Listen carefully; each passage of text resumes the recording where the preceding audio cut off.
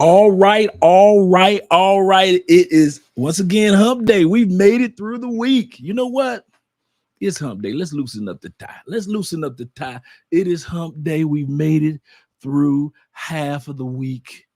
We're almost near Friday.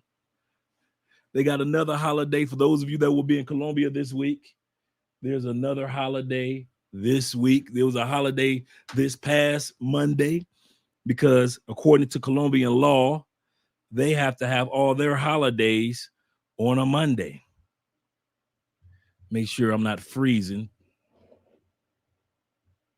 If I'm freezing, guys, I know I'm looking kind of stiff there a little bit.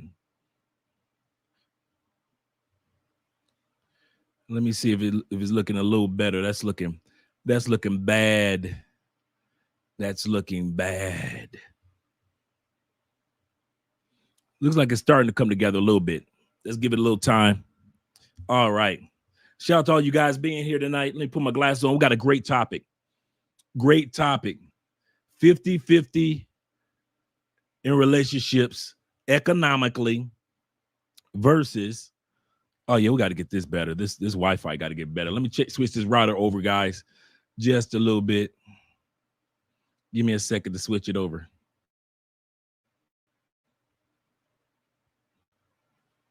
Shout out you guys. We got 28 in the building.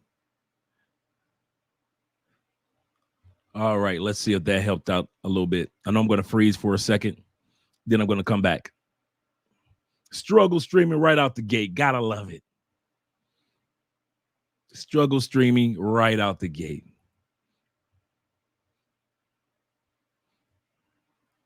Look like I froze and no longer moved again.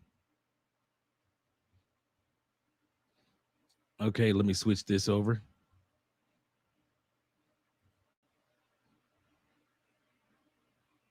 Let's see if it works for us here a little better.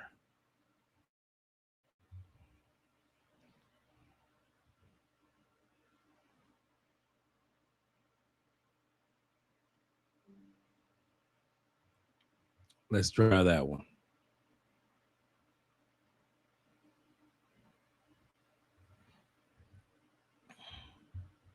Let's see if that one works. That should help us out a lot.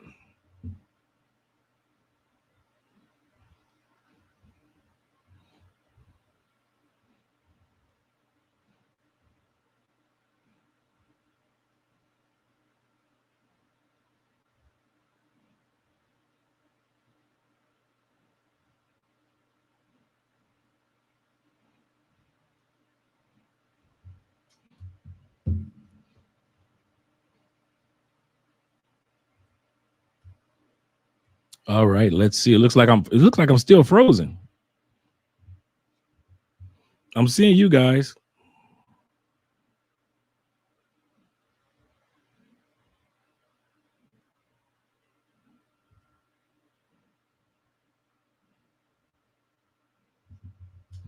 Let us see. Because if I'm seeing frozen, then you guys must be seeing frozen. Let me go out.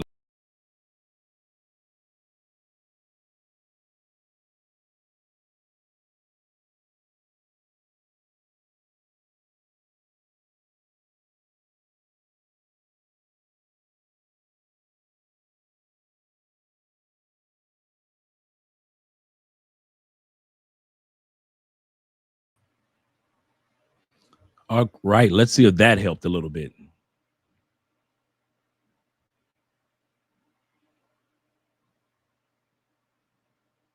That looks a lot better coming back in. Shout out to you guys who have struggled stream with me through the years. Gotta love. Sometimes Colombian Wi-Fi is excellent. Sometimes it is. But fortunately, we're looking good today. Like I say, ties down. We're going to enjoy this evening. We got a great topic tonight in regards to 50-50 relationships. Should a man be paying 100%? I got this topic from my man Obsidian. Shout out to Obsidian Ali. If you guys haven't subscribed to his channel, you just haven't been watching YouTube for the last 10 plus years. He did this video in regards to our sister Sixta Goddess. And there were two brothers having a conversation. One brother was crying about his life as it was with 50-50. Another brother was saying, brother, I've been there. I've been in the 50-50 world. He said, I'm telling you, life gets better if you allow yourself to be with the right woman that will allow you to be the 100% paying all the bills. I said it. Because she takes care of everything else. And so I'm going to have you guys also come up even as we watch this. So guys, be ready because I am going to be dropping the link tonight. There will be a link tonight for you guys to come up because I want to hear what you guys have to say, because we all know that there is a different experience of 50-50 when you are outside of the United States. When you're making American money, you ain't got no problem with 50-50 when you know, I mean, 100-100, or you just paying 100, because at the end of the day, your dollar is worth 4 times as much in most countries. Even if you go to certain parts of Europe, like Portugal and Spain and Italy and Greece, your dollar is still kind of strong in those areas. So at the end of the day, I'm so used to having my tie up. I'm not even used to having it down. Let me just take this tie off. Either I have it on or I take it completely off.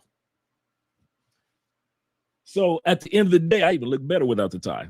There we go. And so at the end of the day, when you are moving to other countries, if you have always been 50-50 in the United States, you might want to get comfortable with paying, knowing that if you're going to be in a relationship with somebody in another country, you're going to end up paying 100% of the bills. Be ready to rock with that. So we're going to look at this video from our sister, Sixth Goddess. But before we do that, you guys already know I'm about to get a shout outs. Let me start with the guys with the super chats first. My man Keaton's in the building with the $1 love super sticker for the love of the game. I take it, brother. Make sure to click that like button like my man Keaton. I like you. Make sure that you like us too. I got me some nice tea Andre just made me. Oh, that's good. Cologne of the night. Cologne of the night. You guys already know what the rule is. You going to another country? Oh, man, don't let me freeze. There we go. You guys know what the rule is. If you are going to another country and you want to stand out from all the other guys, I'm going to give you the number one way that you can stand out from most guys in your group. Most guys in South America. You ready? I'm not saying all guys, but I'm saying most guys. A good cologne. A good cologne will cause you to stand out. I don't care who she talking to, who she giggling with. When you are in her presence, I'm telling you, you got the upper hand. Every time, it'll never fail. A good cologne will never, ever fail you. Some of you dudes walk around with Jordans. That don't mean nothing. It's Adidas country. Y'all coming over here in Jordans in Adidas. South America is Adidas.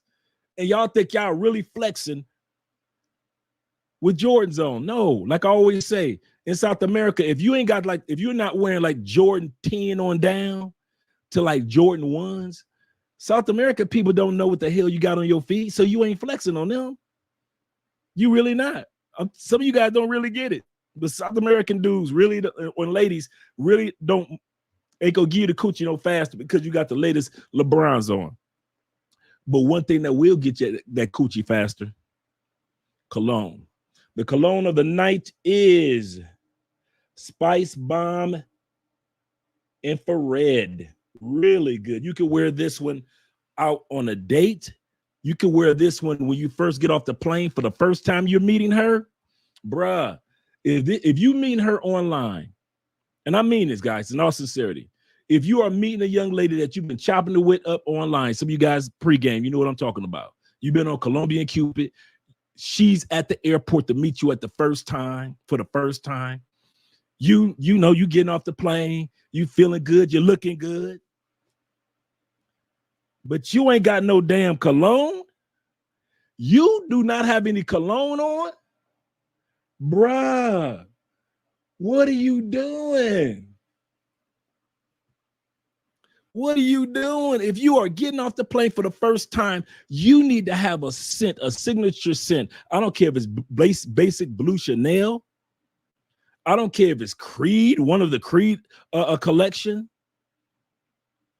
I don't care which cologne you have, but you need to have on a cologne every time a Colombian woman sees you. Why is that? Because what's one of the number one things that all of us who have traveled to South America, what they do? Kiss on the cheek. You're always like this. Kiss on the cheek. You're kissing grandmamas on the cheek. You're kissing chicks at the club on the cheek. You kissing chicks that you just got a phone number on the cheek. You kissing on cheeks in South America. And then if you play your cards right, you can kiss on some more cheeks. But one of the ways that you can play your cards right is make sure that you got a good cologne, guys. I kid you not. I'm giving you guys some secret game. I'm talking to the big man. I'm talking to the short man. I'm talking to the tall dude that's kind of tall, but he's shy. You know how you got them dudes that's like super tall, but they kind of like try to disappear in the dark because they so tall. They're like, yeah, I'm just a tall, quiet dude. Yeah, all y'all dudes need to smell good. I'm talking to the dude that got a few dollars in his pocket, and I'm talking to the brother that just got just enough. You gotta smell good, bro. You will stand out while you're dancing, and that cologne is swinging her. Boy, man, listen, listen. I'm Lord of the Ring, and I'll be fighting them off. And half of it is I know after the dance, and they want to dance with me again. I had one sister, she was so fine, she walked to the other side of the room to dance with me again. Your boy was smelling that good. Walked all the way fine, fine sister. We think she walking somewhere else. She walked right up on your boy, and she did me like we do to ladies. She just put her hand out. I was like, drop my little hand in her hand, and she just guided your boy to the dance floor. Why? Because I smell good on the dance floor, and every other dude just smell like a regular ass dude with deodorant on. I'm giving you one of my number one secrets, guys. Shout out my man Malwood in the building. Shout out to you for the $4.99.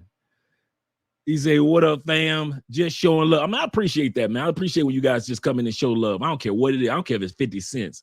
I don't care if it's 32 cents, $1.15, $1.93. I don't be tripping on stuff like that.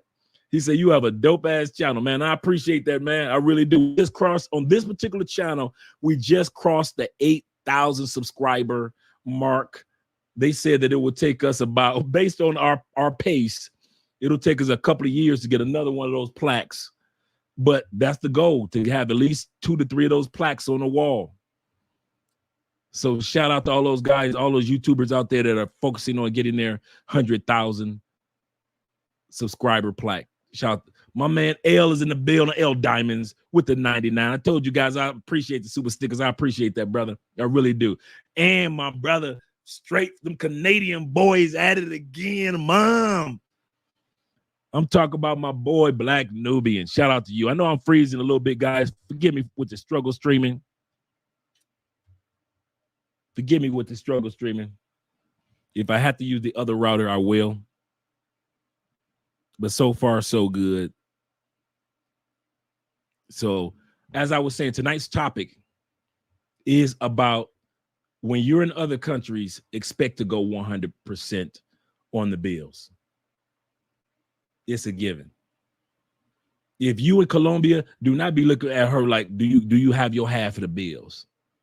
Do not be in Brazil talk about where's your share of the mortgage. Unless you asking her to chip in on a business, do not be asking her to chip in on a meal. But here's the cool part about South America. When you're paying 100%, I'm about to continue on with these shout outs. When you're paying 100%, the woman makes you feel like you're getting a return on your investment in South America.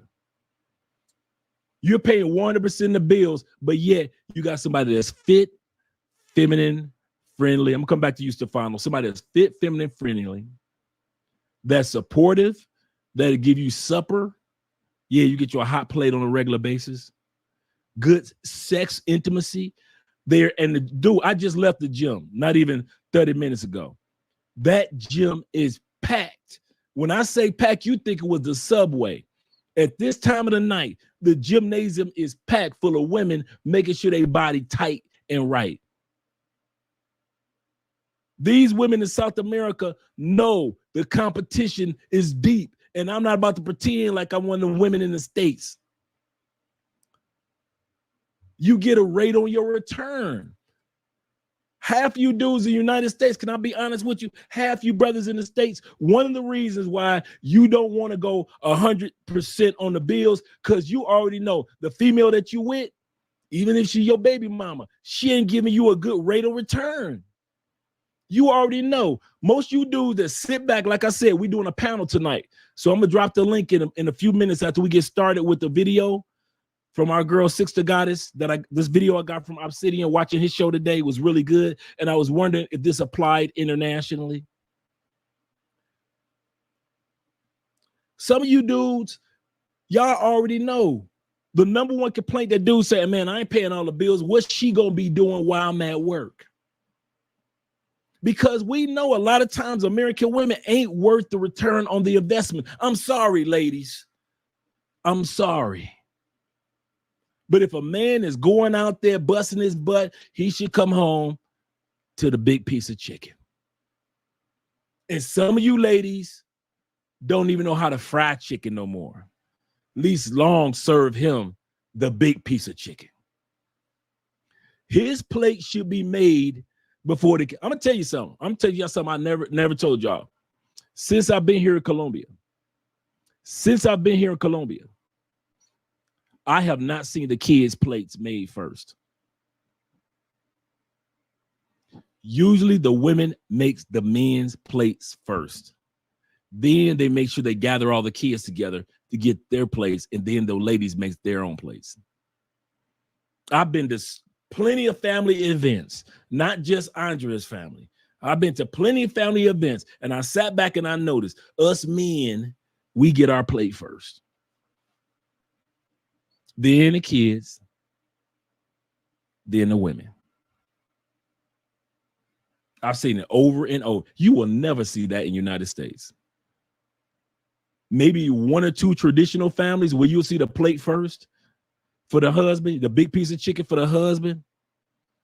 What's my point in telling that story? These dudes out here in Colombia that's paying all the bills, the ones that are, many of them are, they get a return on their investment. If I go out here, bust my butt in this unfair world, bring back the grizzly bear that I just slayed, my wife gonna support me, my kids gonna honor me and respect my name throughout the halls of history. Y'all think I'm playing when I say that. One of the reasons why Andrea never was like, I never wanted to be one of them for the streets girls, and she's told me this long ago, I didn't want to dishonor my father's name. I didn't want my father's name to be in the streets like that. And I've heard other Colombian women that were raised by their mom and dad say that about their dad's last name. I'm not for the streets because I don't want to dishonor my dad's last name. Now, not every Colombian woman or South American woman says that, but I've heard it enough that a lot of women say the reason why I'm not for the streets because I'm not going to dishonor my dad. In other words, these men are going out there busting their butt. The daughters saw it. The little sisters saw it. The little brothers saw it. And when they got older, they remember what dad did for the family by paying 100% of the bills. In other words, dad got a return on his investment. Once again, guys, I noticed that I'm freezing off and on. Forgive me for the struggle streaming tonight. I may have to switch the router again. But in the States, one of the reasons I noticed why guys are so comfortable with saying 50-50. It is really not about the economics all the time. You know, the economy bad, inflation, times tight. She needs my check. I need her check so we can pay these bills. But y'all got Jordan collections. I don't get it. But y'all got all this gold around y'all neck, but y'all saying times tight, you need 50-50. But if she wasn't in your life, you'd still be paying 100% of the bills anyway. I'm trying to understand this 50-50 in the States, because as soon as y'all break up, you're going to be paying 100 anyway. So the real reason, and correct me if I'm wrong when I drop this link in a few moments, the real reasons I find that most dudes in the States go 50-50 is because they don't think that the return on the investment with this female that you so in love with, your baby mamas and the woman that you with, she ain't worth doing 100% for. And you know that you ain't gonna get a return on your investment. You know, in the States, if you go out there and bust your ass paying all them bills, you ain't gonna get a hot plate, are you? No. You ain't gonna get no head on call, are you? No. You ain't gonna have her not gossiping about y'all business to her friends. No. You ain't gonna have her acting, she ain't gonna stop acting like Miss Independent, is she? No. The same thing that you got at 50-50 is the same woman that you know, if you paid 100, she gonna be the same one with that mouth. The same one in them sexless marriages. The same one that does not encourage you to go after your goals. So you like, F it. I might as well go 50-50. We going 50-50 on this because she's not worth the rate of return that a dude in Colombia or in Mexico or in Uruguay is getting if he goes out, and he don't even make as much money as I do, but he makes enough to pay 100% of their bills, and he gets love and legacy. A dude right now that's a farmer in Colombia is getting more love and legacy than you get, and he may not even make as much money as you do on an annual basis. And so I don't blame you sometimes in the States if you want to go 50-50, because a lot of the women ain't worth the rate of return. And I'm not coming at you, ladies. I'm just saying it is what it is. If you want that man to go 50-50, then you got a job to do. He ain't sweeping no floors no more. Busting suds. You know, I do that periodically. He ain't making his own tea no more. Them tea making days are over. Them tea making days are over. You need to be making that man teas. You need to be on your knees. If he got to hire somebody to get on their knees to get him firehead, he ain't got no business. Ladies, if your man, you expect him to pay 1% of the bills and you ain't giving him firehead on a regular basis, you ain't doing no booty licking.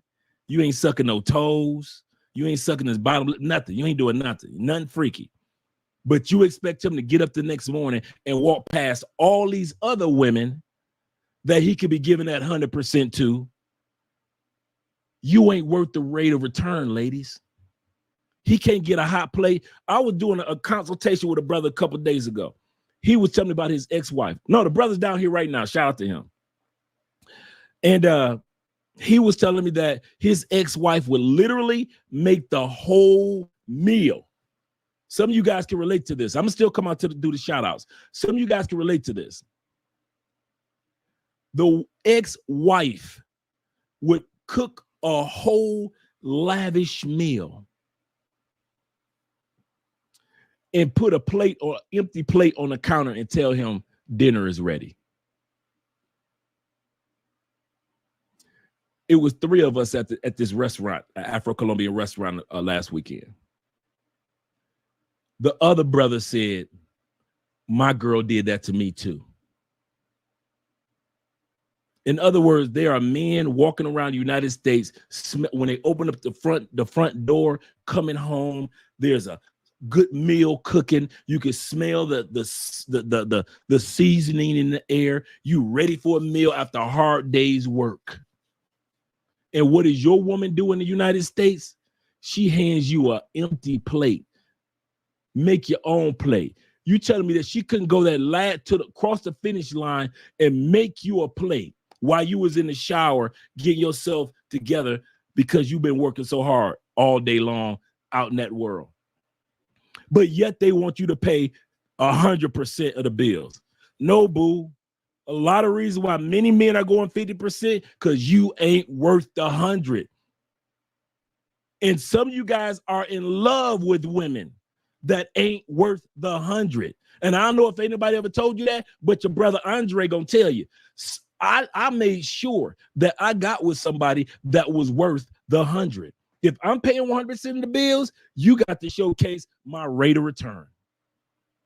I got to see, why am I busting my butt in this world when I could do this on my own? So if I'm doing it for two people or even for a family, what is my rate of return in regards to this? And I mean that, guys. I kid you not. Some of you guys are with these ladies, man, you love them, but you already know economic. Some of you guys love them intimately. Some of you guys love them physically. Some of you love your woman spiritually. Some of you guys have been with your woman like forever, but economically, you don't love her ass enough to do 100%. I love you 50%. Yeah, I love you enough where we can split these bills, but to love you enough to go out there and give you 100%. Oh, hey, I don't love you that much. Some of you dudes love your woman with all your heart, but not with all your wallet. Stop me when I'm lying. So we're going to talk about that tonight. Shout out to all you guys. Let me hit the super chats, and then I'm going to come back to you guys in regards to the topic tonight. Shout out to my man Pedro in the building. Them Canadian boys once again with the $10. Shout out to you, man. Hey, let me know what city you're in. Pedro, let me know what city you're in. B-Holes in the building. Dre, you dropping nuggets. You looking clean, brother. Hey, I need that jacket right there, boy. I need that jacket and that vest. Looking clean with it. Looking clean with it. I like that, man. Shout out to you for the $20. Thank you very much once again, B-Hole. Let's get ready to do these shout outs, man. I know I'm freezing off and on. Guys, forgive me if I'm freezing. Oh, that's driving me crazy, much as it's driving you crazy. My man Stefanos in the building. Hola, mi gente. Make sure that you click the like. He said, make sure that you tuck your shirt in for grown folks man topic. Yeah, this is a grown man's topic. Some dude's going to be offended like a mother tonight. Like I said, I'm dropping the link tonight. And I won't be talking too much. I've already talked 30 minutes. So I'm going to do the shout outs. We're going to go right to the video. Halfway through the video, I'm going to drop the link and we're going to be watching the rest of the video. But I want to hear you guys' commentary in regards to this. Plus, we got Sexy Six the Goddess. She's going to be on the screen. So you definitely want to hang out for this one. Make sure that you hit that like button. Show your support to the channel. Support Black Male Media. Yes, sir.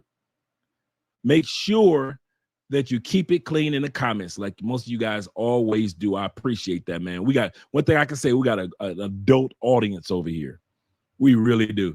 For those of you who have not subscribed to our other YouTube channels, Mostly Money, Travel, Unravel. Yeah, we got a bunch of channels. Our other channel, which is I misspelled Travel Unravel, but that's the link to it, as well as subscribing to, oh yeah, I misspelled that twice. And subscribing to our new channel, America, We Need to Talk. We got a new channel, political channel, and Andrea Wallace TV. Thank you guys for clicking the link, supporting the channels, especially the new channel. And we got my boy in the building. Let's go back to my man, Bobby55, checking in. Shout out to you, Bobby. Shout out to Bobby being here. Once again, we're going to be dropping the link, guys. And my brother, Victory. I want to hear what all you guys have to say. Shout out to you, Victory. And the question is, how do you guys feel about going 50-50 or going 100%, especially if you plan on finding love in another country? This is what my point is. If you plan on finding love in another country, you might have to be ready to pay 100%. And some guys, let's be honest, some guys have never paid 100% of the bills in their lives. So to come to Colombia, relocate, fall in love, no matter what age you are, and then realize that you guys are together, living together, and you're paying 100% of the bills, you're handing her a sum, a nice sum of money. You may have to, prepare yourself for that. You ain't gonna come to Colombia or Venezuela or Brazil and be asking her 50-50.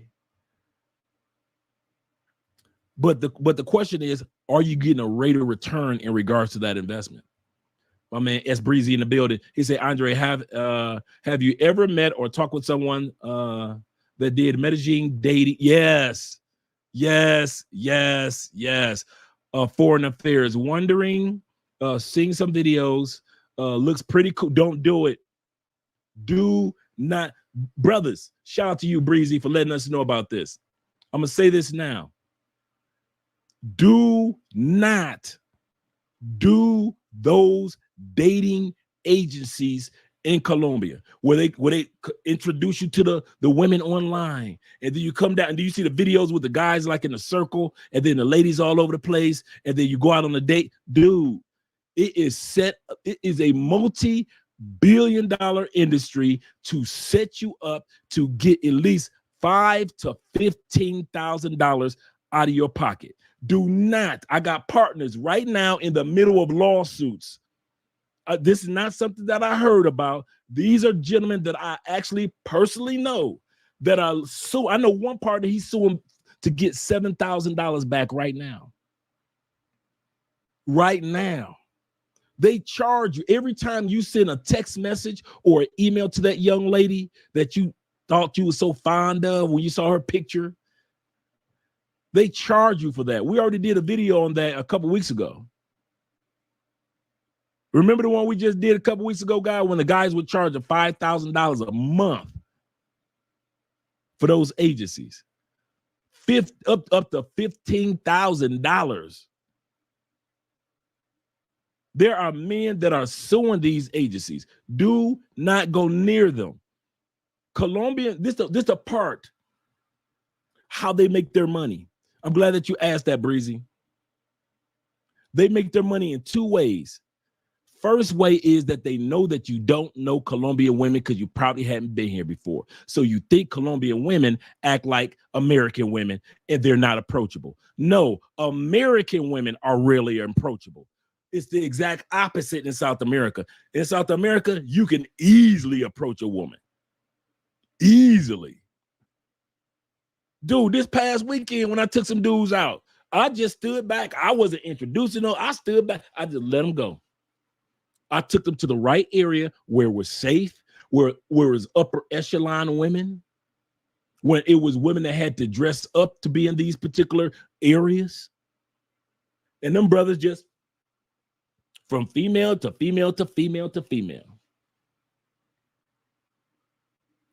They're so approachable that even a married dude, I can walk up to somebody and strike up a conversation. And even though they know that I'm married, they'll sit back and still at least converse with me. And I converse with them.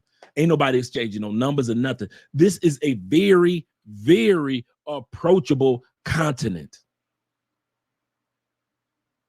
You can approach a woman to make a friend. Now you got several women in your cell phone. I'll look for my cell phone. You got several women now in your cell phone that can introduce you to their girls, because that's how Colombia works. Everybody introduces somebody to somebody. Everybody hooking up somebody. There are so many gorgeous single women down here. Dudes, taxi drivers, security guards, hostesses, everybody is hooking up. Bruh, if y'all only knew. Everybody, dude. You know how many male co-workers I've seen walk up to dudes that I was with? I'm walking with one of you guys. We minding our business. I've had security do not only with Victory, but other dudes. Male security dudes walk up. Here's the phone number though. Walk up to the guy that's next to me. Here's the phone number. That female security guard over there, the cute one. Yeah, she wanted to give you her number, but she at work, so she gave it to me to get to you. Hey, Vic, you ain't the only one. Ever since I've seen that happen 3 times already. Happened at the club this past weekend. They know, those agencies know that you do not know that Colombian women are approachable. So you assume that Colombian women are like stateside women. Number 2 thing that they know that you are a person that's looking for a stable friend or relationship. And so they use that against you. Those agencies aren't to hook you up with pay for play, because you can get that easy. But they try to play on the male emotion of, I just want a friend, or I just want a companion, or I'm looking for a wife, or I'm looking for a girlfriend. And they play on that into the billions of dollars. Bruh, do not waste your, hey, if you want to put some money, do some money somewhere, we are giving money to all cash apps, all cash apps for the next 3 months are going towards the Children's Cancer Foundation here in Cali, Colombia. We donated $1,700 last year live on the live stream. We're going to be donating again. We're at 1,200 so far right now. We're going to be donating again next year live on the live stream. You want to give money away? Send to let me put that Cash App link down here. Send to the Cash App. If you want to waste that type of money, waste it on some kids that got cancer. Help some kids out. Don't waste your money. Shout out to my man, War Report. He always donates to the Cash App. I don't have to look at the Cash App to see that War Report has always donated something. If you're gonna do waste some money, man, waste it on some kids so you can get some good karma in the universe.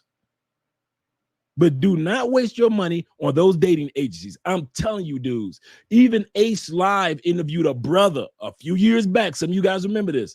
An older brother, right around 60 years old. He had flew all the way from the States. Dating agency just drained his wallet. Drained him. Thousands upon thousands. Had him staying in some barrio that was off some cheap, raggedy hotel. His food wasn't good. I mean, it was a bad story. I'm like, man, bro. A scenario that he didn't have to live in or survive. I mean, deal with. Not survive, but had to deal with if he had just sat back and not made that mistake of dealing with those agencies. Don't do it, Breezy. Don't do it, brethren. I appreciate you asking that question, man. And I'll say that I've said that to people that actually worked in agencies. I've been on live streams with people that actually worked in the agencies, and I say exactly what I said to you. I don't care how they feel. Well, I work for an agency, and I don't care. I don't care about what you work for. When I'm letting you know, I basically said it. And I was on a live stream, and the brother had his wife there, and his wife worked for the agency. So I was tactful in what I was saying, but I said the exact same thing to you. I said, I know brothers that are in middle lawsuits right now dealing with those dating agencies. She said, well, I work for one. I say, I asked her husband, I say, would you use a dating agency? Well, I didn't have to. Absolutely correct. And that's what I tell other guys. They don't have to. See, I didn't talk to the wife anymore. I talked to the husband. Would you use it? I didn't have to, which was a strategic statement on his part. He didn't have to, and neither do you, gentlemen. This is South America. This is not North America. That's why we get on flights. That's why we got passports, because it's not North America. Okay, let me start ranting. Shout out to my man Breezy once again. Keith is in the building. He said, I see regulars in here. Well, I guess I went out. Yes, you are. Yes, you are, Keith. From some Tampa boys at it again. From the 813 Truck Life. Shout out to you, man. Shout out to you. Looking clean with it, too. I see you, brother, with the braids going back. I used to have braids, yes. Me and Kobe Bryant used to have hair, okay? All right? All right. My man L Diamond, he said, let's get it. Yes, sir. Yes, sir. All right, let me make sure I get everybody, such as my man XL Pro is in the building. Salute to you, kind sir, as well as my man Black Scorpion. And remember, guys, I'm going to be dropping the link for you guys to join me this evening. This is going to be a panel show. We're going to get started with the video, and once we get started with the video with Sister Goddess Fine Tail, she is fine, a 6 foot fine sister. Ooh, and they got a lot of them down here. Oh my God, bruh. I was on the dance floor this weekend with this one, bruh. It was like a couple of them, right? You know, I always got a story. I was on the dance floor with this one, bruh. Just nothing but horse behind. Waistline, super thin. Sister, breast, bam. Hair going down, looking beautiful. She had to be 6 feet 6'1". I say for all you, and I'm thinking to myself, for all these tree climbers in the building, I ain't mad at you. Because the funny part was, I saw her from like afar, but I didn't know how tall she was because she was dancing with another dude. And so I wasn't glad. When I asked her to dance, I didn't even know this was the same person I looked at like 30 minutes ago. Because, you know, you just get into the club, you just notice somebody, and then you kind of like take care of your business, getting your drinks ordered and everything. And so this song came on. I just so happened to go down to the table with a bunch of sisters and a bunch of brothers. Remember, when you're in Colombia, you can ask people that are at another table, can you dance with their women? This ain't the States. You know how many dudes I became cool with and got their number in my phone, brothers, because I walked up to their table that was way over there and asked the girls to dance, because they like, listen, we got 4 girls and it's only 2 of us dudes. Go, you can dance with all of them, Dre. The next thing you know, at the end of the night, me and the brothers exchanging numbers, chopping it up. Are y'all going out to eat? Okay, we're about to head out to where you guys going. Very approachable country. Very approachable. So that's how that just so happened. Like I said, I walked up to the table, asked table full of women. It was like 2 dudes. I asked her to dance. Coming to find out, this was the 6 foot in the mini skirt, killing it. They got some stallions here, boy. Even though stallion is a male horse, but you get my point. Shout out my man Tevin King in the building. Shout out to you, man. He says, it's been a while. No, Tevin, since your last live stream. It's been a couple of days, man. You know, man, Andre getting ready for this trip to Europe. So this is what we've been focusing on. Welcome everyone to the chat. He said, remember to hit that like button. Yes, sir. Yes, sir. Ian B is in the building. Shout out to you, brother. Buenas noches. Good evening, my friend. Let's make sure I got everybody else. St. Cyr's in the building. Shout out to you, brother. I saw you early on Obsidian, too. Shout out to you, man. Okay, let me see if hola, ¿cómo está? Cabrillos. Oh, Cabrals? Did I say it right? Cabrals. Let me get it right. I'm gonna get it. I could hear EMB brain just churning. Andre, you got it. Get it. Caballeros. That's Mexican, isn't it? I don't think we say that. We just use amigos. I think that did I get it right? Caballeros. Oh, Caballeros. Did I get it right? Caballeros. 2 L's make the Y sound. Oh, see, I knew he was gonna hit me up asking me about the word of the day. I already knew what it would be. So I knew the question was coming, brethren. Shout out to my man EKNL in the building. I'm still thinking about EMB. Yeah, it's pretty blurry. Thank you guys very much for all you guys that let me know that was blurry, such as my man Mike is in the building, Triple OG, and my man, once again, Malwood. Shout out to you, brother. Dapper's in the building. Don's. He said, hello, Andre. Yeah, the Cash App salute. Let me make sure. Let me make sure that I check the cash. I haven't seen anything in the Cash App from you guys, but there's the Cash App link down there. Once again, like I said, all Cash Apps will go. Oh, I do. All Cash Apps will go to the Children's Cancer Foundation here in Cali, Colombia. Shout out to you guys. Oh, my man Tevin, shout out to you, man, with the $50. And my man Tevin Brown with the $50. He said this is for the hospital blessed. Yes, guys. My man Dapper with the $5. Shout out to you for showing support. I appreciate that. My man Wallpaper I always say Wallpaper, Wall Report with the $7.99. Always appreciate you guys. Man, we are doing really good, man. We're almost at that 1,300. We get close to that 1,300 now. Last year was 1,700, and it just was such a blessing to not only do it on the live stream, but then once we got the letter from the organization, I translate to let you guys see what they said about us donating to their organization and their fund. So I'm going to actually do a video on a live stream probably this Friday. This Friday's video is got my man Los, my man Joey, and a couple other brothers talking about crypto.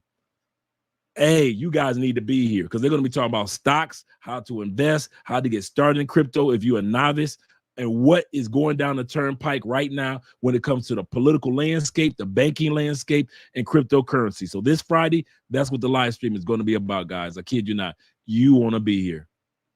Yeah, I saw I froze. Okay, Andre, you're frozen. Let me make sure I got everybody. Quincy is in the building. Shout out to you, man. Quincy G's in the building. Shout out to you, brother. I'm doing something right. Is Clyde what? The Brazil boys in the building? Is Clyde? Make sure make sure you guys support my man. Is Jay Clyde? He's a good dude. And make sure that you continue to support the channel. If you're looking for a consultation before you come to Colombia, let us know. Doesn't matter what city it is, let us know, because if we don't have the information, we know other individuals that do have that information that you'll need. Just did a consultation with a brother that's here right now, and he's actually in an Airbnb right down the street. He was wise enough when I mentioned, I said, bruh, send me your Airbnb information first before you book it. That's part of the consultation, before you book it. So I can tell you what side of the city it's on, or if it's on the side of the city that's an hour away from the airport compared to over here is only 20 minutes away from the airport. It's those little things that count. Is everything over by that Airbnb nice? It's got a jacuzzi tub, but there's no grocery stores. There's no corner stores. There's no liquor stores. There's no clubs. There's nothing over there, but you got an Airbnb with a jacuzzi. So I always let guys know during the consultations, do not book an Airbnb before you send it to me. At least I can look at and let you know where the location is to let you know that, okay, that area is really nice, or that area is too far, or you're in a good area, but you're in a cut and you might be 4 or 5 blocks away from all the action is happening. So you may want to get one a little further down where the action is happening. It's little things like that. I kid you not, guys, that we do with the consultations. And especially if you're a guy that's planning on relocating here, there is no way in hell you should be relocating to another country and you got boots on the ground. You got your brothers here. You got me. You got Black Men's Travel down here. You got a lot of other brothers that are living in Colombia that could give you some information. So make sure that if you're relocating on vacation, retirement, let us know, because we are here to help you out. I kid you not, guys. And every guy says after the consultation, man, you gave me way more than I was expecting. Way more, Drake. All right. And also, you guys that want to support us by way of Patreon, I appreciate that. Let us get at least 2 people with $5 to support the Patreon today. We just need 2 people to support the Patreon. We're doing pretty good on Patreon. Pretty good. But I got some things that I plan on doing with Patreon after we come back from Europe. Shout out to you guys. My man Charles in the building. What's up, Charles? What's up, Charles? I know I'm taking a while with this with the intros, but I want to make sure I get everybody some love, such as my man Kenny Peoples in the building. Shout out to my man Zell.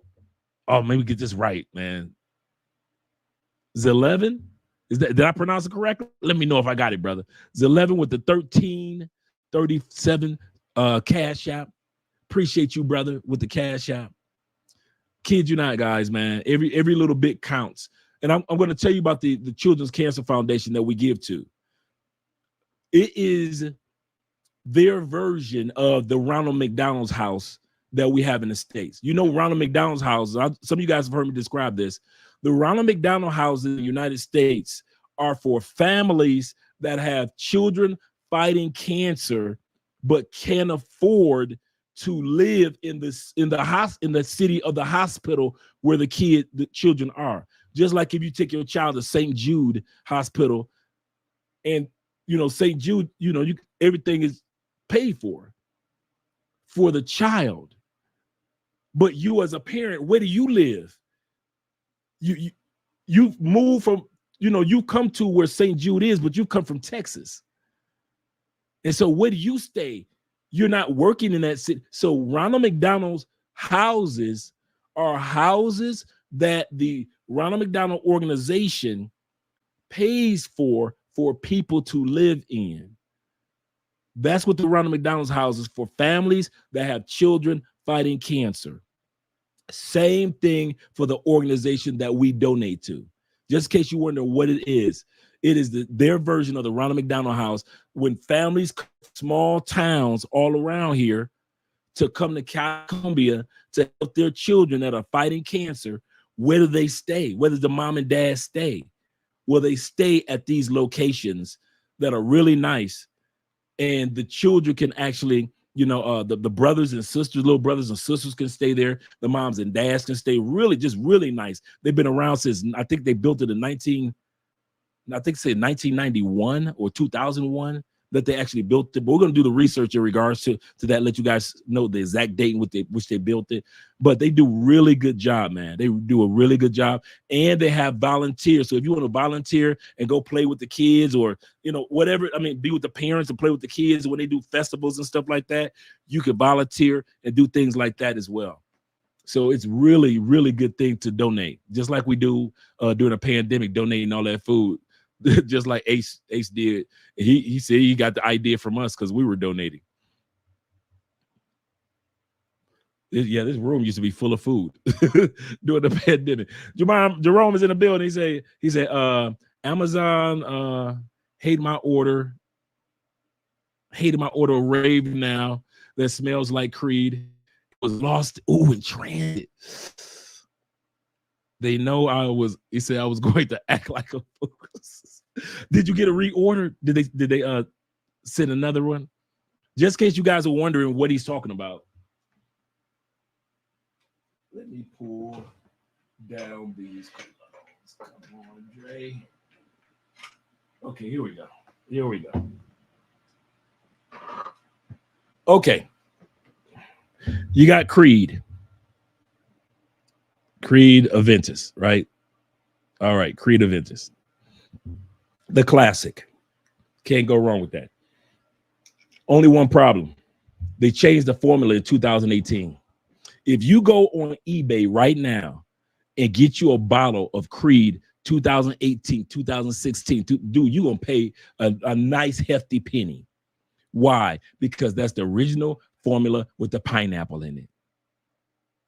I broke mine at the airport. If I had known how valuable Creed Aventus would be, the original formula, man, I didn't know. But this is not the original formula. Anybody buying Creed now, you're buying junk.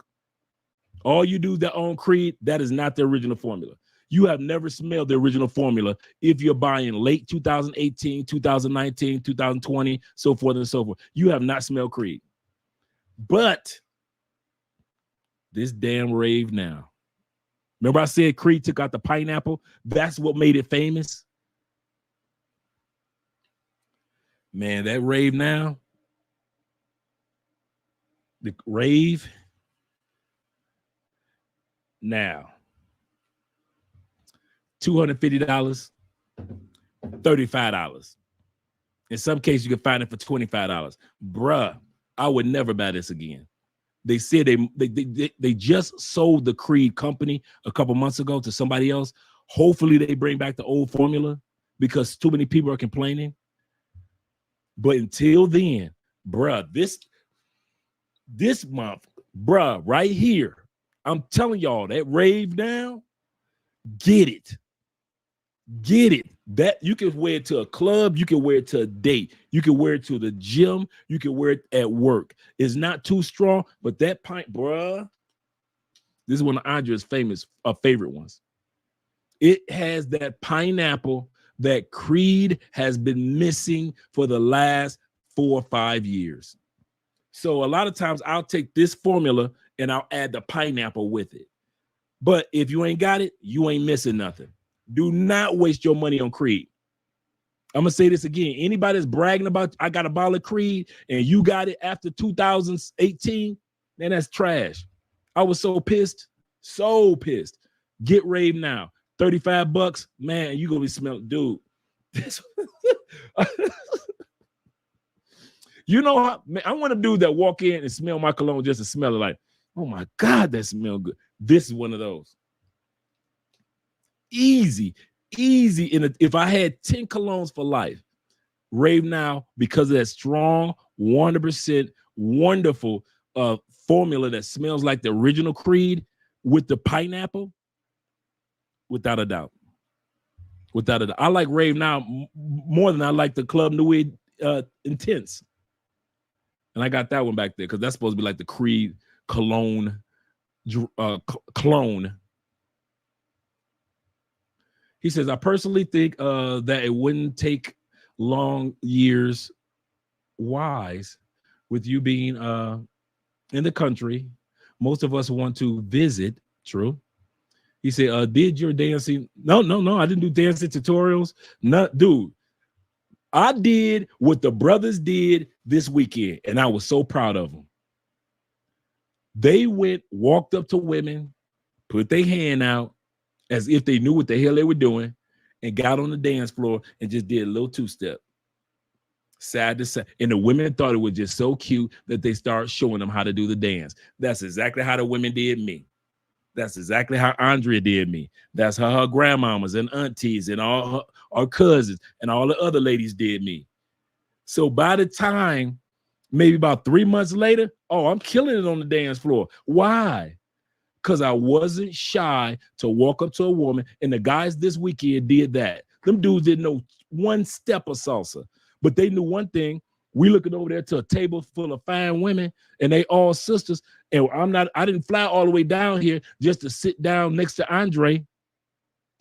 Them brothers got up as if they knew every salsa move there was. Walked over to those ladies. They already knew the rule. Put your hand out. You ain't got to say nothing. Went to the dance floor. Didn't know what the hell it. Just two-step to the side. Two-step to the side. That was it. That was, you know what? Let me see if I can pull this up for you guys. I know we're supposed to be doing something in a second, but I want to show you guys something too for real. How easy it is down here in Colombia. And you ain't got to be the best of the best on that dance floor. Let's see. Here we go, because I recorded one partner. Okay, let me show it to you guys real quick. Because we're going to, right after I get done run off at the mouth, I'm hit the super chats. The super chats, and then I'm going to basically just shut up. Okay. Oh, I forgot to share screen. My bad. Here we go. Screen share. Make sure you guys can see. This was this weekend, Club Latopa. One of the brothers, shout my man. He's always in here, my man Mike. Always on the live stream. Club Latopa, great salsa spot. This is the pregame spot. This is not the spot that was the fancy spot that we went to afterwards. We didn't get back, like I said, we didn't get back Man, I ain't dropped them off till like 6 o'clock in the morning for real. We went out, had breakfast. We left the club like 4:30. We went out, had breakfast, man, had a great time. All in this area. We had to drive to the other side, man. Yeah, we were good. Okay, I'm gonna show you what I'm talking about. He walked up to this cutie. Her and her girl was cute. Walked up to a little cutie that was right by us while we were getting just standing there talking. He saw her. She saw him. He asked her for a dance. Ain't never danced. Oh yeah. Yeah, I just got this particular video demonetized, but but my point is that the brother just went up to her, asked her to dance, didn't know any steps, started a conversation on the dance floor. If not mistaken, he ended up getting her number. We end up going to the really nice spot after that. I always do this. Whenever you guys come down, I take y'all there because we're going to pregame, have a good time. And then I take you to the real spot. And then we go and have some fun, some real fun. So that's the pregame spot. But shout out to that brother. Shout out to my man Mike. Had a good time while he was down here. I think Mike is still here too. Iman in the building. Shout out to you, brother, for being here. I appreciate you. He said they don't want to sell the Jordan. Yeah, they don't have to sell. That's the part. Dudes want to cry about 50-50, but they sit back and collect them Jordans like crazy. So hey, in Brazil and Cali, and man, goodness gracious, I've seen some of the most beautiful black women I could imagine Africa. Because these women down here, man, their beauty and that femininity, I think that's what that kind of like draws you in. It's not just about the looks, it's about how feminine they are.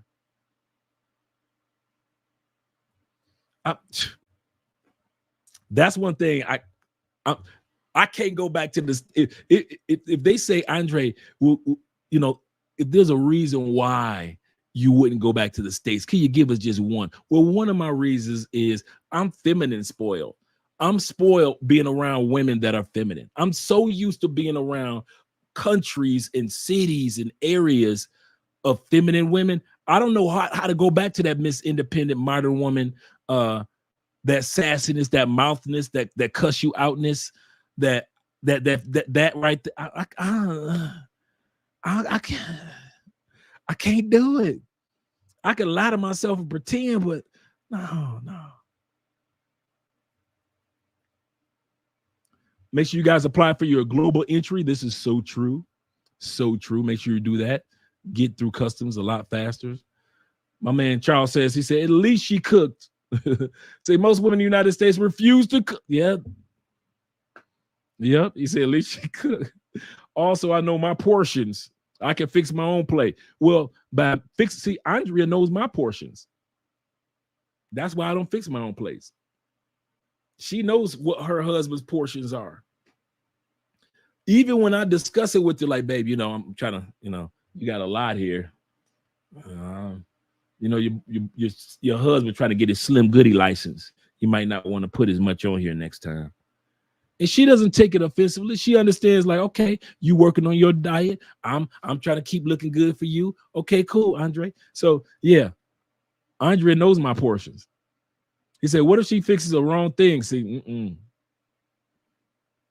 most of the time, Andre asks me or lets me know what she's about to cook. See, a lot of these questions are for Americanized women, because down here, I ain't and most of what my woman cooks, I like. So no matter what, like Andrea will surprise me. Like remember I told you guys, Andrea, now she makes waffles out of oatmeal. Bruh, I did not know that you can make waffles out of oatmeal. Just make it like regular batter. And your regular Quaker oats can be made into waffles and pancakes. I'm like, what? Healthy as can be. Yeah, so yeah, definitely, yeah. And that's a stateside problem. I wouldn't know. Shout out to you, Charles. I'm stopping. He said, I'm stopping you, Andre. I care about the women who can sing good. Nothing wrong with that one. I give you that one. Nothing wrong with that one.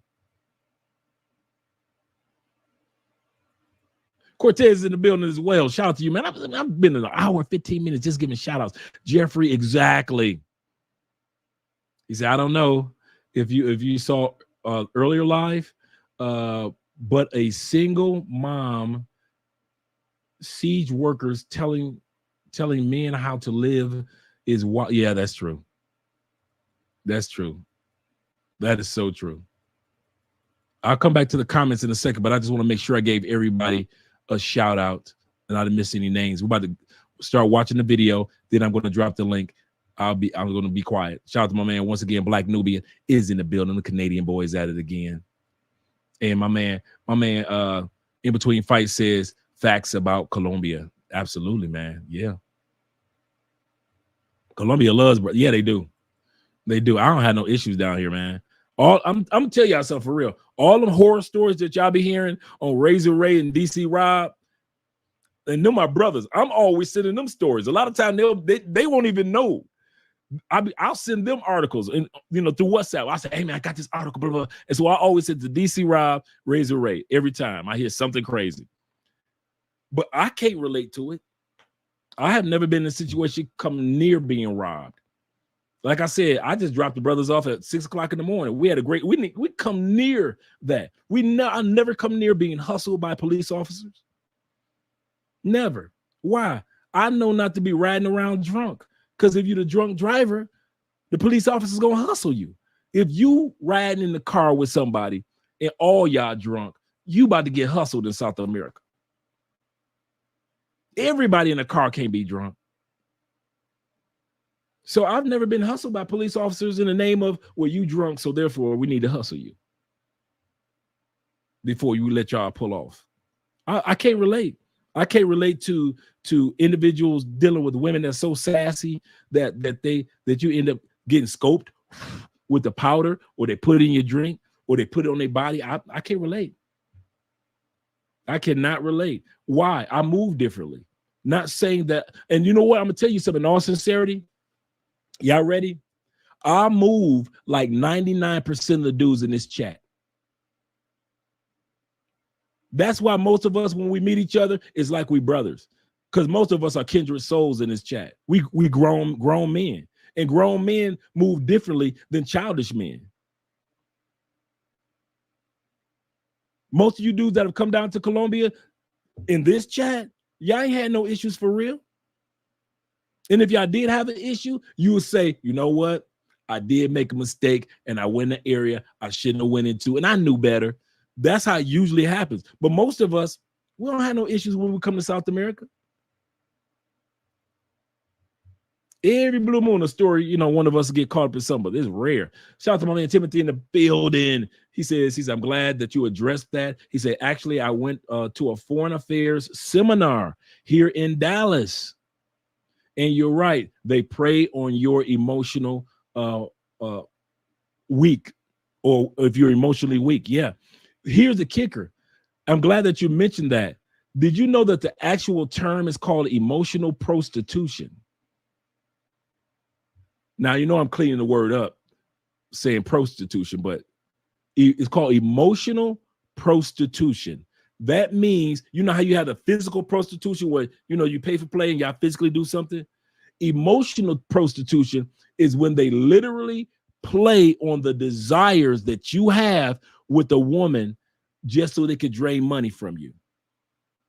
And as soon as you think that's going to work out with that person, they snatch her out of the scenario and they put somebody else in, and they're like, hey, we got your back, and they make you spend more money. That's why some guys are down 10, 50.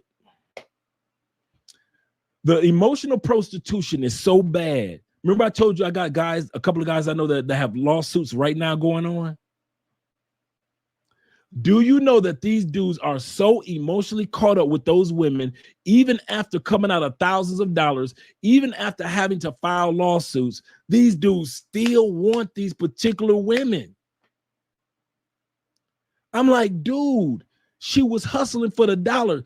Anytime in those agencies, When you see on the YouTube videos and they all at the party and everybody hanging out and they dance, whatever girl you choose, she gets part of your money from the agency.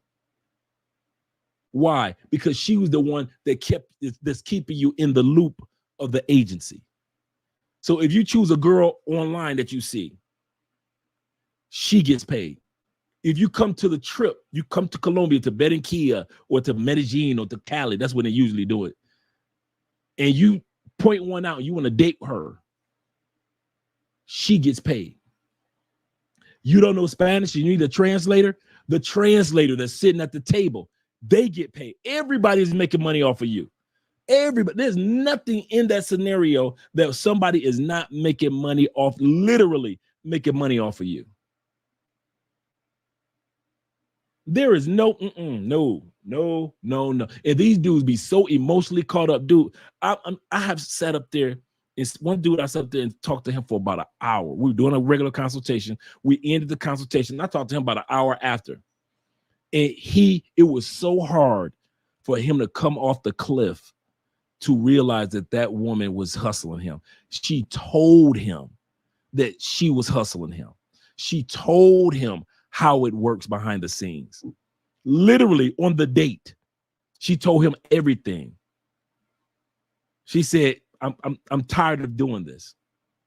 She said, I want to feed my family. She said, but I'm tired of doing this. And it wasn't one of those, I'm tired of doing this. I want you to take care of me, Poppy. It was, I'm tired of doing this. And I'm tired of seeing men hurt. Because she had not just the one guy that I know. She had several men in the emotional prostitution loop. She had several men that she was getting paid because dudes kept picking her. She had the innocent, nice Colombiana image. And so she had like 4 or 5 dudes that was in that agency had let each dude feel like he was the only one. And she said, you know what? I'm getting so much bad karma off of this. And she told him the breakdown of everything. And do you know that he still want her to this day?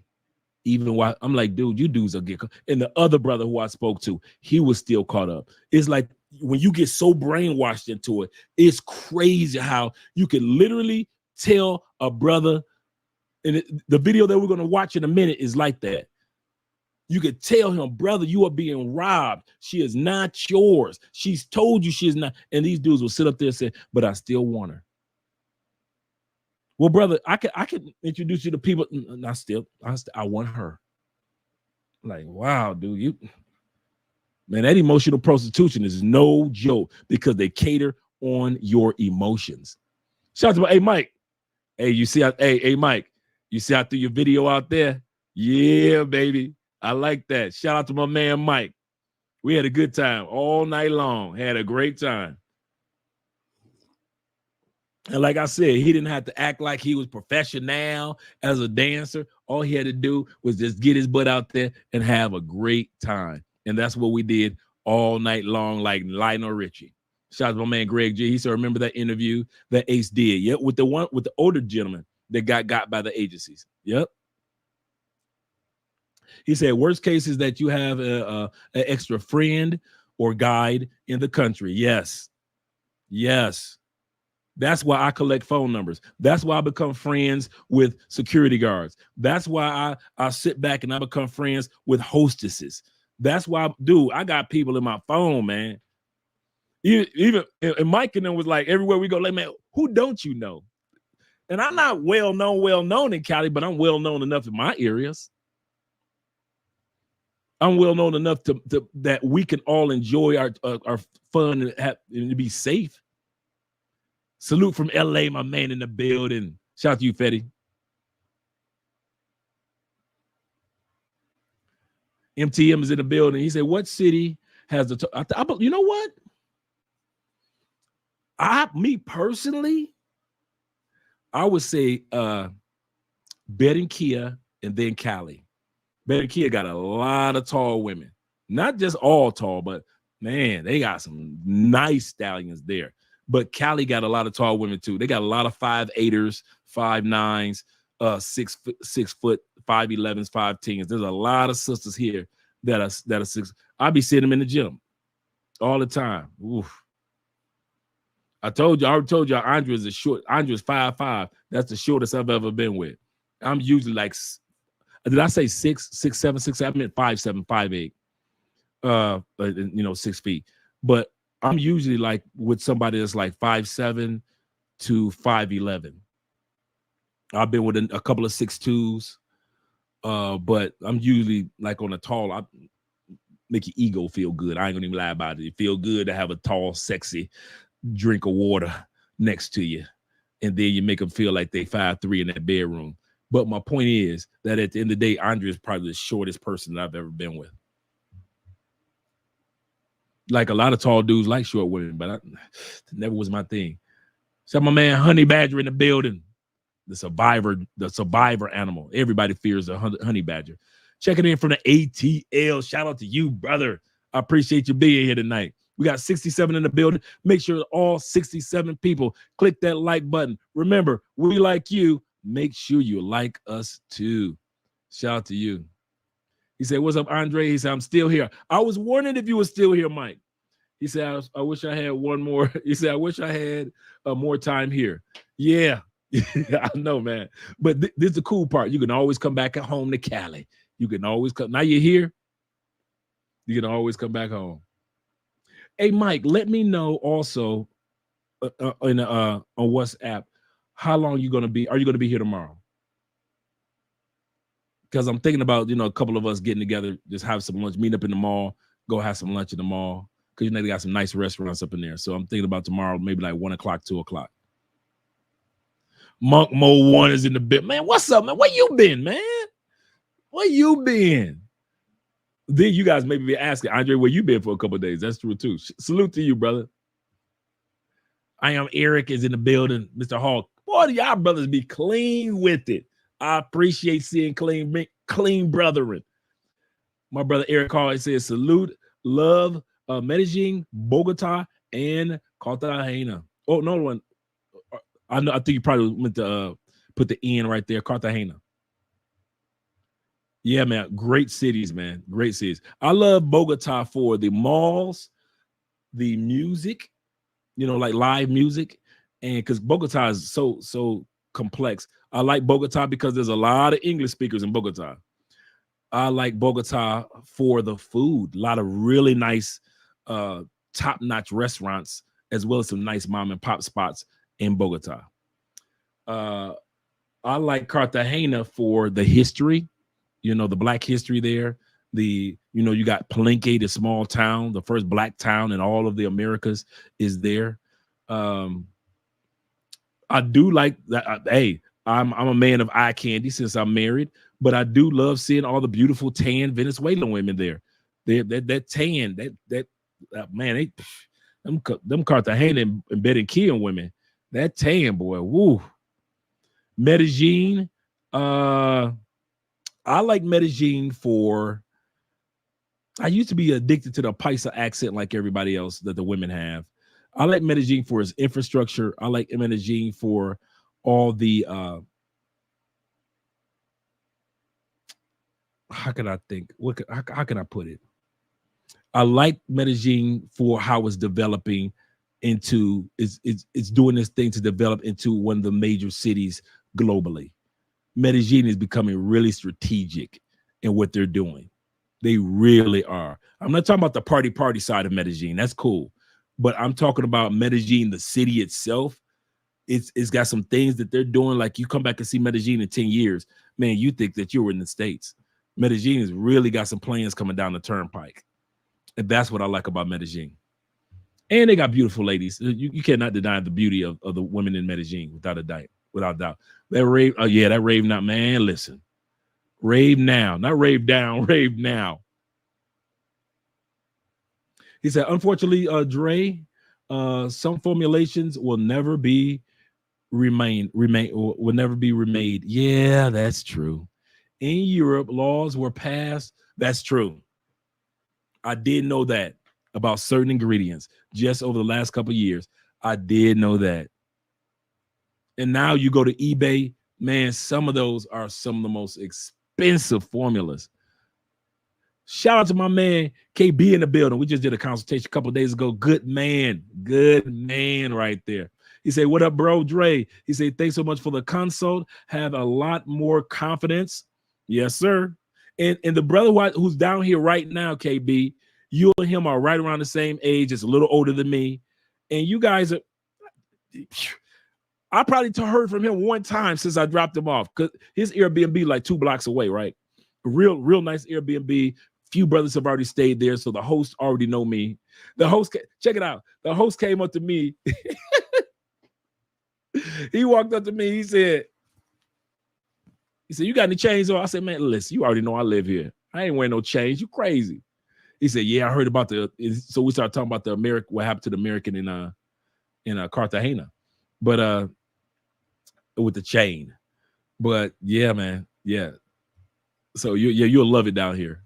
Less anxiousness with the up and coming trip after gathering some valuable information. And that's one of the things that I try to do with the consultation, give you guys and thanks again for the $10 super chat, give you guys comfort, man, to make you feel comfortable when you come down here to Colombia, like it's especially your first trip. Mike T said that's right. He said I'm ready for Friday and Saturdays. Did we not have fun? Were you not entertained? Man, I got so many other spots, man, to take y'all to. That's why I say about Cali, what I love about Cali, if don't nobody show you, Pookie and Ray Ray, they leaving. They never here. They never stay in Cali. They come here 2 days, Cali boring. And us brothers, we all hanging out together. We're all hanging out together. He said, you got to be looking like an idiot in the beginning. Also, great icebreaker. True. When it comes to your dancing, you just going to be looking like you don't know what you're doing. Cool. But yet, you notice that Mike start conversing with the young. He said, damn, he said, you got me on the live stream. He said, fellas, it's that easy. I didn't even know you were here, Mike, when I started showing the video. I was hoping you would be here when I started showing the video. When I saw you out there, I was like, you know what? This will be nice for Mike to have this video right here, this moment in time. And so that's when I started recording, because I wanted you not only just have you, and then I started panning around to let you have this moment in time. So as soon as I got done with that video, I just made sure that I sent it to Mike the next day. And he didn't even know I recorded it for him.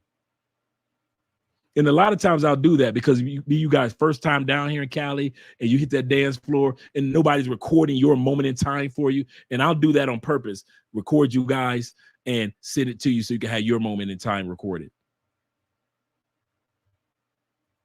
Yeah, it is that easy, just like he was saying. Brainbox in the building. He said, it looks like a nice time. I'm sure the food is on point. In a joint like that. Yes, it was.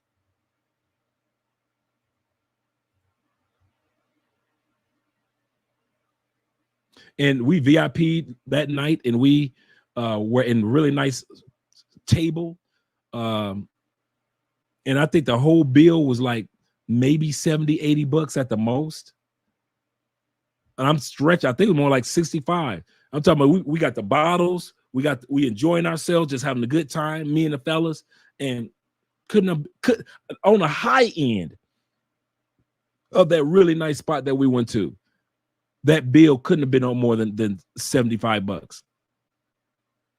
On the low end, it was probably 65. I think it was more like 65, 68. But so you can come to Colombia and you can have the time of your life and do not have to be going broke. Shout out once again to my man, Passport Mastery TV. Hey, Passport Mastery, if you got a channel, do me a favor, drop the link, man, so we can subscribe and support your channel. Anybody that has a YouTube channel, you guys, make sure you drop your link tonight so we all can subscribe. We got 79 people in here. There's no reason why at least one person could not have at least 25 new subscribers. Thank you very much for the $9.99 super sticker, my brother. And Victory, this is his home now. Shout out to Victory. He said, just chiming in. He said, had a few things to clear up this evening. Blessings to all. Shout out to you, man, Kev, Mr. Crawford himself. Hey, Kev, did you change your title, man? I don't think you had the world at the end of it. I thought I just saw Kevin Crawford for, and my man Growth in the building. Shout, man, I'm doing something right. I am doing something right. Hey, man, you guys need to subscribe to this brother's channel. For real, for real. Yeah. Yeah. Oh, yeah. Shout out to you, brother. Man, it's taking so long to do all these shout outs, man. Quiet Storm to change his name. Hey, Quiet Storm, I was just watching that live stream while I was in the gym. The One Sisters live stream. I forget her name. This is my first time ever watching a live stream. And she said, I see you, Quiet Storm. I see you change your name to the International Quiet Storm. I ain't mad at you, brother. Support Black Male Media. Yes, sir, with the $2. Yes, sir. Always support Black Male Media. We got enough people out there supporting our sisters. Let's show some love also to the brothers. Shout out to the sisters, though. Yeah, also, Mr. Crawford for the $10 super chat. He say, loud and proud. Keep coming, common sense solutions. Yes, or keep it coming, common sense solutions. Absolutely. Absolutely. Let me make sure I got everybody. Chad is in the building. Mr. Tyrone himself. Emotional pimps. Yep, that's it. And prostitution with licenses. Yep, that's exactly what those agencies are. I don't know one person that was dealing with those agencies, those dating agencies here in Colombia, that didn't go through at least $5,000 to $10,000. I don't know one person I've talked to. Soon the one brother sent me the contract. You sign up for $5,000. He sent me the contract a couple months ago. I'm like, are you freaking serious? He said you initially signed the contract. And it's $5,000 to sign to be a part of it. I'm like, man, crap. I say, bruh. I say, after I finish talking about you so bad, I say I'm gonna charge you Steve Harvey, and I'm gonna charge you Steve Harvey prices for all these jokes I'm about to tell on you. Make sure you guys subscribe to our new channel. Just launched it this week. It's a political channel. America, we need to talk. Thank you very much. Thank you very much. Also, my man in the building. The Zay story. Hey, Zay, if you got a channel, brother, let me know so we can drop the link. Drop the link to your channel. Anybody, if you got a YouTube channel, man, that's what we're here for, to support each other. So don't feel like if you drop your channel, I'm going to be acting all funny style. Nope. That's how all of us get these plaques. We help each other. All right. Broke up with my Black American woman. He said, I'm 29 with my passport. If I was, hey, some of you dudes having flashbacks. If I was 29 years old with a passport, man, listen. Female in the United States couldn't give me instructions on how to get across the street. I would not waste my time. Every female in the United States would automatically be friend zoned.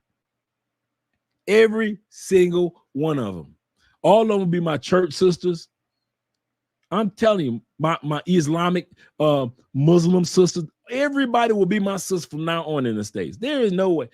No, 29 with a passport? Whoa, I am not touching nothing in the States ever. No, never again.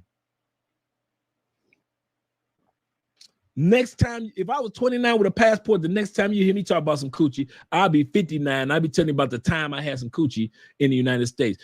Gather around. I got a tale to tell. Once upon a time, I got some coochie in the United States. That's how long it would be since I got some coochie in the United States. I will not waste my, man, I ain't mad at you, brother. I'm proud of you. He said, want to find a way to keep my mind off her. Oh, yeah, use that passport. That's going to help you keep your mind clear. Quite obvious you have not taken your first trip since her. Take a trip to Colombia. Take a trip to DR. Take a trip. What do you guys suggest that he go to? Because most of these places, I'm serious, Zay, they're very inexpensive to fly to. Once you get to these other countries and you see how women will treat you, oh, you gonna get over what you thought you had in the States. I promise you that one, brother. That one is a fact. And all these men, all 81 people in here can attest to that. You want to get over American woman? Just take a flight. I wish I what? Yeah, ain't gonna be no missing her. You gonna be in Colombia deleting her number from your phone from another country. She gonna be all in your Facebook saying, "Why ain't you calling no more?" Them days over, baby. I've been to other countries. I see what real black sisters are like. Where do you recommend we visit in Colombia? I would say, in all sincerity, y'all know I ain't no Medellin dude, so y'all might as well sit back and just ride it out. I am not going to send that brother at 29 to Medellin unless I connect him with somebody like Black Men's Travel. Now, Aaron, connecting him to Aaron, that would be excellent at 29. But to send him down to Cali, Colombia with the rest, I mean Medellin with the rest of them fools, hell no.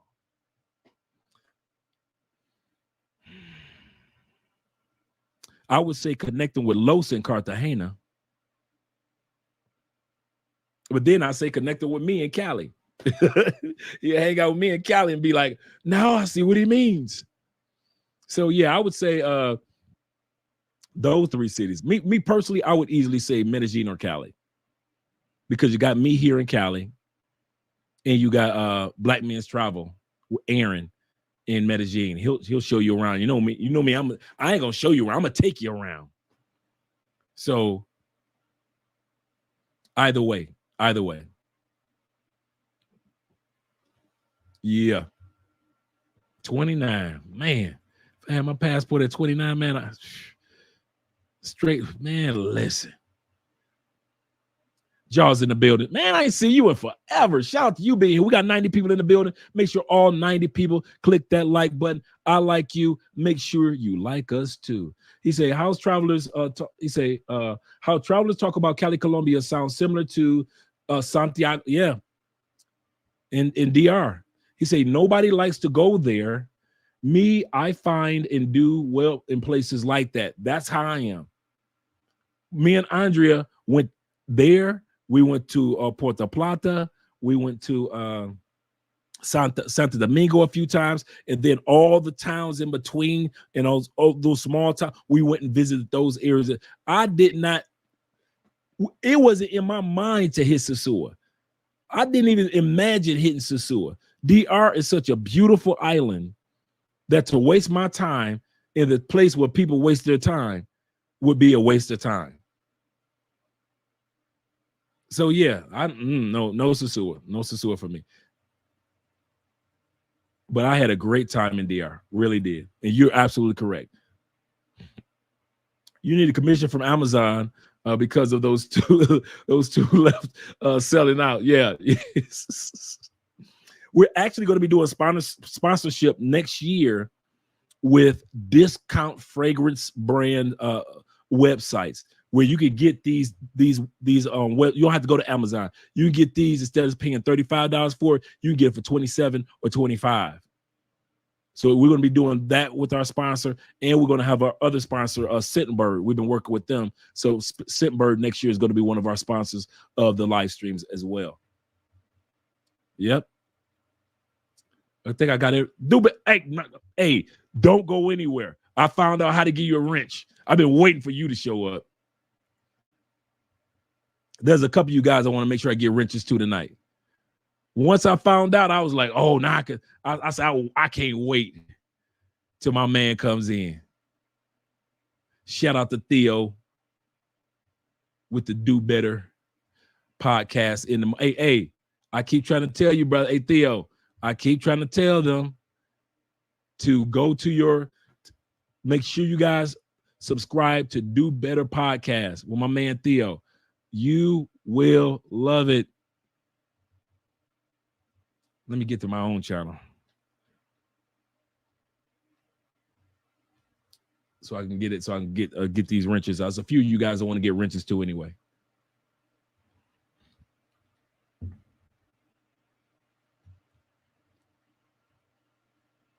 let's get this together. Thank you guys for your patience. We're about to get started with the video with our girl Six the Goddess, and she's going to be having two guys going back and forth on whether you should pay 100% of the bills or 50% of the bills. It's two brothers. Okay, let me pull that up. Here we go. I'm on the live, all the way live. Let me shut that down. There we go. Oh, Theo, you do got the wrench. Cool. I just saw it. This, I gotta get Ian B his wrench too. Let me see. There's a couple brothers I want to make sure I get wrenches out too.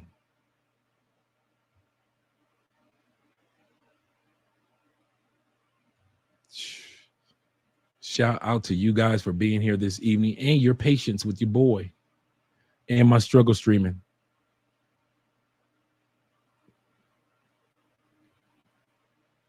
I'm trying to find EMB. And I can't find you, brother. EMB, do me a favor. Just type something in the chat so you can pull up. Yeah, hey, man. I'm telling y'all, if y'all want to make y'all morning, every time Theo goes on with the Do Better podcast, I am listening and I am laughing. He makes my mornings go by real fast because I'm sitting up here editing videos or recording videos. It's times I'll be recording and I'm like, man, I said Theo's talking about something that I really want to hear. And so what ends up happening is, okay, EMB, I'm gonna give you a wrench in a second. What ends up happening is I got to finish my recording. I record whatever video for whichever channel we got. I'll record that real fast so I can go ahead and no, not block. Oh, I got to be on my channel to do it. Okay, let me go on my channel. Well, I'm on my channel. I'm on my channel. Okay.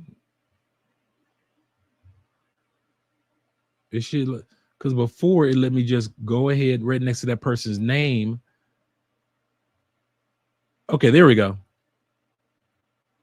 Boom. All right, there we go.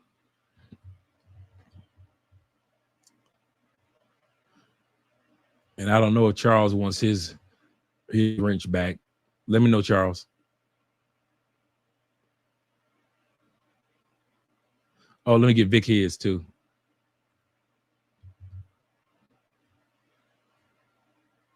Bam.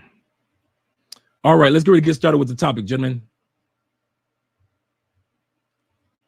All right. Shout out to you guys for being here tonight.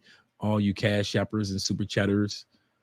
Love to travel. Hey, you can't get Rave Now is selling out. Hey, I'm trying to, bro. If you get when you get this Rave Now cologne, it's bruh.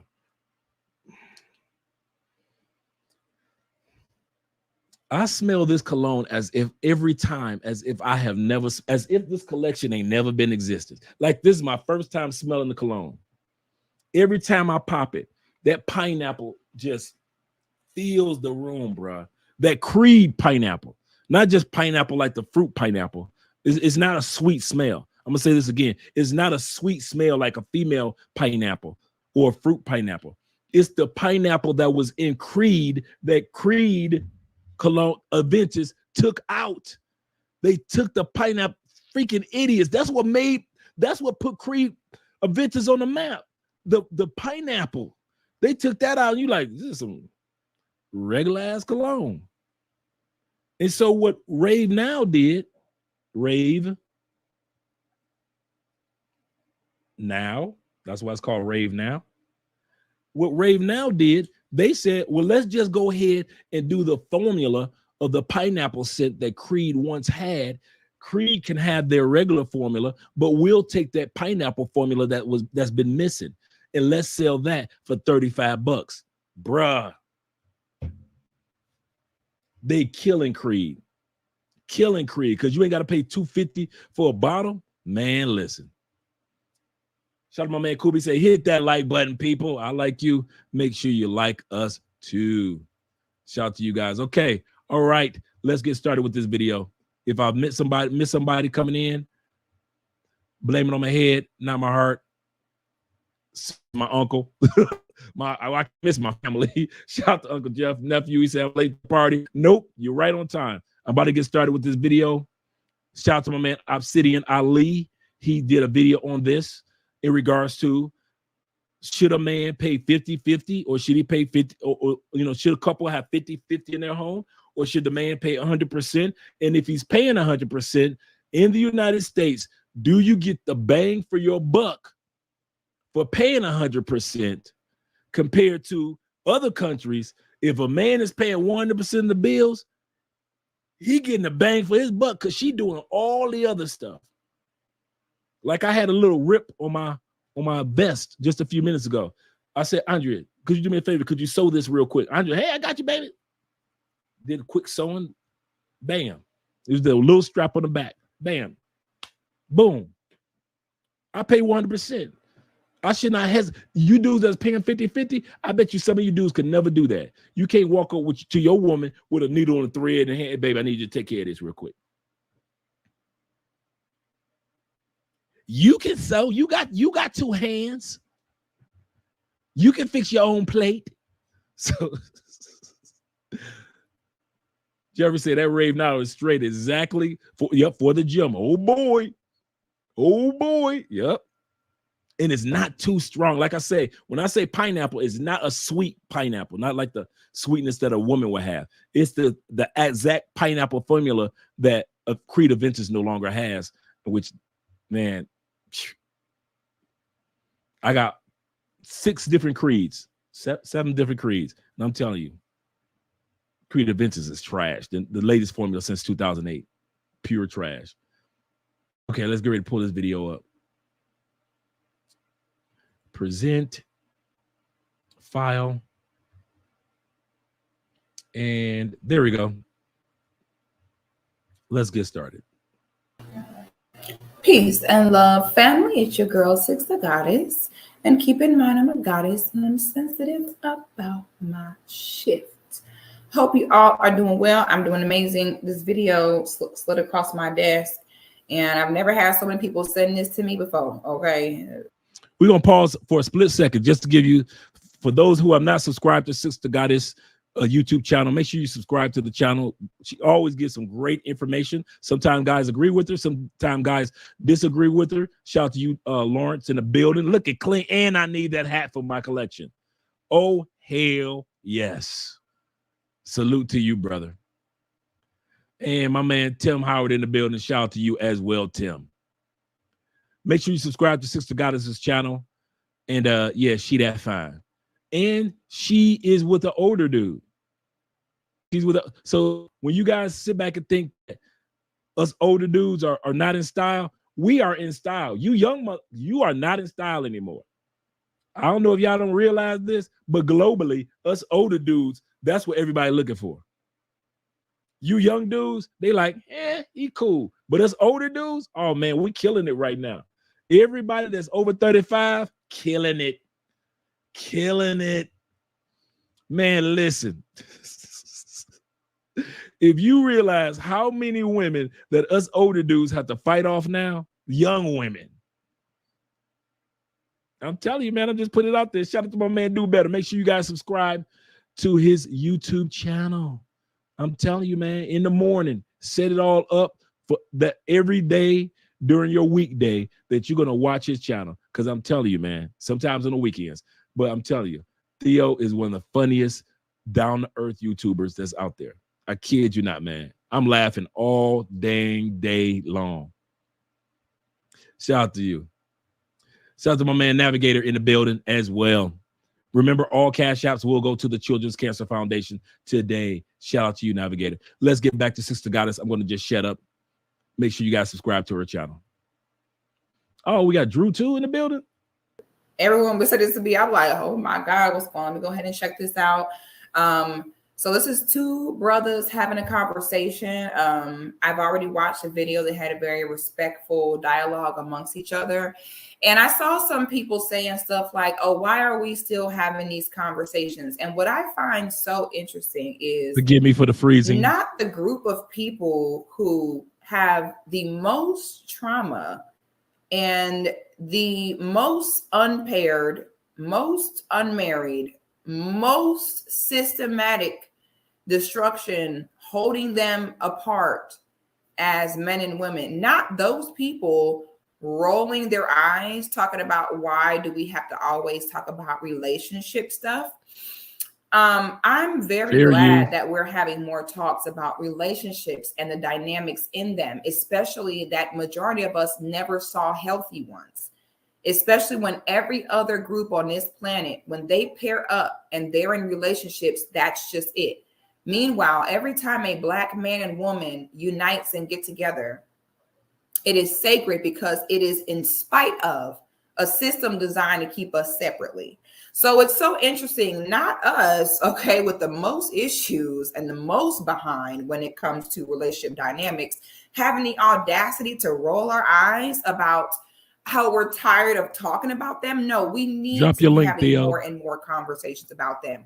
We will go to college for years to educate yourself on everything else, but nobody wants to take the time to properly educate themselves on relationships and marriage in particular.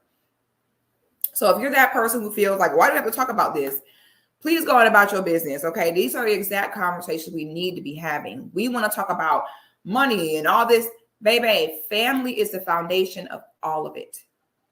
Okay. At the foundation of family is relationship. That's all family is. It's relationships and blood. All right. So if you're that person who thinks, well, I got to have this conversation, just click off the video. I'm sure you already figured it out. I'm sure you have no issues. I'm sure you're the only Black person exempt from trauma and PTSD that everybody else got trying to figure out dynamics. Is it just me, or am I the only guy that has a thing for women in glasses? That's my kryptonite right there. If you are a very attractive woman and you what, boy, when I discovered that my wife wears glasses, oh boy, that was a step above. Put a 1 in the comment section if you are a brother that just your kryptonite is a woman with glasses. Man, I love them, especially if they are a good looking woman and they throw those glasses on. Bruh, goodness gracious. Which most of us never even had a proper example. Okay, I'm sure you're the exception. I'm sure you've done all the work and you have nothing more to learn. And I love that for you. God bless you. So I'm going to go ahead and pull this up. The next disclaimer. I don't know this brother. I don't know neither one of these brothers. Do not leave no comments about that brother got he broke his hall pass in the 5th grade by the safety patrol. I don't want to hear. I don't know this guy. It doesn't matter. It's two men having a conversation amongst each other. And we're going to simply, me as a woman, I'm just going to sit back, eat my popcorn. And I'm simply just a fly on the wall, giving my little commentary in this conversation. Okay. That's it. So let me go ahead and pull this up. Shout out to the women with the glasses. Is named Yada Awakening. And so go ahead. They're having a conversation about the traditional man who is a provider man versus the 50-50 man of splitting household bills. It's hard out here. And you talking about, oh, I'm not a man if I'm going 50-50 with my woman. It's hard, brother. You sitting up here, your nice house, your nice jewelry, nice cars. Oh yeah, man, you gotta do 100%. How, brother? If I'm making $14 an hour, what you expect? You know, you still on there. Oh yeah, man, 100%. You're not a man. You're not a man. How? I'm still working. I'm still providing, right? So what makes me not a man? Because I'm going 50-50 with my woman. Now, before she gives her commentary, I just want to take a few seconds out and give a commentary as well, or at least lay a foundation. One brother was struggling, but he got on his feet and became a multimillionaire. Another brother, is struggling and he comfortable in the 50-50 life. The other brother is telling him, listen, bruh, I understand you can lay your foundation, but don't get too comfortable in that $14 an hour. He's trying to convince him, or at least encourage him, bruh, I've been there. I know what it's like. But the other brother who's $14 an hour, he's so busy being caught up in his feelings and his emotions that he can't hear. Let me just break it down before we go into it. You can't tell black dudes nothing. You think you can't tell black women nothing? Yeah, but you can't tell black men shit.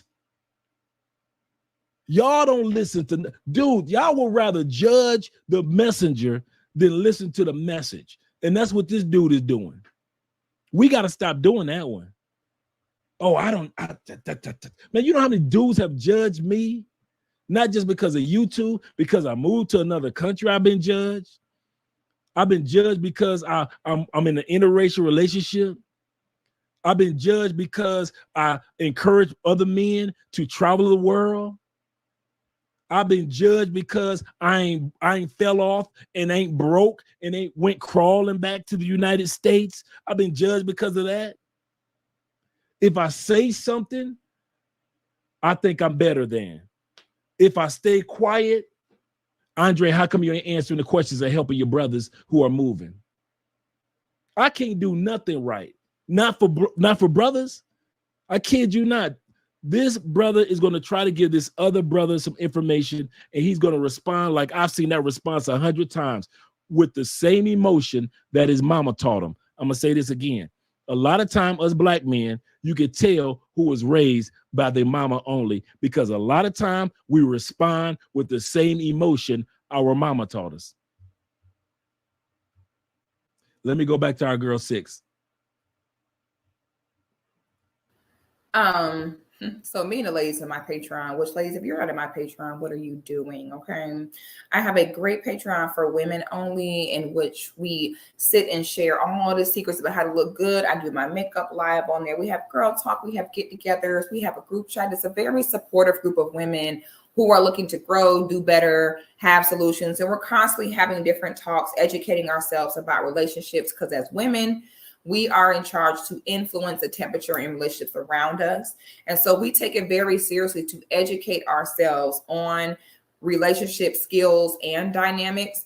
And we had a talk one time. I also have the link in the description, ladies only, to join if you are interested. So one of the things that we talked about is, as a woman, you can always tell a lot about a man by the way he sits. Okay. It is, child, not me almost. Hold on now. We ain't got insurance. Hold on. Let's not in front of company. Let's not act like that. Okay. Story of my life is a tall girl, not me way over here. Somehow kicking the thing way over there, honey. I'm just so long. I already figured that. I figured that she had kid with her foot. You know, we were having a conversation about the way a man sit really tell you a lot. Like when a man really sit with his legs all close together and sits kind of closing himself in, a lot of the times that will tell you this man is not confident, versus when a man sits with them legs open, arms open, it says more so confident. It says more so, I'm not worried. None of y'all are a threat to me. I'm good. It's BDE. Okay. So automatically I'm noticing, and I'm sorry, not to be disrespectful. I don't know this brother. I'm just giving a general term. This man is married. I don't want his wife being like, man, what did you say, girl? I don't know this man. I'm just simply speaking on, as women, how we see things when we look at a man. So if I see a man's legs all close, I'm like, ugh, turn off. Why men you sitting the same way? That's not cute. No, nigga, open them legs up. Yeah, let the thing swang a little bit. We like that. Let it swang. Okay. So I first noticed the difference in body language really tells me which man is perceived as more confident than the other. And then as the more they continue talking, the more it kind of confirms, you know, how a man sit really does tell you a lot about how he feels about himself inside. And brother, I applaud you, because I understand that it is hard out here, but we are men, so we have to go harder. I'm not. So another thing I know about a man, especially a man who. Before she goes any further, The brother just said something profound. He said, I understand where you're coming from, brother. He said, but because you're a man, you got to go harder. Obsidian said something earlier, which was absolutely correct, that a lot of dudes don't realize. Life ain't fair. You was born on a planet at a particular time period where people are going to judge you by your skin. Life ain't fair. You were born on a planet in a situation where there's wars and rumors of wars. Life ain't fair.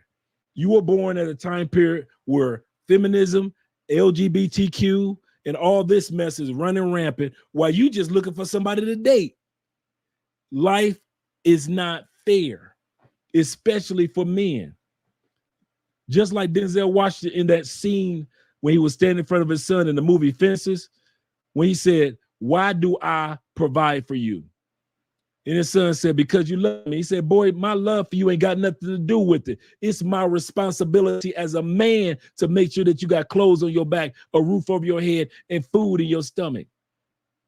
That's the life of a man. Remember, like I always say, men, no matter what country, what era you are born in, from the caveman to the futuristic man, we are judged by 3 particular tools in our tool belt. I want you guys to remember this. Do not forget this. How you use your time, your resources, which could be money or anything else, your connections or everything else, and your energy. If you are using your energy to cheat life, in other words, you got a chick, you got 5 other chicks, then you ain't got time to take care of business over here. How you use your time, your resources, and your energy.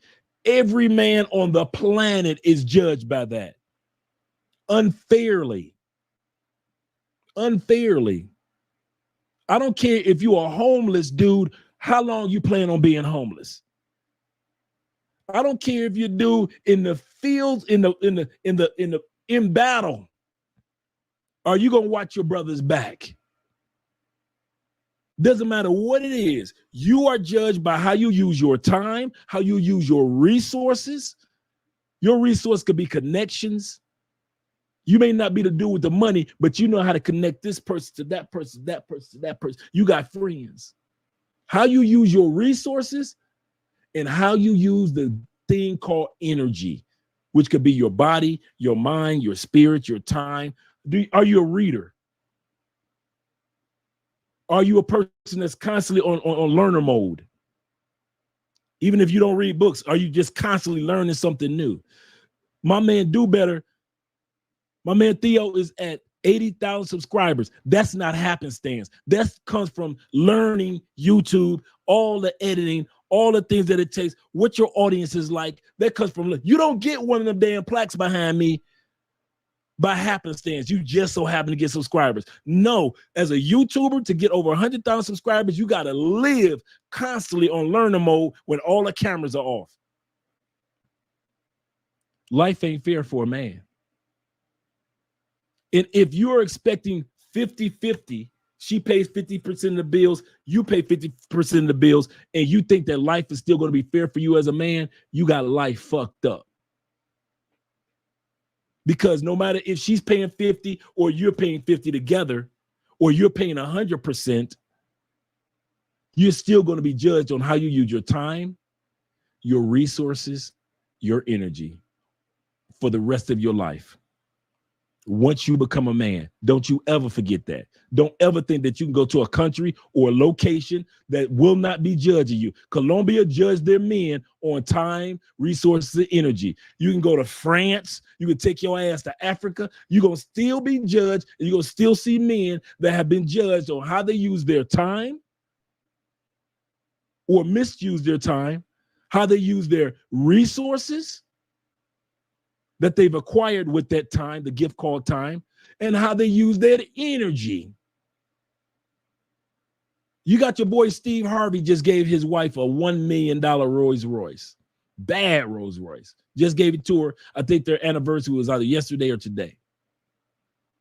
For a second, I was like, man, Marjorie ain't, that, we always doing the stereotype of what we've heard. Marjorie, but you know what? I sat back and I said, Andre, That's not your place to judge that man's position. Because everybody was putting in Facebook, happy anniversary. I'm like, I'm not going to put happy for a split second. I'm not going to put happy anniversary. And I thought to myself, you know what? As a man who tries his best to use his resources, his time, and his energy wisely, my goal is to get to the point where I can give my wife $1 million Rolls Royce. So be happy for another man, Andre, especially another black man, as you are on your journey to where that man is. Because when you get to the point you get your wife $1 million car, Dre, it's going to be some haters back there. So don't hate on Steve or any other man that takes care of his woman. Pray for him. Keep him encouraged or whatever it is. I understand about the Will Smith situation. Sometimes the best thing that we can do for Will Smith in his situation, we've already said our complaints. We've already said that Will is in bed with the devil. We've already said that. So now, for us black men, we need to just shut the fuck up. And if Will ain't going nowhere, let's keep on rolling, living our lives. But let's not judge men because of what we assume. And that's what this guy is doing. The one guy that's sitting up there looking like he ready to get into a fight. The other brother laid back. By the way, it's his house. It's the millionaire's house in which they are actually doing the interview. So he laid back in his house.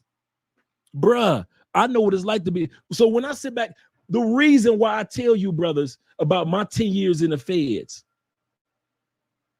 is to let y'all know that if that brother Andre could do 10 years in a federal penitentiary in 10 different joints, because I transferred on purpose, and he just a regular ass brother from the east side of Detroit. Shout out to my man Theo and Angry Man and me and all the other Detroit YouTubers. If that regular ass brother from Detroit can get off his ass, use his time, his money, and energy, move to another country. I didn't move here rich. Develop businesses in another country, marry a supportive woman in another country, barely know the language of the other country, got his driver's license, about to get his permanent visa, got his truck, about to buy a house. He doing all that. He just got out of prison. He did 10. How the hell this brother doing 10 years in prison? And I had a 10-year head start on him, and I ain't did shit with my life. So if I am sitting back in the chair like the one brother, and I'm giving you some advice on, bruh, I've been in your shoes. That's why I tell my story of being in the feds for 10 years. Because I don't want y'all to ever think that I'm one of them brothers that think he better than. And I don't want y'all to ever think that I don't remember how to get it from the motherfucking dirt. Because life is never going. Any of you brothers that think that if you was white, life was going to be fair, that's some bullshit. If you sit back, you ask white boys, many of the white boys will tell you life ain't fair in many areas. Yeah, we got the laws on our side and we got the income on our side, but our women act a goddamn fool like y'all women do. It's white boys that got paper and the laws were on their side and they balling. And they sitting up there, the main ones taking pills to delete themselves. The main ones that sitting up there,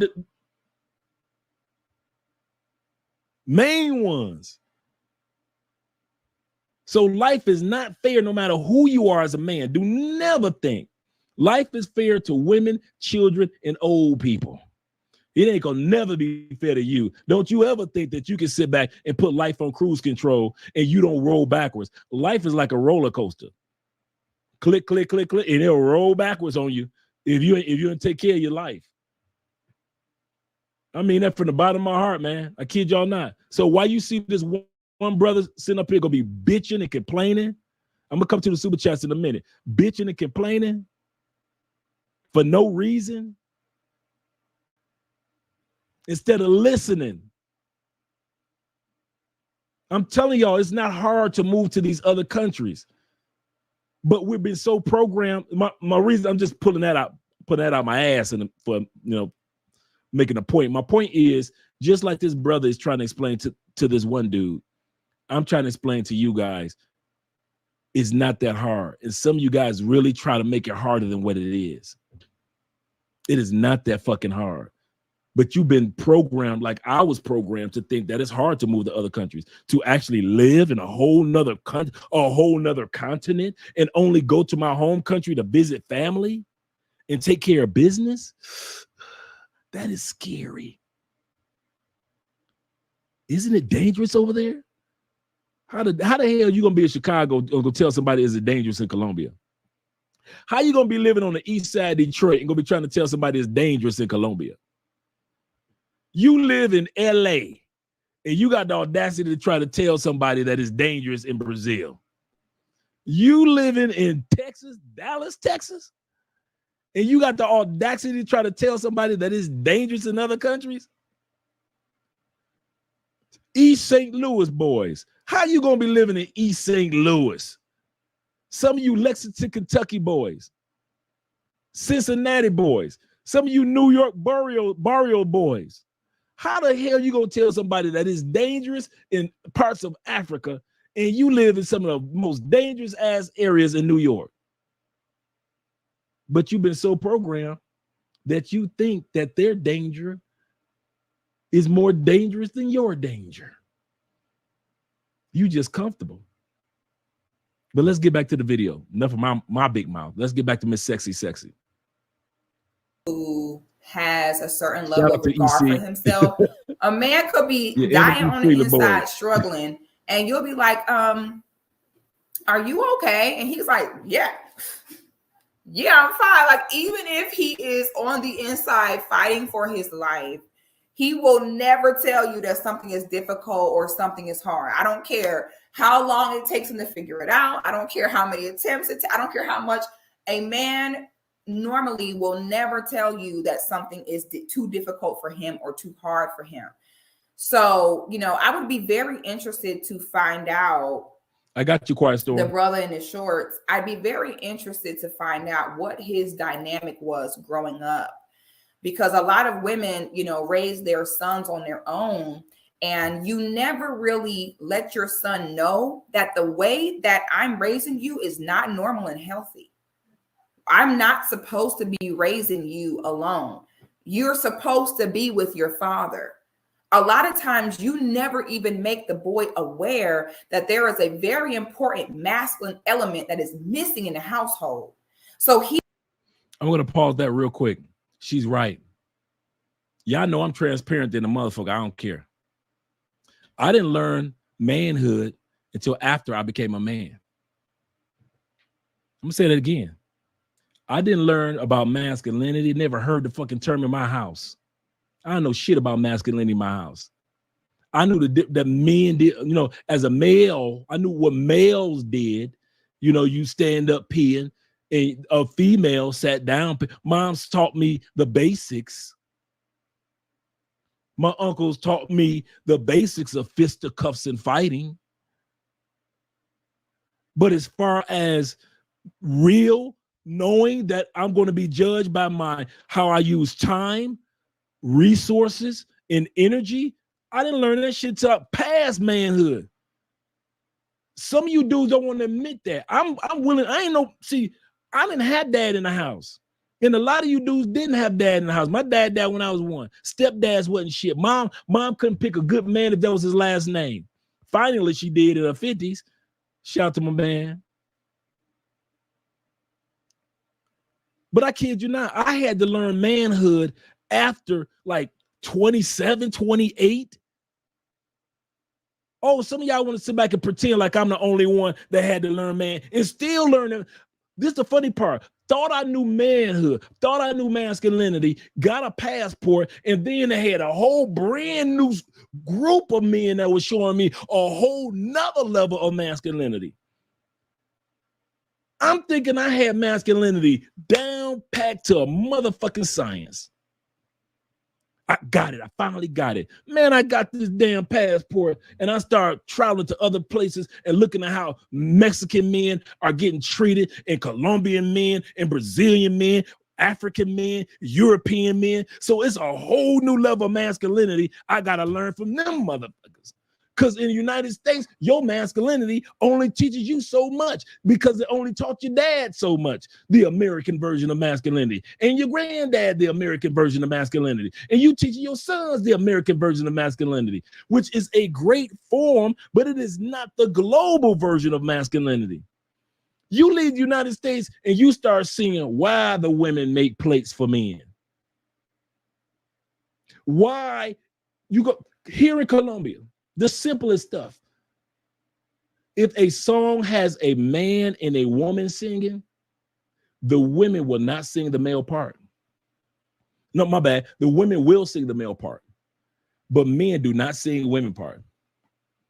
You ain't gonna see no dudes in Colombia singing to the top of their lungs some Karol G. That is not gonna happen. I love me some Karol G, but you ain't gonna see no dudes I didn't realize that masculinity is so strong that Spanish, I mean, you see it, but you don't really realize how masculine and feminine the language of Spanish is. Its literal foundation is masculine and feminine. You got to learn all that. You ain't taught that shit in the United States. Ain't no masculine and feminine language in the United States. English ain't masculine and feminine. You got females, and I saw a woman in Africa bow down to her son, who she paid him to go through college. He became I think some of you guys probably saw recently, guy became an airline pilot. His mom worked 11 years scrubbing, working hard to get him through college. And he surprised her on the first flight that she was getting on. She was just getting ready to get on the flight, and it was her son was the pilot of that flight. She bowed down to her son. Mama was the one that busted, and she bowed down to her son. That's a whole different form of masculinity I ain't never seen. So when I sit back and I say some of us go through learning the American version of masculinity, but then there's more to learn, damn it, there's more to learn out here. Yo, if you only learn masculinity and manhood in the United States, I'm telling you, bro, once you start using this damn blue book, you're going to learn it's a whole nother slew of shit that you got to learn about being a man on a global basis.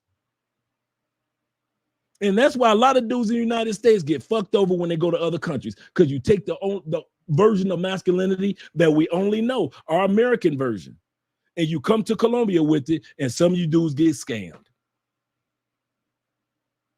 Because we're so used to being the rescuers, the rescue rangers. We sit up here like Chip and Dale rescue rangers trying to rescue a motherfucker on Saturday morning. You ain't some of the stuff that we put ourselves into, you will never see dudes in South America put themselves in that trick bag. Some of them do get got, yes, but most they don't. Since I've been here, I had to learn a whole new level of masculinity because I didn't have a dad, and she right. A lot of shit that I picked up, I had to even learn how to control emotion because I got an emotional ass sister. All my aunties, Jeffrey's sisters, all them emotional than a motherfucker. My mama was the queen of the emotional. All I saw was my mama out there baking cookies one day and whooping a bitch ass in the street the next day. Literally, my mom be right back. Y'all eat that, y'all drink the cookies and the milk. I'll be right back, and I'm about to beat this bitch ass. She owe me some money. That was my mama, straight Detroit. So where was the masculinity? Jeffrey younger than me, so I can't put it on my younger uncle. He younger than me. He out here trying to figure out his way in life. Oh yeah, this is the dude that we got to block. I heard about this dude. Yeah, this dude got to be banned. I don't know who this dude is that be coming on people's channels, but yeah. But I am not ashamed to say that I had to learn masculinity later on in life because I never heard that term until I became a man. You know, you hear it in school, but you're thinking about the gymnasium, and masculinity is like I can climb the rope and shit in the gym. I can play football. But you don't think about the fact that there's a lot about manhood, Andre. You ain't gonna realize that you don't know. And there's nobody in your house that's showing you how to be a man before you hit 18, before you hit 16, before you hit 13, before you hit 20. There's nobody in your house to show you shit, Dre. So you better start reading. You better start hanging out with. What I purposely did, I got friends that had fathers. I purposely made sure I had friends that had positive fathers, positive uncles. I don't know who that is that keeps popping up in here. I had to do that. I knew that was the only way that I was going to be able to be in an environment, a masculine environment.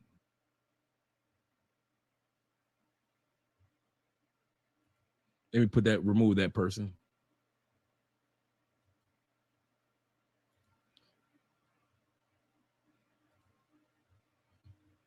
That's the only way I was going to be able to do that. And a lot of dudes don't want to admit that. I don't know who's it born. I clicked the ban user. This person is able to keep on popping up.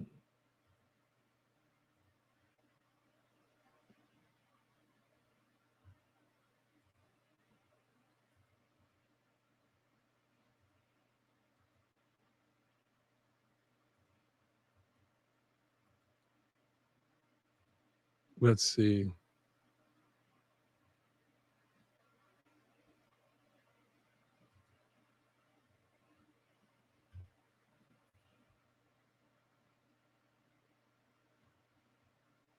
He said he's posted for multiple accounts. That's some, you know what? That's some sad people. They ain't got shit else to do with life. Oh, he one of them people. Thanks, guys. But whenever you see them pop up, just kick them off. Kick them off. But yeah, I had to learn later in life. And like I said, I'm glad I was man enough to. And the reason why I'm saying this, we're about to go back to the video. You got one man that was willing to realize he didn't know everything in life. The rich dude who was poor once upon a time, who was just a regular dude once upon a time. But he realized, I don't know shit. And it's time for me to learn. And while I'm learning, I'm going to have the right woman that support my learning. And at the same time, I'm not going to give up. And because he learned masculinity, he learned business and had the right person on his team, the dude is right now a multimillionaire. But instead of being a arrogant dude, he brought the other brother in, brought him in and said, bruh, I want to show you how I did it. But this brother is so gone that all he knows is to respond like his mama taught him. Going right back to where I started. He's responding with emotion and shutting down. The Kevin Samuel sign language. See what I'm saying? He's using that sign language. So at the end of the day, guys, I kid you not. I kid you not. A lot of us don't want to admit because of our pride that it's taking us a little longer in life to master this thing called masculinity and manhood. In other words, mastering your ability to use your time, your resources, and your energy. Some of you don't want to admit that you fucking up with your time. In some areas, you're doing great. In some areas, you on fuckboy mode still. Some of you don't want to admit you ain't using your resources to the best of your abilities. And you got some great resources. Some of you don't really want to admit that you using the energy that you could be putting in one area, you using it on some bullshit that ain't got nothing. Some of you are too busy chasing fucking squirrels. You got a squirrel farm.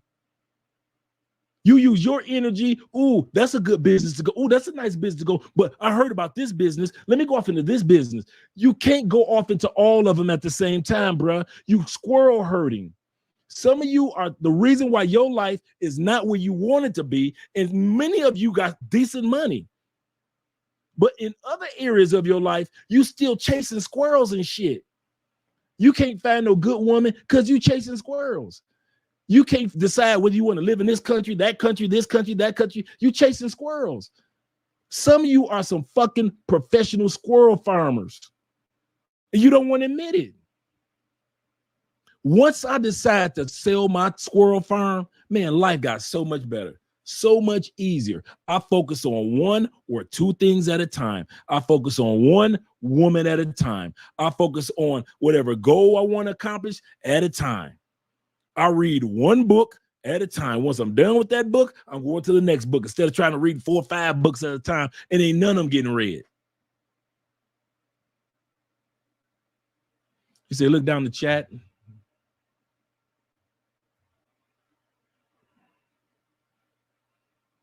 Let me see.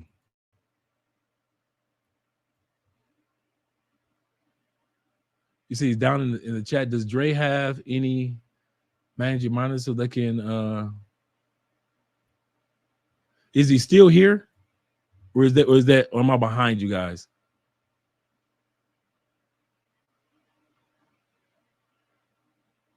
You see, he's down in the chat.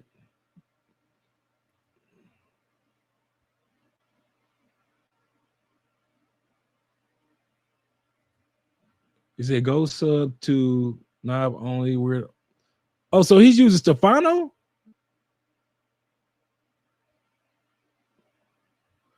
Go subscribe. So Stefano, this is not you.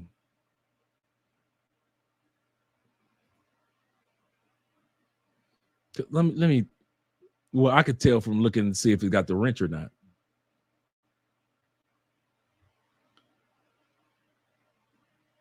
It's another one.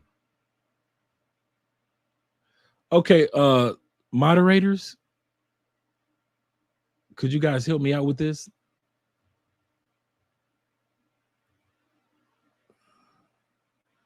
Hi, user on this channel. User will be hidden. I did that. Make sure that I've gotten. Okay. It's a fake account, Dre. Okay. Lock down the chat. How do you lock down the chat? Moderators, I need your help.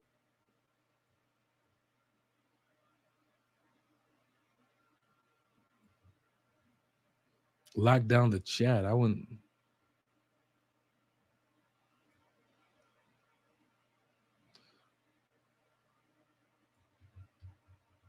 I wouldn't know how to lock down the chat. Let's go back to the video though, and then we'll take care of this as well.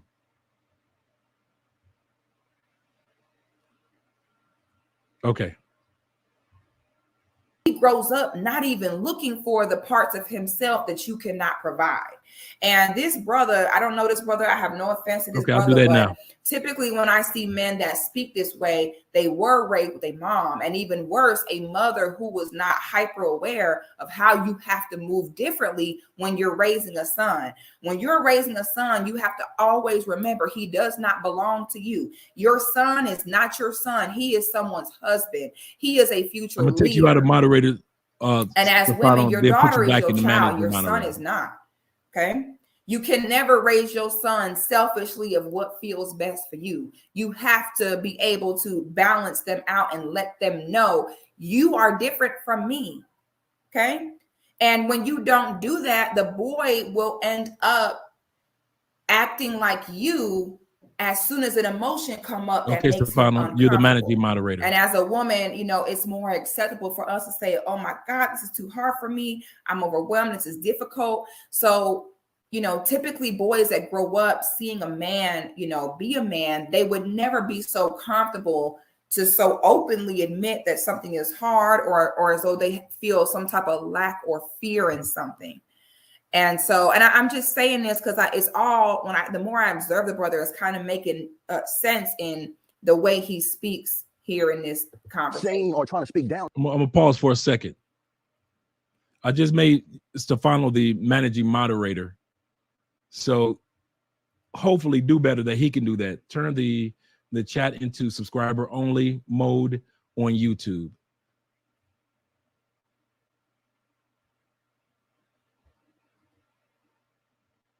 Okay.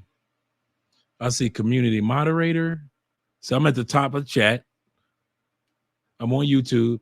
It says participants, moderator, moderation activity, time step, pop up, send feed. I'm trying to see how we turn it into subscriber mode only.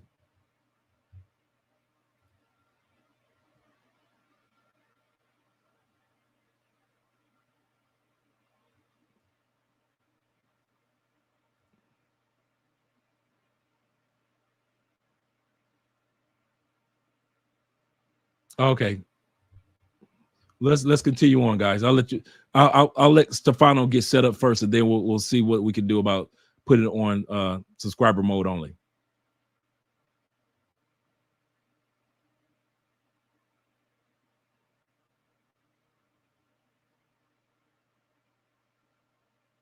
Oh, okay. I'm dipping in the conversation. Don't worry about it. It's Stefano. Oh, Stefano got it. Okay, cool. Thanks, guys. Thanks for all your support. Teamwork. To you, my brother, by any means necessary, I'm not. But I want you to be reminded of something that our fathers didn't teach us, that we must go hard and that we shouldn't get into a relationship with a woman until we have direction. But who are you to say that? And I absolutely love that. Okay. Now that was just a bar the brother said. And interestingly, the brother in the shorts response is, but who are you to say that? That's a very feminine response as well, because women do that. Okay. Women, when you sit and make a point to them and they don't have an actual real retort for the point made, that's what they'll do. Who are you to say that? Well, don't you have this? Where's your that? That's a very feminine approach. So his response is interesting when he's saying, listen, brother, I'm not coming down on you. Most of us did not have our fathers, which is true. And he's saying this, and I spoke about this in a previous video. If there's a man who is saying that he's working on getting himself together, he's working on getting his money together, he's working on figuring out where he want to move, he's working on figuring out his career, he's working on men who are working on figuring out, as he said, you really have no direction. You don't really know what you can commit to, what you can bring to a table. He is absolutely correct. That man has no business having no woman, let alone no in-house. You see how she said that? You ain't got no business focusing on women if you're a squirrel farmer. If you know it, you ain't got. I don't need to know. See, I already admitted to you guys that I used to be a squirrel farmer. Man, listen, I was chasing this business, going to that school and that school, that job, that career, this, that. Dude, I knew one thing about me. I was bigger than just working for somebody. I knew that. Now, how I was going to accomplish it, I didn't know. I knew that I was born to be a man among men. Not like a greater than a man, but I'm the dude that's everybody's dude. I knew I was built for that. So I was built for networking. How I was going to use it, I didn't know. So I'm chasing this, chasing that, doing this, starting this business, starting that business, writing that book, doing this. I got other books getting ready to come out anyway. But I'm squirrel. I got a squirrel farm. I got a squirrel farm and it's growing. I'm reading this book. No, I'm reading this book. No, I'm gonna read that book. Let me finish off this. No, I'm going to this gym. No, I'm gonna go to that gym. No, I'm gonna go to the gym. No, I'm going to 8 o'clock in the morning. No, 8:30 in the evening. No, I'm squirrel chasing. My squirrel farm was, some of you dudes got the same damn squirrel farm that I had, and you the best squirrel farmer in your family. Jack of all trades, master of none, but it's always better than the master of none. Jack of all trades, master of none is always better than the master of one. I mean, master of one. I hope I quoted it right. Jack of all trades, master of none is always better than the master of one. Being a squirrel chaser or squirrel farmer is not bad in the sense of you're looking for something that you know that you deserve better in life. So you're trying to find what that is. I got you. It's just that you burning through time, resources, energy, and women notice that. If you do not think that your woman or your women throughout your life, the ones that you really wanted or the ones that you dated for a couple of days and smashed a couple of times and she just disappeared, if you did not notice she recognized that you are a damn squirrel farmer, you out your mind. Remember, I said all men, no matter where you go, are judged by how we use time, resources, and energy. We're all judged by that. All of us. Every one of us. You can't name a man in existence that has never been judged by how he used a gift called time, he used his resources, or used his energies. And I kid you not, guys, I was the same damn way. Just like the dude that's sitting there on the edge of that couch, using his $14 an hour job as an excuse. What's wrong with $14 an hour? God damn it, that $14 an hour job should be motivating your ass to get a $30 an hour job eventually. Once I let go of my squirrel farm and I start focusing on one thing at a time.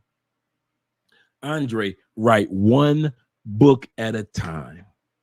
Read one book at a time. If you're going to the gym, go to the gym at a particular time. Stop jumping all around with your gym time. If you're going to go to sleep, take your ass to bed, Andre, because I'm an insomniac. Take your ass to bed at a particular time. And I know me, if I don't do it, I'm up until 6:30 in the morning. I've always been like that my whole life. So I have to stop chasing squirrels, go to bed at a particular time, turn my cell phone off, all those little things. But a lot of dudes aren't willing to listen to themselves to make their lives better, and they continue to be squirrel farmers. Let me go to these super chats real quick. Shout out to my man Theo in the building with the $5. He say, bruh, I didn't know that you had another channel with over 100K. Just subbed. Hoping to get on my platform earlier. I've been celebrating with you.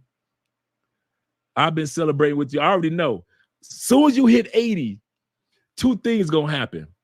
You gonna fly to like 88. Then shit gets slow. And then you get to 93. Then shit gets, boy, what's gonna get on your last nerve is that 99. When you like 100 or 200 subs away, you like, what? Can I get 100K? What am I doing wrong? You gonna question yourself. Am I doing something wrong? No, it's just how the algorithm works. And all my partners that made it to 100,000, we all said the same shit. Because you become so antsy for it because you're so close and you put in so much work to get to 100K.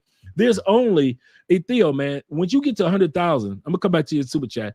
To get to 100,000 subscribers globally, there are is actually of YouTubers 0.025% of YouTubers over 100,000 subscribers.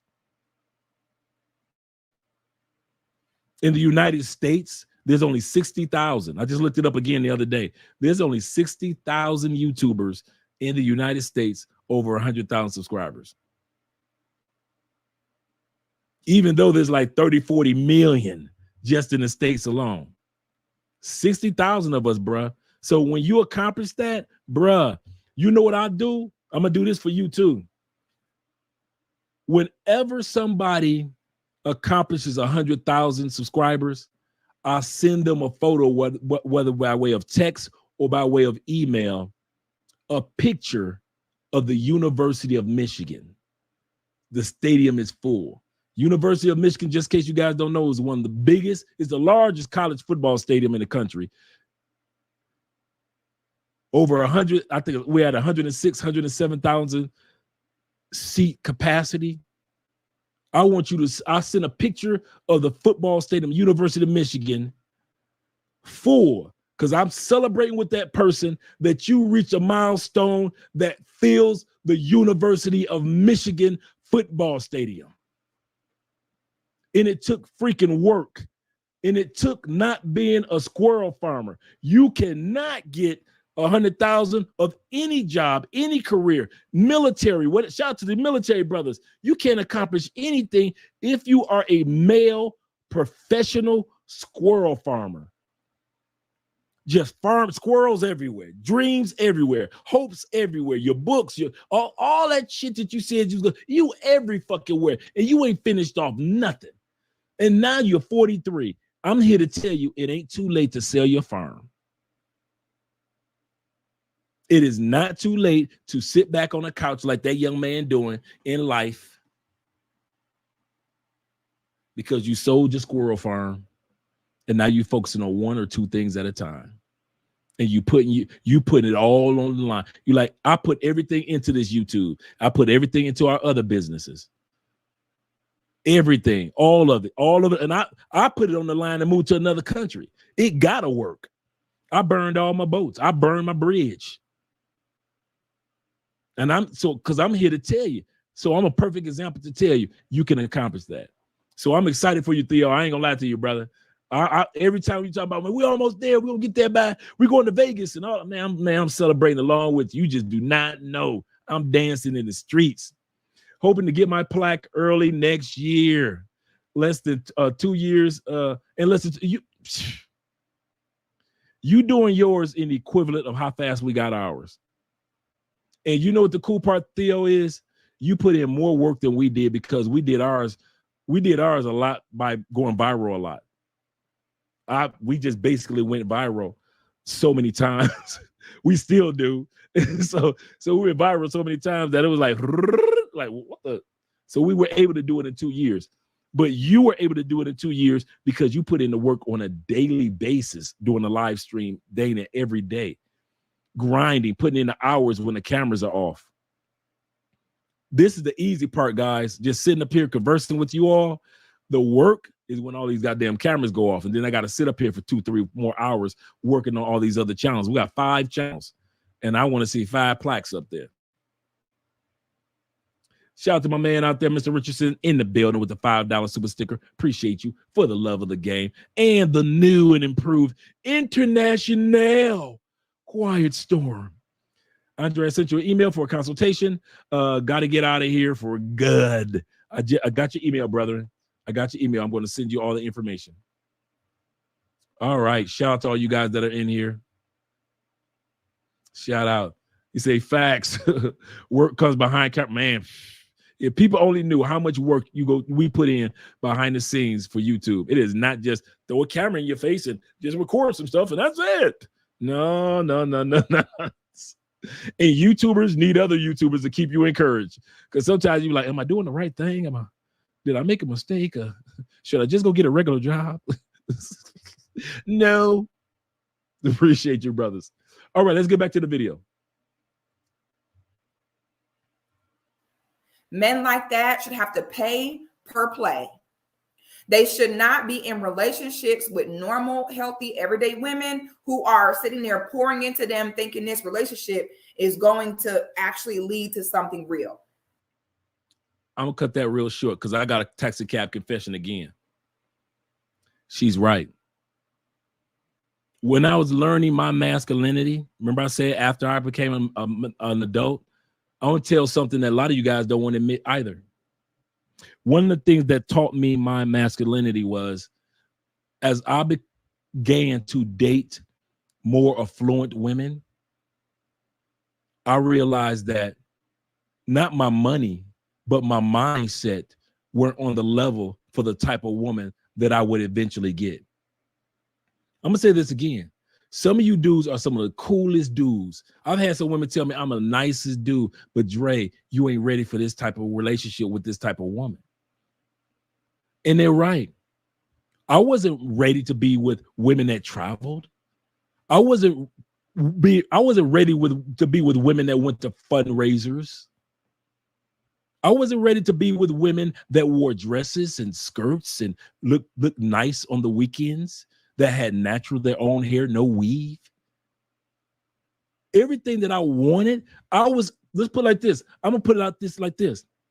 I was able to smash those women, but to keep the woman that was a scientist for NASA, I wasn't ready for that. I was able to smash the sister that worked for CNN, but to keep her, I wasn't ready for that. Some of you guys make the same mistake that I made because I could smash a good woman. I thought I was a good man or I was a good catch. No, I was nothing but a good boy toy. I was a good fuck boy. But my life was not parallel to go to the golf course fundraising events. But I could smash a female golfer. I was good enough for the smash of the night. But at that time period, my manhood, here we go. How I was using my money, my energy, my time, and my resources at that point in life was not parallel to the type of woman that I really wanted and I deserved. I wanted that upper echelon sister, that upper echelon woman that was attractive yet educated with the glasses on, sexy than a mother. I wanted that, but I could only get them to the point to use my charm and my looks to get them to be able to smash them for a couple of weeks. But to actually be with them, my money wasn't up there. My mind wasn't up there. My energy and how I used time wasn't up there for the sister that had all you Tampa dudes that had the 6-7 bedroom mansion in Wesley Chapels. All you Detroit boys that got a female that you've been smashing, but she lives in a nice area of Dearborn with all the other Middle Easterners. Your life is where you can smash them, but your life wasn't where you could keep one. My life wasn't where I could keep one. And once I admitted that, okay, I want these type of women, and I love smashing them. I like being around educated or goal-oriented or feminine women. Okay, cool. So I had to decide to take my time, my resources, and my energy, not just money, but energy and resources, to start taking my life to a level to be attracting for long term the type of women that I wanted. Some of you guys got the looks and the charisma and the sense of humor to get her, but you ain't got shit else to offer her other than dick and some good jokes. And I didn't want to live my life like that anymore. It was cool smashing women that were making $500,000, but I couldn't keep them, and I knew I couldn't keep them. I'm walking to these houses, I'm looking like, God, and you trying to be cool like you, and you try to look like you belong. You walk into these houses, and you trying your best not to look up at these giant ass vaulted ceilings.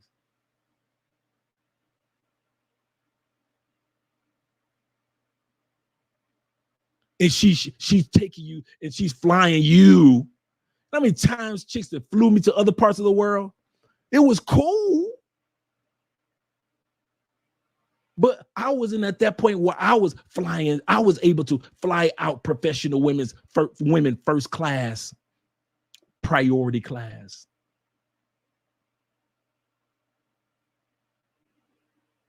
There's nothing wrong with still learning your masculinity, gentlemen. It's going to be a lesson that's going to be a lifetime. We're going to always be learning something new about manhood. Don't think just because you got money and you ex-military and I was able to do it, you still got stuff to learn about manhood, whether it be in the realm of parenting. There's an area of manhood you got to learn about that, whether it be in the area of networking with fellow brothers.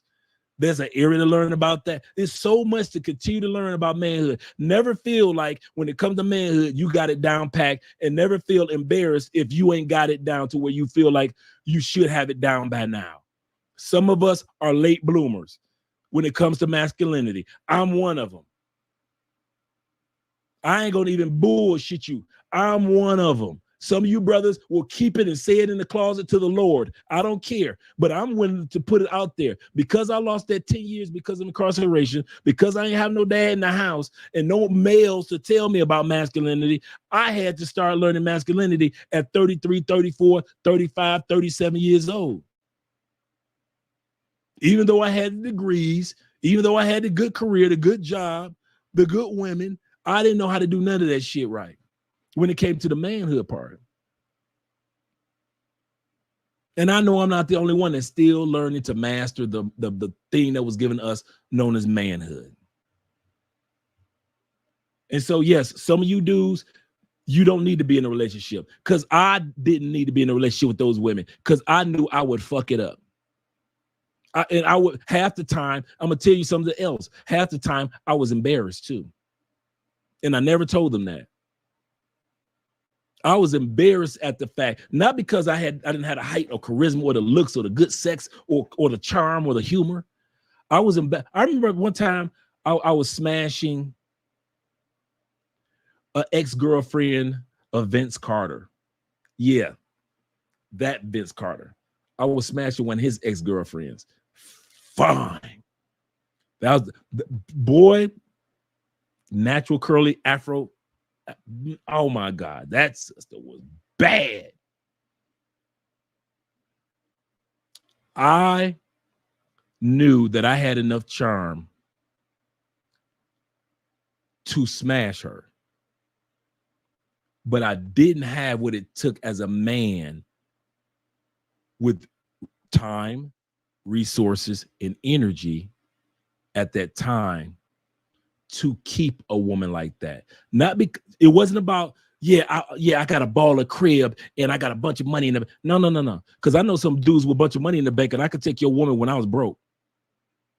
Don't think that I'm talking about if you got money, you can keep a woman. I'm telling you, a lot of you dudes that own 3 or 4 businesses, I was running through your woman. Running through them. Don't never think because you economically stable as a man that's how you gonna keep the women. Take it from me. Many of y'all wives and girlfriends was knocking on my door while you were at work running the company. Don't you never get that part fucked up. Ever. You making money, you got good money. You think you keep that pussy because of money? Man, please. I'm here to tell you, I done ran through many of y'all women. You business owners, you military brothers, you dudes that got pensions from because you work with Ford, Chrysler, or GM. All you dudes that sat back, you got 2 or 3 businesses. All you politicians, all you dudes that got all the degrees, all the fraternity brothers. Man, I done ran through so many of y'all women, and I'm just a regular dude just getting out of prison. I done ran through so many. Man, please, don't you never let money make you think that that's the only thing you need to get and keep a woman. So the reason why I'm saying that is, so when it comes to development of your manhood or using your time, your resources, and your energy wiser to take your life to the next level, a lot of us do need to step back and go on monk mode and not be squirrel chasing when it comes to the one. I need to fuck her. I need to fuck. Oh, she Asian. I was doing that too. Part of my squirrel chasing was not just chasing businesses around or chasing goals around. The other one was chasing bitches. Oh, I ain't had no East Indian pussy. Let me get that. Oh, shit. Oh, she Italian? Oh, let me get that Italian pussy. Oh, Italian chicks. Let me get 3 of those Italian pussies. And could you throw 2 German chicks off in there for me? So now I'm squirrel chasing women. I'm fucking your girlfriend, your wife, my girlfriend, my wife. Yeah, wife and girlfriend and your girlfriends. I'm squirrel chasing my ass off. I got a squirrel. That's why I say some of you dudes got squirrel farms like me. And it ain't just when it comes to starting a business or finding the right career. Some of you squirrel chasing when it comes to women. Man, I was a squirrel chaser. Let her halfway have another ethnicity in her. Man, if she was mixed, she was mine. Let her have 3, let her have 2, 3 languages or have an accent. Man, listen, don't be a sister with a French accent, you getting got. Don't tell me you a Latin girl and your dad from Japan, you getting got. I was squirrel chasing. I had a squirrel farm.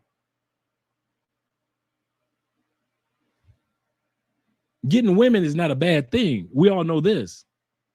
But when it interrupts your life to where your manhood, your time, your resources, and your energy is not being used wisely, you end up being like this brother with the $14 an hour that's bitching. Okay. If a man says, oh, I'm figuring it out, well, he needs to figure it out by himself. Because even a man who may not have it all together will have a direction for the woman that want to be with him. If you want to be with me, we can do that. We can build together. And this is what I need you to do. This is how I need you to support me. And he'll put his ego aside to say, I'm going to let my helpmate be the helpmate that she's meant to be. But most men are not equipped for that. Most men, their ego is not strong enough for that. Most men, it is better for them to simply be where they want to be before bringing a woman on. Okay. Most men cannot deal with the amount of putting their ego aside to say, you know what? I don't have it all together. It's not all at 100, but I'm willing to accept the help and support from my woman to help me get where I need to go. Most men can't do that. Most men, they want you to see him as Superman. They want you to see him as a brother who just has it all together. So if he is a man who is still in his ego in that way, he need to be alone. He should not have women he's dealing with, cooking for him, cleaning for him, laying up under him, knowing he doesn't have any direction to push her in. Because if you deal with a woman for too long without direction, one or two things going to happen. Another man going to come along with a plan and she's going to roll with him, or the woman is going to eventually begin to resent you and only stay around because she feels as though she already invested too much. Women get resentful when they are not given a direction to go in and when they are not given a clear way of how they can help and support you. When you do not allow a woman to fulfill her purpose with you, in comes the resentment, which is what most people do. And now they end up getting married because we might as well, because we're already this deep in, and then wonder why 2 to 5 years later, you can't even stomach each other. Okay. All right, guys. I just dropped. We're going to continue on with the video, but we're going to continue on with the video together, brethren. I just dropped the link. I'm going to drop it one more time. Those on Travel Unravel and those on Love Crossing Borders. Shout out to those that are watching from Facebook as well as the other channel, Travel Unravel. I'm dropping the link. And the topic tonight is about the 50-50. Do you guys agree that, let's go 50-50 no matter where you live in the world? Or do you think that depending on where you live, that you can handle 100% of taking care of the economic responsibilities as she take care of 100% of the household responsibilities? Like I always say with me and Andrea will tell you, I'm the leader of this marriage. I'm the leader of the family. That's my responsibility, to lead us into a direction. Andrea will let you know she's the manager. She takes care of all the behind the scenes shit. Andrea, I purposely made sure I married a corporate tax accountant. She does all the taxes. She knows from a corporate perspective and a personal perspective. I made sure that I got a woman that has no problem with being feminine for me in front of you guys, as well as in private. That's who Andrea is. Very ladylike, very feminine. She's always been like that. Now, they different when they're with their girlfriends and they just while not having fun. But when I'm talking about in general, that's who she is. I purposely went out and looked for somebody like that. And so when I do my 100%, Andrea is doing her 100% behind the scenes of making sure that, hey, your boy got a hot meal. He got to be focusing on this. Andrea got to take care of this. Andrea got to take care of that. And she makes sure that all my medical needs, that's taken care of. Andrea is on top of everything. So, yeah. So that's why I dropped the link down. So anybody that wants to come up can come up and watch the rest of the video with your boy. And I want to hear what you guys have to say as well. I know I was supposed to drop it about an hour ago, but my apologies, blame it on my head and not my heart. So if you guys want to come up, we're going to continue on with the video. Here we go. So I agree. Okay. If you don't have it together and you're too much in your ego to live at your means, sacrifice a little bit and not look like the perfect man, being single is best for you, and you need to pay anytime you want to get some, period. Nothing wrong with the pay for play. Cares, a person that loves you, a person that's been in your shoes and understands how it feels when we can't give our family what they truly deserve. We have to go hard. Now, give me one moment. I've been in your shoes. And when I was in your shoes, I stayed in my lane. I lived where I lived. My woman didn't work. She nurtured to the children till I got this. And I'm trying to give you the cheat code. Do what you need to do so you can. I absolutely love that for that brother, because nothing is more frustrating than seeing a man where it's like, baby, you sitting here treading water and ain't getting nowhere. And the reason why you ain't getting nowhere is because you need help. Okay. So it can be a catch-22. Some men, depending on their career path, they don't have time to sit and spend 2 to 3 hours a day worried about what am I going to eat. They have better things to do than to sit and separate their laundry from the whites and the colors. Depending on how big a man's dream is, the irony of it all is he either will never make it to where he want to be, or he won't make it till he's too old to enjoy it without a proper woman helping him. I love that. This is what I mean by a man putting his ego aside. I love that this man said, my wife met me where I was at. Thank you. Baby, we might have to live in a little 2-bedroom apartment for a few years till I get this together. Are you down? And when a woman have not only faith in a man, but faith in herself to know, oh, baby, whatever man I get with, I know he is nurtured into greatness. Because men produce so much better when their only task is to be productive. When you don't have to waste, you're a man, your shoulders are strong, your hands are strong. Why would you be wasting time putting laundry in the washing machine like this? The whites, the darks. Are you serious? You definitely could be spending your time doing something better. Okay. So you'll be surprised how much more productive a man is when his mind is clear from the stupid, mundane things in life that are honestly a waste of his time.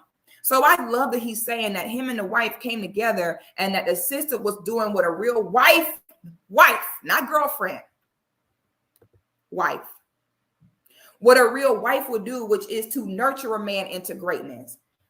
We're going to pause right there because we got some brethren coming up right now. We're going to be watching this together as a team. Let me get you guys up here. My man Professional, as well as my man Ray in the building. Shout out to you guys. Let me make sure. Hey, what's up, brother? Can you hear me? There we go. All right. How you guys doing this evening? Oh, shit. I'm doing good. I'm doing good, brother. I was shit. My other brother got himself muted. The Professional. I think you got yourself muted. Let me make sure that I don't have you muted. I can't hear you. Let me unmute you on this end. Now let's see.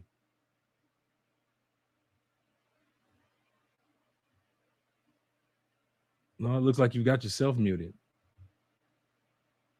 Can both you guys speak for me? No, it's all good. I had myself. There you go. There you go. Now I want to hear what Ray. Ray, could you unmute yourself? Yeah. Hey, what's up, brother? Shout out. Now we got family. Now we got a family unit right here. All right. All right. Shout out to you guys, man.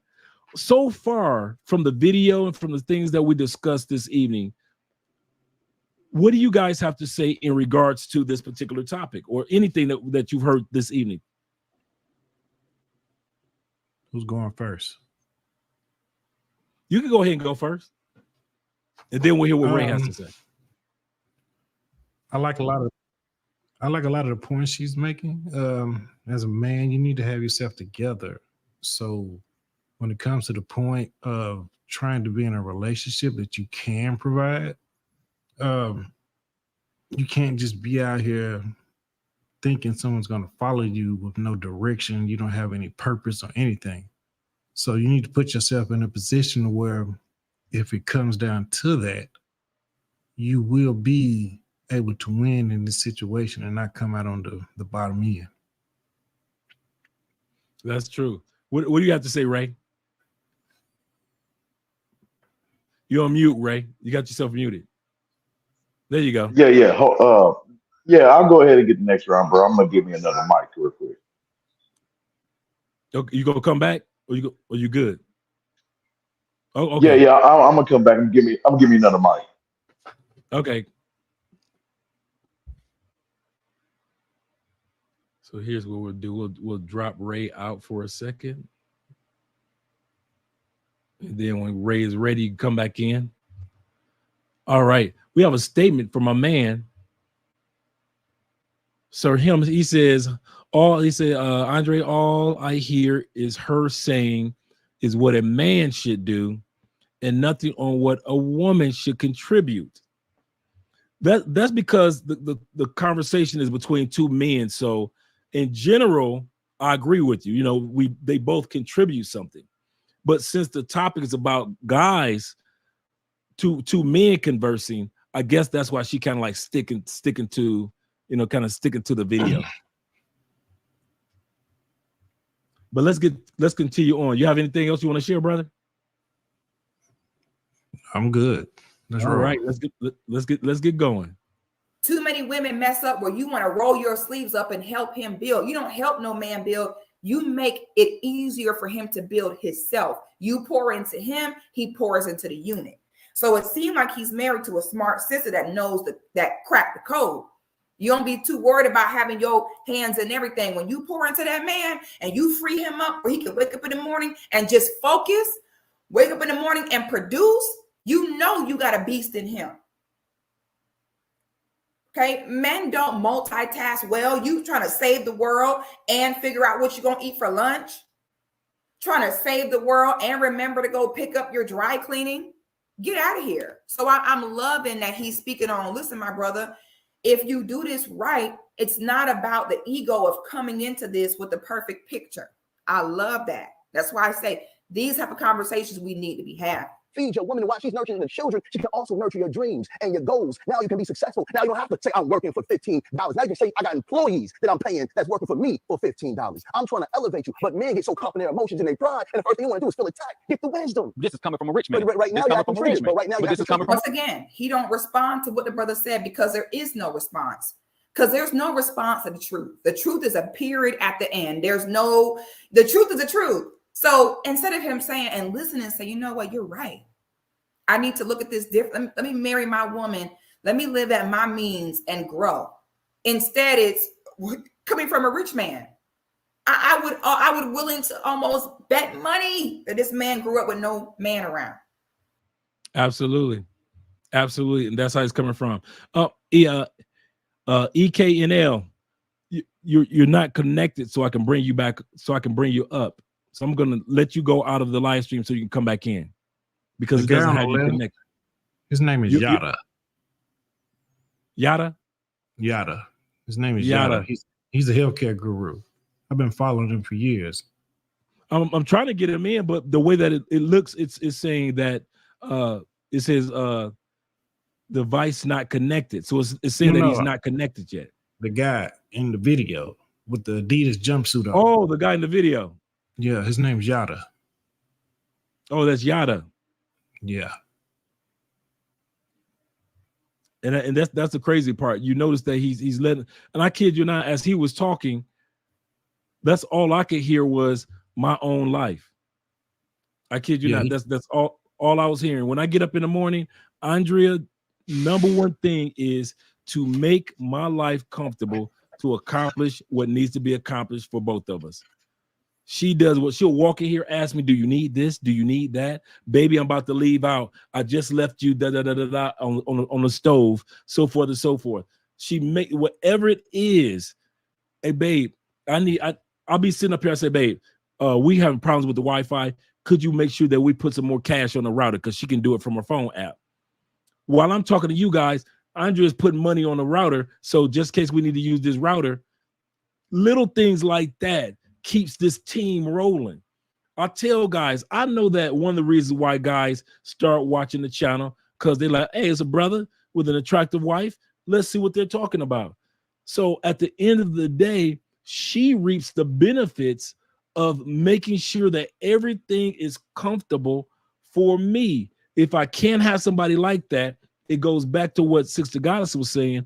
I would rather just be on monk mode by myself, building myself, than to sit back and have a woman that can't support herself, can't support me, I can't support her, and now I'm frustrated like the one guy in the video. What do you think? Yeah, I agree. Your woman is supposed to pour into you, and then you pour into the relationship. You're supposed to take care of everything, man. Like as a man, like we talked about earlier, right? When we're talking about 50-50, as a man in the United States, especially if you don't grow up with a father in the household. Like my father was handicapped.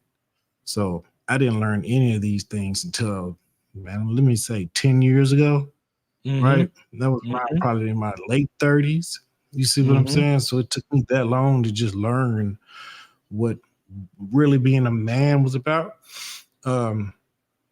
So it's important that if you don't grow up with a father in the household, that you have a good circle around you that can guide you in the right direction too.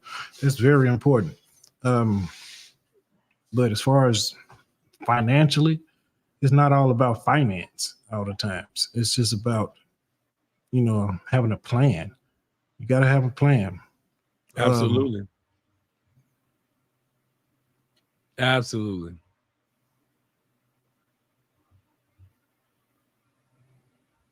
Okay. I think if the guy would just listen, right, and just take the advice on the chin and just listen, you might not agree with it, but sometimes it just needs to sink in. Yep. And that's how I look at it. I learned this when I was in incarcerated. Men, and I this is my favorite quote that I created. This is just an Andre quote. Men think on their pillows. And what I meant by that, I realized when I was incarcerated that men, you could say something to a man initially. Man, that's some old bullshit. Anybody trying to hear that? Until they get to their pillows. And when men are kind of like in a quiet space thinking, in other words, and all of a sudden, you know what? Dre was right about that. I just really, something, Dre, I was thinking about it last night, man. And what you were talking about, you were right, brother. I realized what you were saying. And I realized that I don't argue back and forth with men because just like the Bible, Paul says, one sows, one waters, God gives the increase. Yeah. One's going to sow some words into your life. Somebody else will come along and add some water to it, but God will give the increase of whatever idea that was put into your mind. And so I realized if I say something initially to a man and he don't get it, I don't get upset with him or try to convince a man, because I realize that we as men, sometimes we just don't catch on initially. I'm like that sometimes. Other guys are like that sometimes.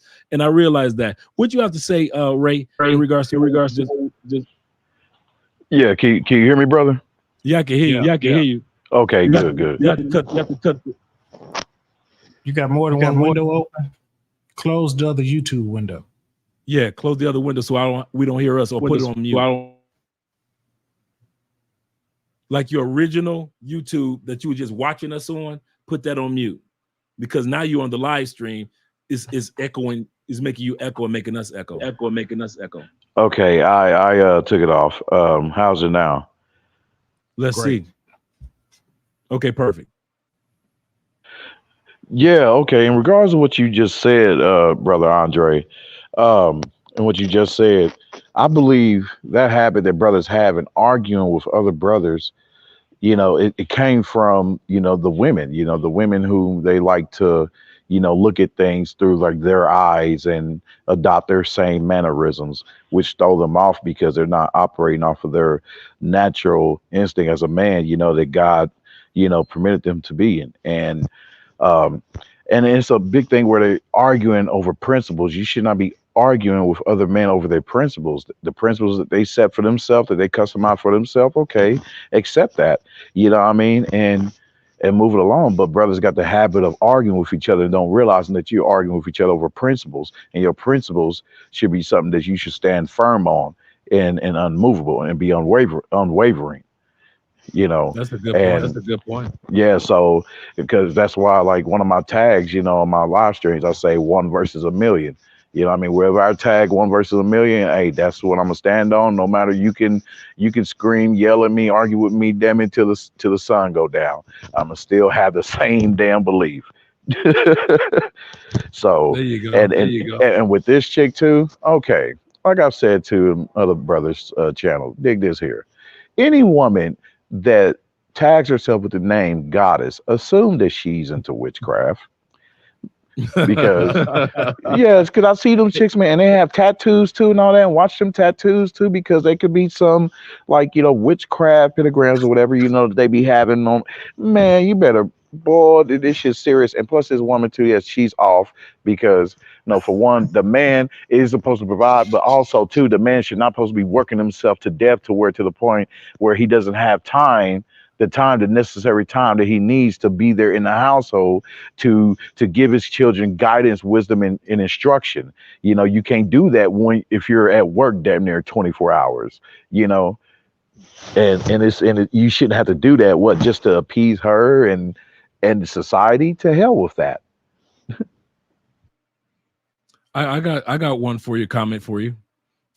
Sir Him, shout out to Sir Him in the building. He said, I think the problem is that the rich guy does appear to be talking down instead of trying to reach him where he's at. The poor dude is being offended and not receiving the message well at all. I can agree with that. I wouldn't have chosen, just geographically, I wouldn't have chosen my mansion or my nice home to have this discussion with a broke brother. This discussion should have been at a bar. It should have been at a pool table, somewhere that just a guy is just an average guy. But if I'm looking around your mansion and I'm seeing you with the whitest of white Jordans on or Air Force Ones on, and you got this tracksuit looking like Run DMC, you all clean, you bragging, and I can smell the potpourri in your house. I'm not going to receive that well. You see what I'm saying? You see what I'm saying? Damn right. Even though you might be telling me the truth, but if we had gone to a neutral space to where you don't look as fly, you just look regular, I look regular, I might have received what you were saying over a game of pool, or at a cigar bar, or at a just a regular everyday spot. And what's crazy is that I know it seems weird sometimes, but sometimes in our community, especially in our community, sometimes men only want to listen to people who are money. So I'm surprised that this guy is not listening to y'all. It seems like he's talking down to him, but I don't think that that's the case. I just think that the guy is just trying to be uber masculine in the conversation. He's just not receiving the message well. He's not receiving none of it. Well, also too, dig this here. Keep in mind, now there's a lot of cases where we can say the brothers, us brothers who are working like 9 to 5 or whatever, there's a lot of cases where, damn it, where we are better off than the guy that owns 2 or 3 buildings, because damn it, his wife is about to rake him through the coals and take half of his shit. I mean, but my thing is, I'm still gonna listen to what you got to say. I'm gonna hear it out, right? Mm-hmm. Even if I could be way more well off than you, right? You might be trying to give me something that's gonna change my life, right? I treat everybody the same, whether it's the janitor or the CEO. So everyone deserves the same amount of respect. So I might not agree with your principles. I might not even like you. But if you come to me and you are talking to me about something and it clicks up here, I'm going to listen and I'm going to shut up. And when I walk away from the conversation, it's going to be in my head. Now, I might not never talk to you again, but I'm going to remember what we discussed somewhere down the line. And then I'm going to try to apply it to something. My man, Sir Him says he's matching energies. And for a second, I was thinking to myself, like, they're matching. One guy is coming with a strong masculine energy, and the other guy is coming with a strong masculine energy.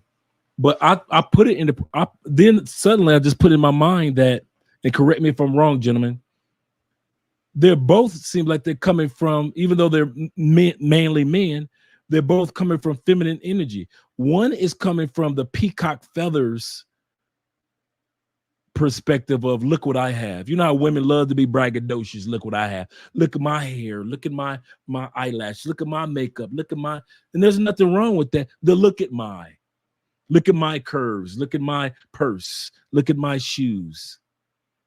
So one guy's coming from the feminine energy of look at my, and his message is not being heard. The other guy is coming from that feminine energy that is, you can't tell me nothing. You don't know what you're talking about. That same energy he saw from his mom and sisters. So to me, I believe they're matching energy, but they're matching feminine energy, not masculine energy at all. Even though they both look like they're very masculine men, they're coming across as, dude, like I said, personally, this live stream, or not live stream, but that video would not have been made in my house. No, that dude is not hearing anything. Men are visual creatures. And to sit back and have me in this nice ass house, and notice the guy is not comfortable just physically. Notice he's sitting on the edge of the couch. He's not even sitting back on the couch. He's not comfortable in that environment. Bruh, y'all should have been somewhere else eating some hamburgers, having this conversation. That's what this video should have been. They should have just been on chill mode at a completely different spot. Because as a visual man, shout out to my man Maurice in the building. As a visual man, like most of us are, I'm hearing you, bruh, but I'm looking at you. That's why he said you talking as a rich man. Yeah. But even though he's trying to tell him I used to be poor, the dude ain't hearing it because he's looking at what he's seeing. Go ahead, brother. And on top of that, they're recording it. So it's a little slight embarrassment there too. It's like, you got me on camera talking to me like I'm a peon. You know, I'm just like, what are you doing? So that could be why he's kind of defensive a little bit, because he don't want to look, you know, people are like, man, you let him talk to you like you was, you know, I just don't understand why I just don't record this conversation. Yeah, dude, that and there's another conversation between two men of this link that I sent you in the back chat. I saw that. Woo! I think I probably tagged you in it or whatever. And a couple other brothers that I know, you know what I mean, that are like basically the passport bros. Oh my God! Like, and is your wife foreign, sir? Who, me? Yes, sir. Man, I'm in the foreign country. What you think? Oh, well then, okay, well then, yeah, bet. Then you may take this 30-minute clip of this live stream in high offense. Because I'm a brother that's aspired to travel. Like nothing these motherfuckers can say, bro, can derail me on my path. You know what I mean? Of making that happening. And I greatly thank all you brothers that are traveling that took the time to put this out there, you know, showing those the camera, you know, the whole scenery of the whole layout, you know, of the place, you know, when you're walking and stuff. You know, I noticed some brothers doing that, and that's awesome right there. And some brothers overseas doing like photo shoots of these women, and oh Lord Jesus. Oh, but yes, oh man. Oh dude, no, because that's my goal, because I'm totally mentally checked out right now. I've been in monk mode for 2 years. My motto now is monk mode until travel. And yes, and this bastard in this clip, dear sir, dear brother, woo, I wish I was Beetlejuice, where I could just choke him through the airwaves. And oh my God, and it's totally worth you covering. And yeah, and a lot of brothers in the audience, they may take a deep reaction to this too as well. So I mean, but that's up to you, brother. Yeah, I know we got a little bit of this video to continue to finish off as well. And if he did it was a weak man. And in my opinion, a weak man is worse than no man. How did I get here? Yeah. But how did I get here? And I'm giving you the steps. This is, if you put down your ego, if you put down your pride, brother, am I saying anything wrong? I'm saying men should be men. But you saying we not men. You saying we not men. Brother. Any man that makes an excuse can't be a man completely. You can be a male. A man comes with responsibilities, and it's hard to be a man. It's hard. Now, see, this is why the man get the big piece of chicken. You know what I'm saying? We don't understand that. A big part of the man is he carry majority of the weight. And I tell my girls a huge sign of a level of a man masculinity is he should blame everything on himself. With masculine men, you really have to go out your way to try to convince them to not blame themselves for everything. Masculine men rarely make excuses, and they will always look at themselves as the part they played in something. We're going to stop right there for a split second. What do you guys think about what she just said? That's true. It's true. Well, we think of something we could have done better, especially if we are trying to captain the ship and be super tough and not ask for no help. It happens. It happens. I mean, it's in us though, bro, because like, I mean, we are naturally, as God said it forth to being, you know, we are problem solvers. You know, we are order and they are chaos. We are to bring order to their chaos. So when this government here in this wicked country is stopping that from happening, you know, it causes everything to go in disarray. All right, but I mean EK. Well, man, Maurice says, he says, but I would tell the 50-50 guy, or you should think of having a plan of doing better so that your wife can give 100% while you are giving your 100% to her. 100% to you as you giving 100% to her, but I will not tell you that you are not a man. Now that is cutting. I ain't hearing nothing you say after that. He's absolutely correct. Shout out to Maurice. When that man told him that you are not a man because you make excuses, I would have worded that differently. I would have said something like, I hear where you're coming from, but men that are being successful or working towards success like you are, don't make excuses. You see how I said that? Men that are working towards success like you are, don't make excuses. I wouldn't have told another man, you ain't a man. Let me let you guys go ahead and speak on that. Yeah, I wouldn't tell a man that you ain't no man, no, because I mean it's all like internal, like I said, man, and you know what I mean, because the man has his own custom, his own program, and it shouldn't be questioned by nobody. If that's the program he set for this woman, then hey, then it is what it is, you know. You got to know how to talk to people. You can tell who have people skills and who don't. That's a super insult telling somebody they're not a man, right? You just don't do that, especially if you're trying to come across to them. You got to figure out a way to ease the conversation and make it, you know, well, de-escalate it first off, because there's too much tension in the room. So you got to be a master of de-escalation. I don't see neither one of them trying it, especially not Yada. I'll say too, like with the excuses thing, man. I mean, like, okay, have your excuses, okay, as a man. I'm not gonna tell you you're not a man because you're bearing these excuses, you know, but use those excuses, okay, to help you to form a better solution to your problem. Yeah, but you have to understand when you're, well, like I'm guessing he's trying to mentor this guy or something like that, right? Yeah. True people who are leaders of people know how to get across to people. They know how to talk to people. They know how to talk to people and how not to talk to people. This is a perfect example of how not to talk to somebody when you're trying to help them. This ain't gonna go nowhere because the guy on the right is gonna always be on the defensive because you came at him sideways.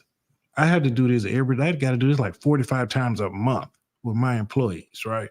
So you have to know how to talk to people.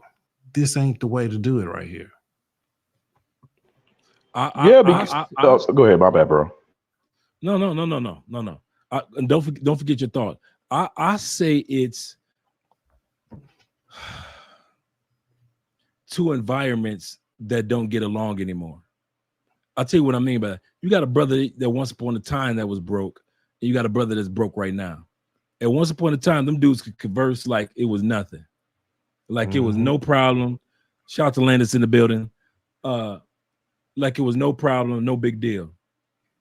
And then you got one guy that's now a millionaire, and he's used to moving in circles where time is of an essence. Say what you got to say, because I got things to do. So now he communicates as a man that speaks in that hangs around business, time management, moments in time, and he talks like that. Yeah. Mistakenly, he going back to what you guys are saying about communication, mistakenly not realizing this guy has never been in a situation to where he understands that time management. Let's get to a point. I'm trying to say what I need to say.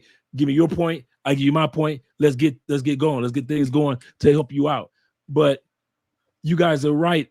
He has to put it where the goats can get it. In other words, remember, bruh, you saying that you used to be broke, but you aren't communicating as if at one point in time you were broke. You need to break it down, man, for this brother. First of all, bragging about all that you got, he ain't hearing. He's not hearing any of that.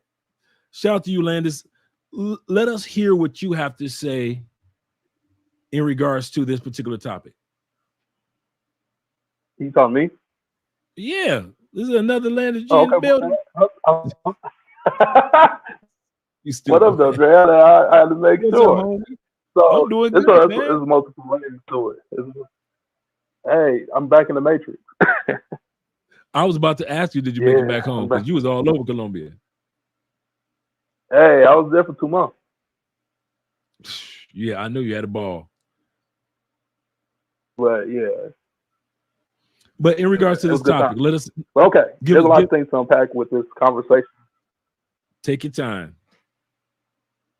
Okay. So, what the guy that's with the DMC hookup is trying to tell him is not necessarily wrong, but the way he's talking to him is almost like he's sonning him, almost like he's talking to a kid almost. So the way that he's when he's talking to him is almost like you need to get where I'm at or whatever, but it's not registering to the other guy, because the way that his demeanor is almost like it's almost kind of like, you know, the way you would talk to somebody who isn't nobody to you, and they trying to get up, but they not. You almost kind of like on with peon shit, because y'all got different points of view, and you made it, he hasn't, and so, you know what I'm saying, that's where I see the disconnect with their conversation. I don't fully disagree with the guy with the Adidas jumpsuit on, but I also think, like, with the conversation Six the Goddess is having with this, is like, okay, how many people really in the States right now can afford to be like, I'm just going to take care of all the bills? And the second question to that is, how many women are really worth doing all that for? True. Hell, not many, not many.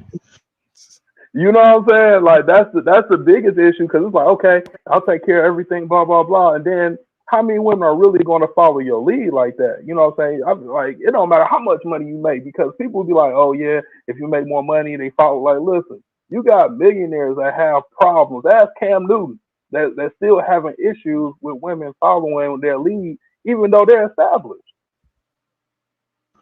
You know what I'm saying? And not only that, remember and keep in mind too, damn it, of a lot of dudes that pay a whole 200%, damn it, and you know what I mean, and they got bread and all that stuff, and how many times they catch their wife or their woman at home with another dude. So it's mundane to be on this 50-50 shit and all that. So a woman, you know, she gotta earn that. You know, you gotta make her earn every damn thing. Yeah. And that goes back to me personally. Go ahead, Landis. I'm more of a traditional with it. I'm gonna take care of most of the bills, but I also, once you start cost analyst to things, or, you know, analyzing, it's like, what am I really getting from this? Like, you know what I'm saying? Like, am I really gaining much from this? Because you're not getting that feminine energy like that. You're not getting that uplifting, you know what I'm saying? Like Dre was just mentioning, you're not. Most dudes aren't getting any of that. You know what I'm saying? They getting bad attitude and a fucking irritation. Excuse my French. You know what I'm saying? Like most dudes are not getting into that peace at home. I agree. So it's better, 100%. you know what I'm saying? It's better just to go on and be like, you know what? I'll see you when I see you and do my own thing. That's basically what Six You was know what I'm saying. saying? Yeah. But see, hey, but this the other thing about it, what Six was saying, look, what she really just said was a full cheat code, because she was like, well, if you don't have it together, then you should just pay for play. Well, what's the difference between if you don't have it together or when you do have it together? Because when you really got it together, then you really don't have time like that. So really pay for play at that point is really even better. He's like, I don't even, you know what I'm saying? I know a lot of dudes It like becomes that. a Like, I real ain't got no time for it. Let me go ahead and pay for this, and I'm good. Right. You know what I'm saying? Because really, if you got the money for it, you know, if you're not really getting that type of you know, the extra things that you need in life or whatever, it's not really worth it. Hey Ray, all you have to do is turn off your just turn off the other screen that you have on. Your original screen that you had on, that you were watching me on the live stream. Turn that original one off, and then go to well. I know he dropped out. Hey, I started hearing myself. I was like, wait a minute. Right. Yeah, it was a deal. It was because he had both the YouTube open and the StreamYard. Right. All he needed was to have open was the StreamYard. Yeah. Okay, masculine men don't take outs. You can't throw them out like here's your way to get out of something, and they take it. They don't do that. Okay, and so that is a huge indicator. A man that make excuses, it's too hard, it's not this, huge sign that he is not fit to be in charge of no women and no children. Okay, with man, no excuses, and everything is his fault. Period. Being a man is an ugly, thankless job. That's why you get the big piece of chicken.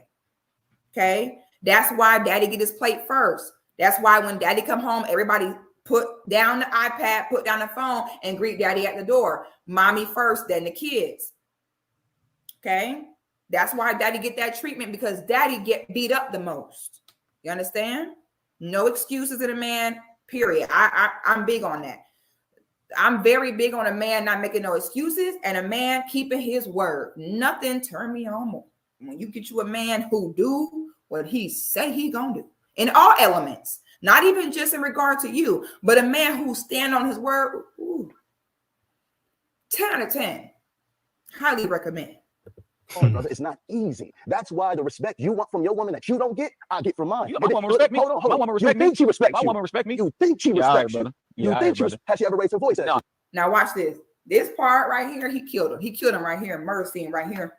Okay. He about to set him up.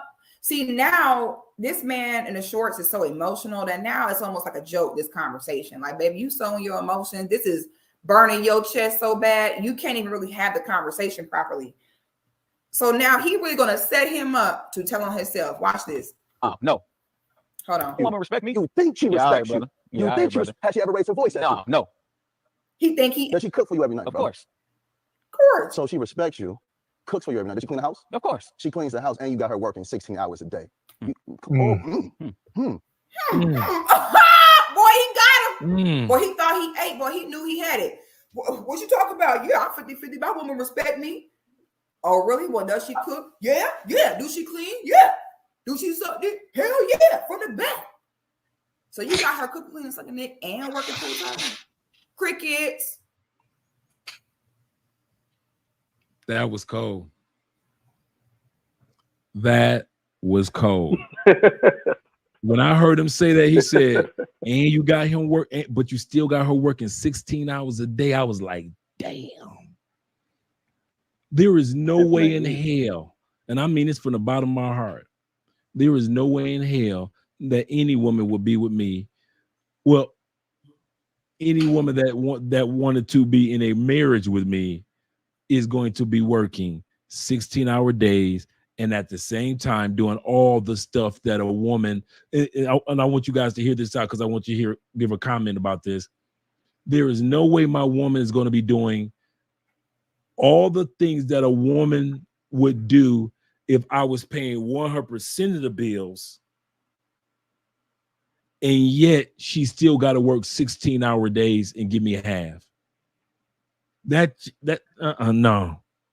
that ain't gonna work for me. She got to work 16-hour days and still treat me as if I'm paying all the bills. She still got to suck it as if, she got to feed me as if, she got to be feminine as if. Well, if she doing all the stuff that needs to be done, the brother in this tracksuit is correct. In this aspect, you need to be paying $100% of the bills. You need to be one with a second job, not her. Because there is no way in hell she doing all that and still being the woman that would be the woman that you need 100% at home if you were paying 100% of the bill. I hope you guys understand where I'm going with that. Yeah. Facts, that's all true. Yeah, I mean, both of them wore out. How are we gonna ever have time or energy to do anything with each other? You work all the time, I work all the time. Plus, we got kids. Well, if they got kids, I don't know if they got kids. I don't know if it's a scenario like that. But I mean, what kind of relationship is this? So true. So true. This is a scenario where if it were me, I would have to go on monk mode. I'd be like, you know what, baby? I know we've been together for a hot minute, but I got to get me together because there's no way in hell my wife's supposed to be working 16-hour jobs and still coming home making me the big piece of chicken. You see what I'm saying? That's crazy. That's crazy. I mean, don't get me wrong. They do it in South America. So I guess, you know, the wife works and then she'll come home and she does all the traditional feminine stuff. But no, man, I can't do it. What about you, Landis? What's up with your commentary regarding this? I'm in agreement with you. I also think like it depends on how much money you making, but my chick ain't gonna outdo me, dog. There ain't no way. If she doing 16, then I'm doing 18s and 20s or something because there ain't no way my chick I'm gonna come home or whatever, and my chick can just bust her ass for 16 hours, and I'm sitting there. Right. I agree with that. Chilling, watching YouTube with pepper on it because it wasn't. E-Man stupid, man. She said from the back. Yeah, she said from the back. Oh, yeah. Some of you dudes come to Colombia, get turned out from the back. I've had one of those, your girl work a lot. Bruh, nothing more stressful than having a girlfriend, significant other that you live with that work a lot, and you come home and you got to hear all about work and what's bothering with this person and that person, and they stressing about. You be like, bruh, I don't be. Hey, I'd rather work from home, you know what I'm saying, and have a part time or whatever, and I'll take care of most of the majority, if not all of the bills, and they just chill, bro. Cause they need other activities to keep them occupied. Yep. My man, Sir Him says the women in the West only have sex to defer. Only have sex. Oh, to offer. I said defer, but to offer is why she just mentioned what kind of behavior turns her on. It's all about. Let's see. It's all about because the line right here is blocking me from seeing the. Let me see if I do this. Okay, here we go. It's all about control. Why she is not adding to the conversation the other side of the 50%, as we explained earlier. Maybe she's doing that because it's a all male conversation, and so she doesn't want to talk about the other side of the 50%. Which I can understand that, because I always, when I go on panels and people go off course, I'll always say this: could you please stay on topic? So I definitely feel where they're coming from. And he says, So my man Face Mob, he says, that's ridiculous. Yeah, 16-hour jobs, that's crazy. That's crazy. But let's finish off hearing what they have to say. He said, Dre, you can pay 100%. She will still find a reason to complain about. No, see, I don't live in the United States. Yeah, I think they still getting confused some kind of way. That's why we talk about this on this channel from a global perspective. Yeah. And I'll tell you why we do that, Sir Helm. And I set the title in regards to Passport Bros, because there are some things quite often I'll see videos that are in the United States. No. I agree with that as well. But I'm just talking about down here in South America in general. There's some things that I see in the United States, and I often see a video like this, and I'll ask myself, does this translate globally? Because a lot of times you'll see a US video and it doesn't translate globally how men behave or how women behave in relationships. It's only just a US or Western thing. And so that's why sometimes you'll see me just talk about it from the perspective of a globalist, because sometimes it doesn't translate on a global perspective. I give you a perfect example. Like, as I mentioned earlier, there are women here in South America that work hard jobs, and they'll go home, they'll cook, they'll clean, they'll make sure the family's taken care of. Man doesn't have to do anything, because that's what the women have been raised to do in many areas of South America and parts of Africa. So when women in the United States complain about, I don't have enough time to do this, I'm looking like, I'm surrounded by all these neighbors, and these women are gorgeous, and they cleaning stoves and sinks and toilets. So I you know what, I see where she's coming from, but when the brother sat back and said, you got your woman doing all the stuff that a man that's paying 100% of the bills would do, why aren't you paying 100% of the bills? Because she's already doing the job of 100% of the bills. It's not like you sweeping and mopping floors. She's doing it. So that's the perspective. But let's continue on with the video. And also, that's not 50-50. Because your body handles work and stress differently than hers. You don't have a cycle. You don't have crazy hormones. Women, we're a different person every week, depending on where we are in our moon cycle. True. Oh, don't let it be an eclipse. Don't let it be an eclipse. Don't let it be a full moon, a blood moon. Don't know if you coming or going. So it's not 50-50. Because you think this man is doing half the dishes? Be so for real. You think this man is changing half the diapers? Okay. Do you think he's doing half the laundry? No. So it's not 50-50. 50-50 is a scam.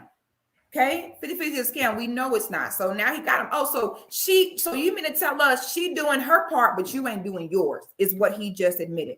What he's saying is, damn, so she doing all that, doing her part right, and you still got her helping you out with the bills? That sounds like slavery. No, it's not. Brother, you got her cooking everything. I don't have her doing anything. She does it because she wants to. We in the trenches together. The trenches together? That's what we in. Brother, do you know anything about emotional abuse? Explain it. Emotional abuse is when you pour all your hurt and pain onto a woman, and just because you can't see her scars, you think it's okay. If I had a conversation with your woman, she'll probably start crying. They tired. They not built to go through what they're going through with you. She didn't choose you to struggle. But again, who are you to say that? Brother, a brother that loves you. And again, I'm trying to give you the cheat code. If you put yourself in a position, right? If you have to get two jobs, you grind, allow your woman to do what she does in the home. If you have a business idea, you have her nurture that, hey, baby's going to be a little. And that's on Mary. Okay, 50-50 is very petty. It's very much so a scam. You fare much better with everybody doing 100. Okay, having too many hands in the pot, bunch of chiefs, and enough Indians is always a disaster. Okay, if you really calculate what it costs for most women to get to work between childcare and food and commute costs, and also when it comes to intangible value like her peace of mind, her physical health, her ability to keep up her self-care as a woman, when you really, most of the time, you sit and do them calculations, she really is not even bringing home enough of a profit for her to commute every day, neglect the kids, be too tired to fuck with you afterwards. A lot of times it doesn't even compute as a profit being worth it. I actually looked this up to see what she said, if it was correct or not. because you know me, I love some stats. She's correct. In most cases, it is not economically feasible when you have children involved. When you have children involved, in regards to the daycare, we know if you got some young kids, that daycare is a beast. Don't have 2 kids and y'all got 2 kids in daycare. That economically is a beast, eating up her paycheck. Also, her car upkeep, her car notes, her car insurance in regards to the commute back and forth to work. Also, when it comes to, not saying have your woman without a car, but what I'm saying is that wear and tear, those oil change, all that stuff does take into account. He's absolutely correct. If you got a woman that she has work clothes or gear or uniform that need to be paid for and cleaned on a regular basis, also her regular everyday clothes, compared to a woman that's a stay-at-home mom, she has everyday or has a business at home, she has stay-at-home clothes. So she's looked it up, and they were saying the exact same thing that she was saying, that for the most part, there is very little economic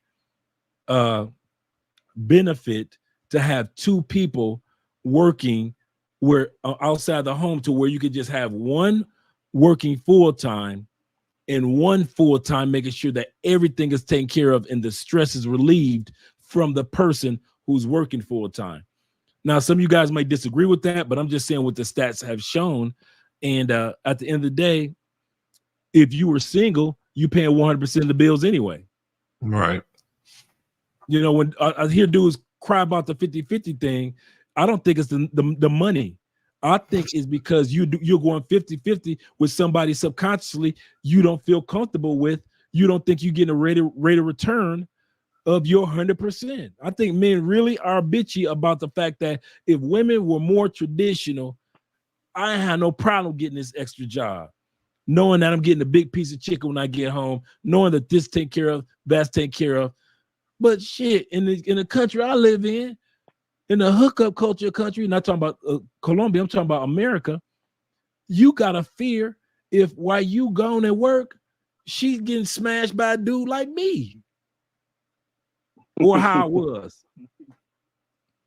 And the fact that most women make less than men too. Yep. So, I mean, this guy's sounding wrong all the way around. It's a saying. You're gonna know exactly where it came from when I say it. Stress is meant for shoulders, not hips. Correct. So correct. Your woman is not supposed to be out here breaking her back. I can understand if she wants to work and make money, cool, but she is not supposed to be out here breaking her back just because you want her to go half on everything. That's just not feasible. And the reason why I bring this to a global perspective, guys, in the comments, as well as I want to hear what Landis has to say in a second, is because some guys have never been 100% payer in the States. So they come to Colombia and they're economically able to pay 100% of the bills, but they're still uncomfortable with it because they think it's odd, or she's using me, or she might be with her ex-Spanish boyfriend. She's scamming me. You know, not, I don't want to say insecurities, but that kind of like worrying about what she's doing, even though you can afford to pay 1% of the bill, because psychologically you've never done it before. So when you come to South America, assume that you're going to be paying 100% of the bills, but be prepared for the psychological part if you've never done it before. That's why I did this video, because there are some dudes that got the money. You know, the currency exchange is good for you, but as far as the security part, insecure, you know, a lot of guys aren't ready. And like me, I stay here. I live by myself. I pay 100% of everything by myself, right? So if I was living in a country where my dollar was super strong, like say like Colombia, for instance, right? I wouldn't have a problem paying 100% of everything because of the money that I'm going to save, right? Right. So you should not have to worry about certain things because a woman would be glad that you're doing that versus, the United States, for instance, right? I wouldn't let a woman come in here. Listen, I don't really believe in shacking like that, but I wouldn't let a woman come move in with me and then tell her, okay, well, you got to go half on the rent with me, right? No, you just take care of the house. I've been paying the bills. I'm gonna continue to pay the bills. Mhm. Just take care of the Mhm. house. That's all you got to do.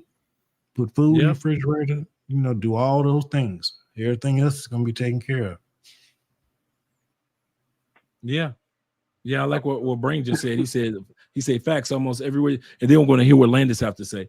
He said facts everywhere you go, you will be expected to be a key word provider and pay 100%. He's right. Landis, give us your commentary. Okay. So I always think that with anything, there is no one size fits all, because even when we go by the stats, you know what I'm saying, what, 20, 30% maybe of women actually just are stay-at-home moms. So you're talking about at least over 75% of the rest of the country, they have some type of job. You know what I'm saying? Now, granted, if I had kids, I don't want latchkey kids. I'm not having no kids in the States. Well, let me throw that out there first.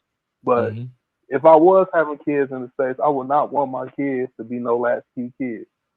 I would rather work 2 jobs and my kids have a mom. You know what I'm saying?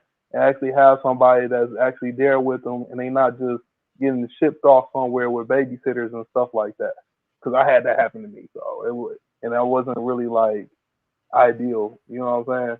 But anyway, if I'm out of the country, if I'm in Colombia, like I actually had this conversation with my close friend, and I told her, I was like, if I had a chick that I was really kicking it with or whatever, I was like, why would I want my woman working 60 hours a week in Colombia? You know what I'm saying? Like, and busting her ass. I would rather just be like, here, what is it, $400? Okay, cool. Here, I'll give you that. Take care of me and go relax. You know what I'm saying? Why would you want somebody to bust their ass for 60 hours a week and it's not that much to you to cover that? You know what I'm saying? For the person that you care about, the woman that you love, to actually have some type of comfort in their life. You know what I'm saying? If I'm out of the country, there ain't no, I'll be like, go sit down somewhere. I want my big piece of chicken too, and some red beans and rice. You have to learn how to cook this like I want. That's right. That's right. Straight up. Get that big piece of chicken over here, this man. Straight up. You know what I'm saying? But Whereas like, you said what? you would get so much. Oh, go ahead. Oh, the what's name came through. I heard Okay. Six talking. I was like, wait a minute. All right, go ahead. Further, if the man went 100% in his lane and she went 100% in her, well, I don't understand these women that be like, oh my God, I have to live with a man and do all the cooking and all the cleaning. I mean, yeah, what the hell what would you rather be doing? Okay. For real.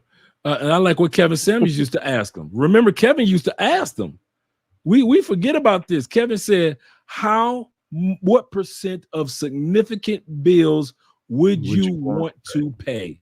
Yep. Every female got asked that question because he knew the female psyche female psyche was basically, I will want my man to pay 100% of the bill if I'm taking care of the kids and everything at home. And he knew it. He asked every evening the same question. What percentage would you want to pay? How much do you think it would cost to raise a family of 4 in your state, in your city? How much would this man have to make to be able to take care of all of this? How much would he By have himself. to make? Right.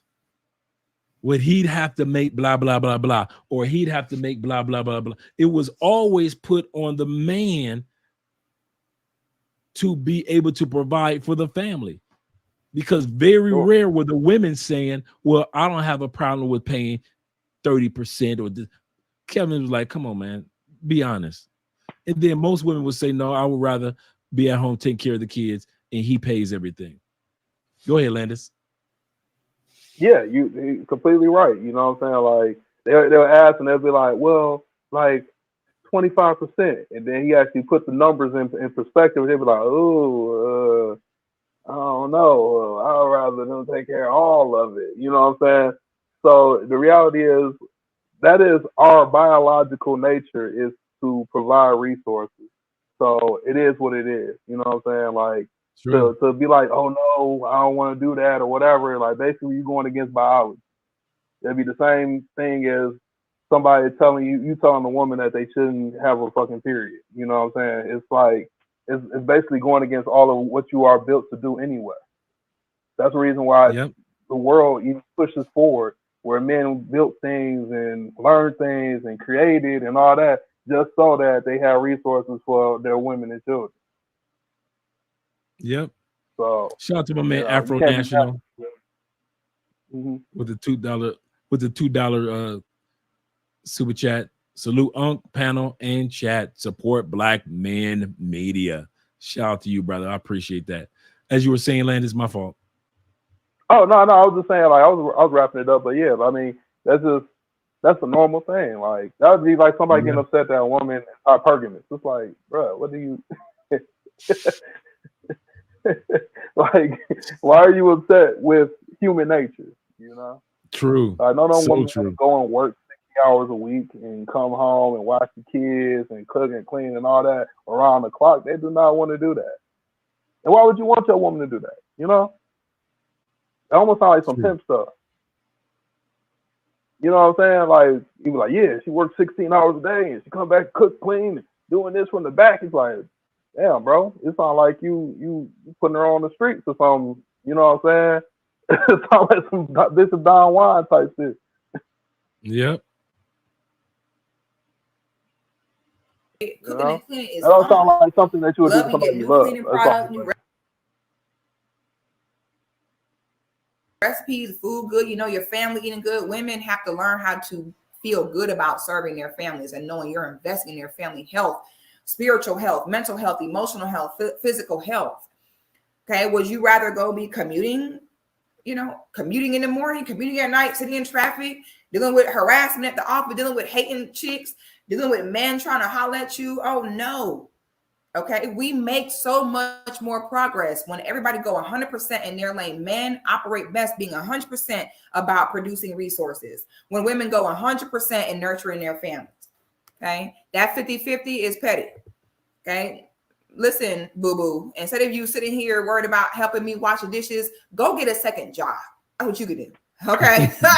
And instead of you sitting here, baby, if I was single, I have to clean my whole house by myself anyway. Okay. If I was single, I have to clean by myself anyway. All right. So what do y'all think about that? She said, instead of you focusing on washing dishes, you need to be focusing on getting a second job. I'll take care of these dishes. Yeah, I agree. Hey, I had 3 jobs. I can't disagree on that.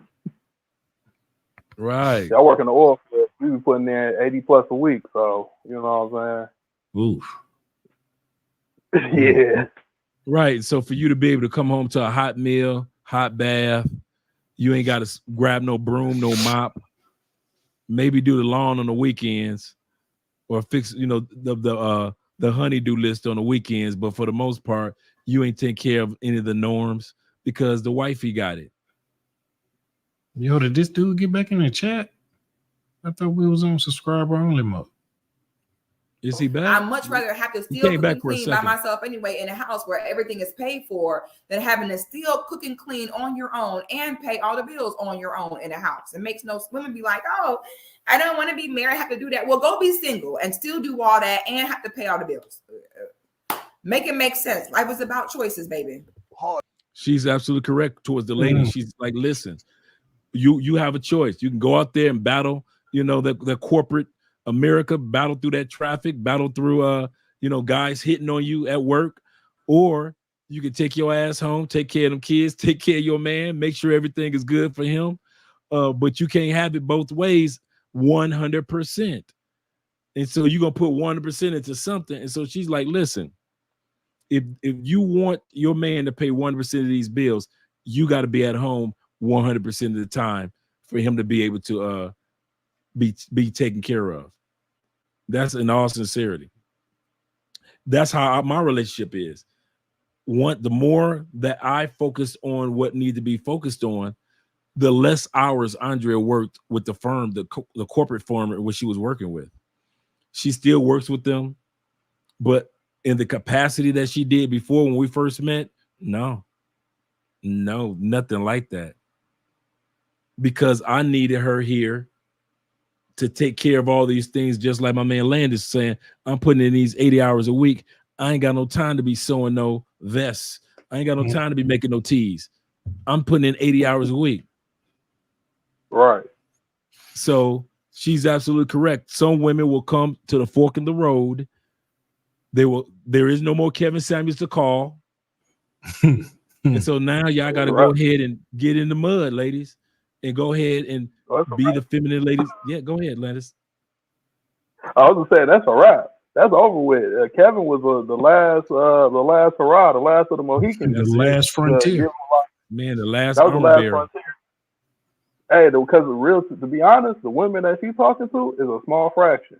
Yeah, and the majority of us are. You know how many women we're trying to get out of here. Somebody, I had no job. I couldn't do this or blah blah blah. I couldn't just depend all on a man. That most women would not put their, you know what I'm saying, their faith in the dude that they're with. You know what I'm saying, to just say he gonna do what he's supposed to do. You know what I'm saying. I don't know if it's because, you know, they don't have the guidance to pick the proper mate, or if they just want to keep rolling it until they hit their 30s, and then they feel like, okay, the ship is about to sink. It's time to hop on off and hit to a better boat or whatever it is. But who she's talking to is a small fraction.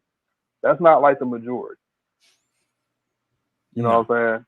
So, I mean, it would be a good conversation to have if she was speaking Spanish. She was talking to South American women. Another thing I noticed, Landis, is guys, in regards to one guy is an entrepreneur trying to talk to a guy that's just an everyday worker. Right. And when you're an everyday, just blue collar working dude, you really can't relate to getting up to like I mentioned on the live stream a couple of days ago. There are guys in this world that can never, ever fathom the thought of making $100,000. Ever. Yeah. That is just far-fetched. And so to sit back and be a multimillionaire by way of entrepreneurship, talking to a guy that's just at peace with $14, $15 an hour, this conversation shouldn't even be happening. Yeah, I think he needs to stick to the selling health products. Not trying to get in the kindergarten calculus. You know what I'm saying? This ain't the way. You know, algebra to a third grader. That's not even.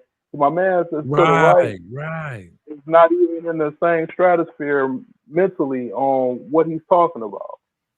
You know what I'm saying? So, you know, and to be granted, because he has resources, his outlook is going to be different. Because the reality is, if I was making 40 or 50,000 a year, then there ain't no way that I'll be able to be like, yeah, my chick can go ahead and stay at the crib, and I'll just, you know what I'm saying? You can't make that work in the majority of the United States if you're here. You know what I'm saying? So, you know what I'm saying? Those conversations change when you reach certain plateaus to be able to actually afford that.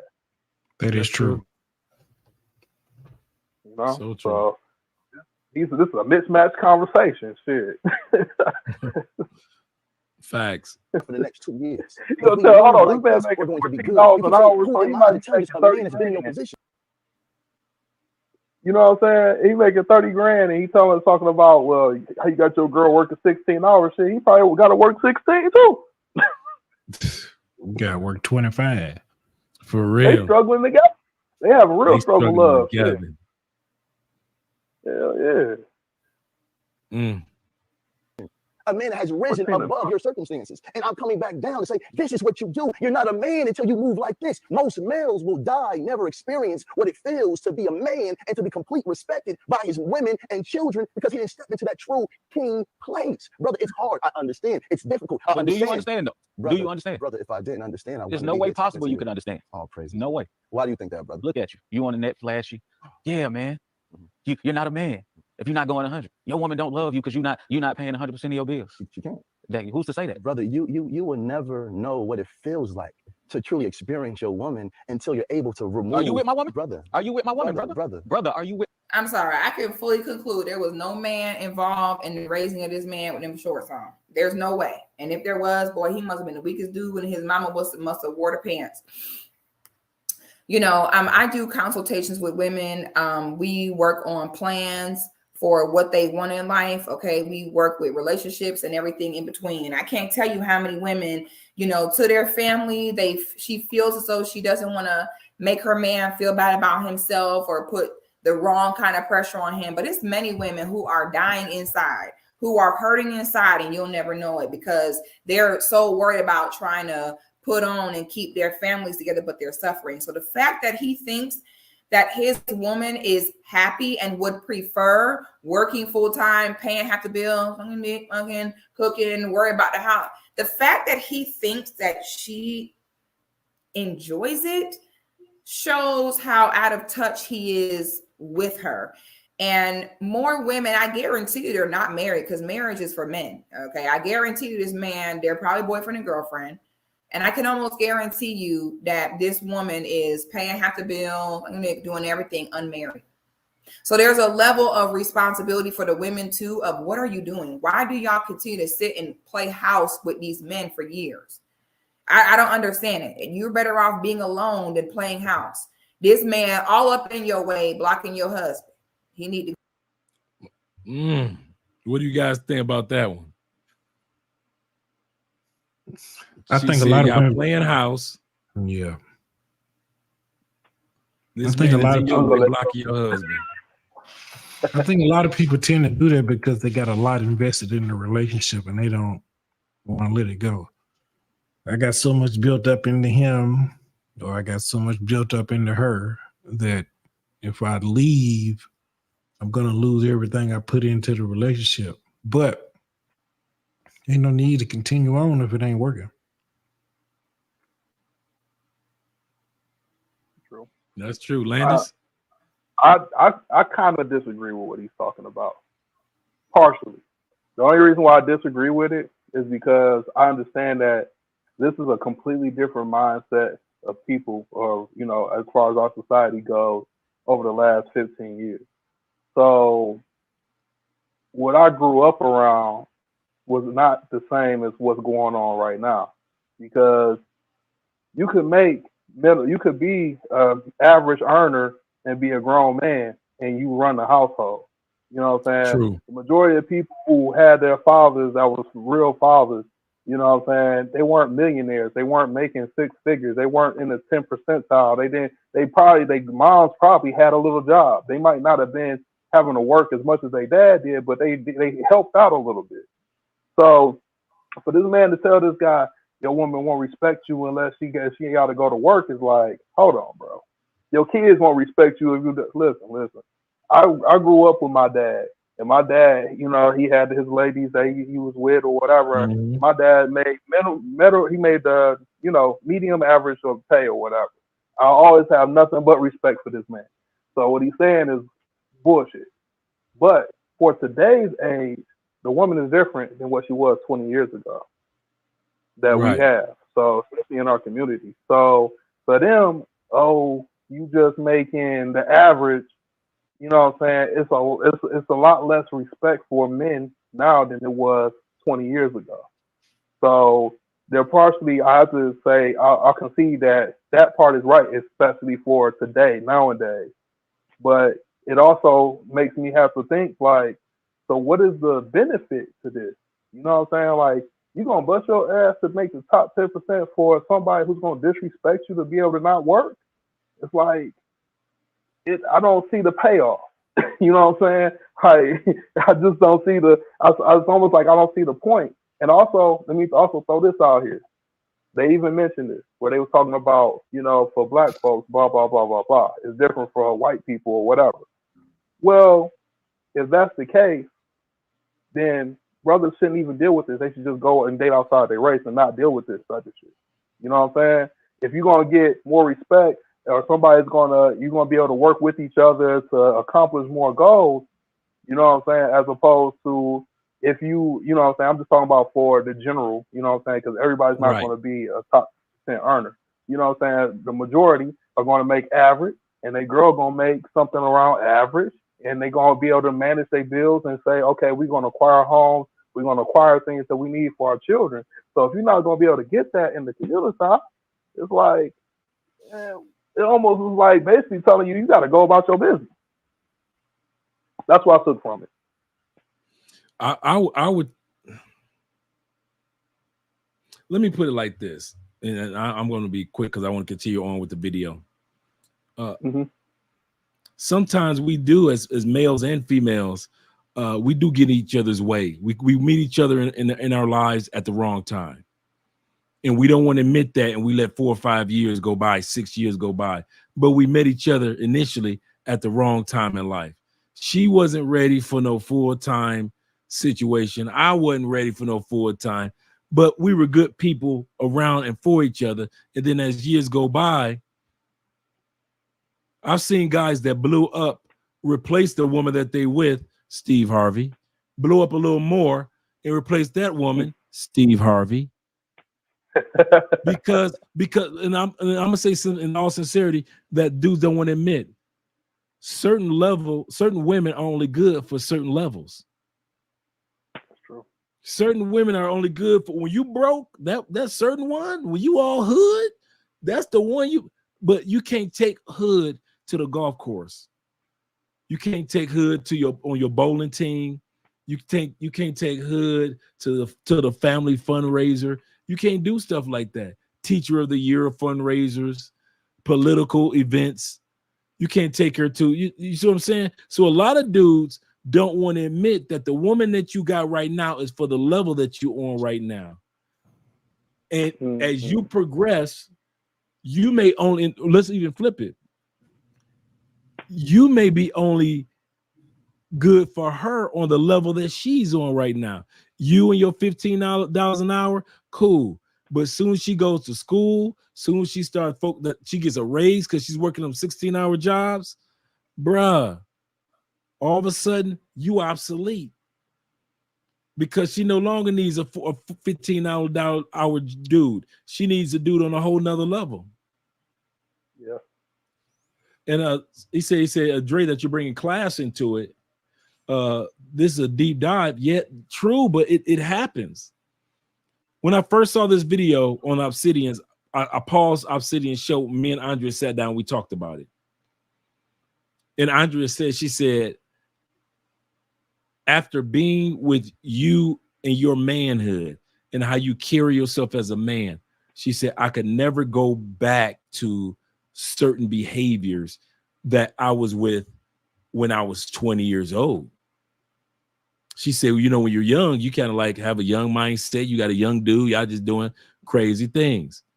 She said, but now that you're with a man, she said, if it didn't work out between us, I'm still looking for a man. Mm-hmm. She said, whether it be local, whether it be international, but she said, I'm accustomed now to the lifestyle of being with a true man. So it is when it comes to the ladies in the States. Some ladies are going to leave you guys, man. If you ain't a guy that's progressive and you only a 14-hour dude, is she cool with you for the first 4 years? But if you still only making $14 an hour in year 7, you might be able to get replaced. You ain't coming to, you be getting benched by the coach. What do you guys think about what I just said? I mean, especially if you're not trying to grow. Like, after so long, you're not showing any growth. She's going to either get tired of your stagnation or she's going to evolve past you. Right. And I do, as an ex-college recruiter, I've seen it. Did you know this? one of the number one reasons why women drop out of college is because, and I've seen it 100 times, their husbands or boyfriends are so insecure and they are so much in love with this dude, they leave their education. So that's why you have so many women with college debt that didn't finish off college. One of the number one reasons was dudes were so insecure that if she got her education, start making more money, she would leave me because we've been together. She was with me for 5 years with my broke ass. Now she's ready for the next level of life and she about to leave me. And a lot of dudes will nip that in the bud. You can't go back to class. If you go back to class, I'm leaving you. And all of a sudden I had female students that would let me know the story. I didn't know it in the beginning, but as time went on, this is what many students told me. My husband doesn't want me to go to school. My boyfriend doesn't want me to go to school. He feels that, and the other one was they felt like their girlfriends or their wives would meet somebody in school on their educational level. So as the girlfriend is progressing or wife is progressing to get an education, they would see, shout out to Charles, they would think that the girlfriend would meet somebody in class that was going up to the next level of life. Here you go, only $14, $15 an hour. The guys would imagine this mystical guy come along and take your woman away, and they live happily ever after. So dudes would say no, because you're going to meet somebody in class and you're going to leave me. I kid you not, dude. It will amaze you how many women have dropped out of school because of the insecurity of men. I can believe it. Yeah. Yeah. I can definitely believe. Shout out to Charles in the building. Let's see what you have to say, Charles. I'm just here for I'm just here so I don't get fined.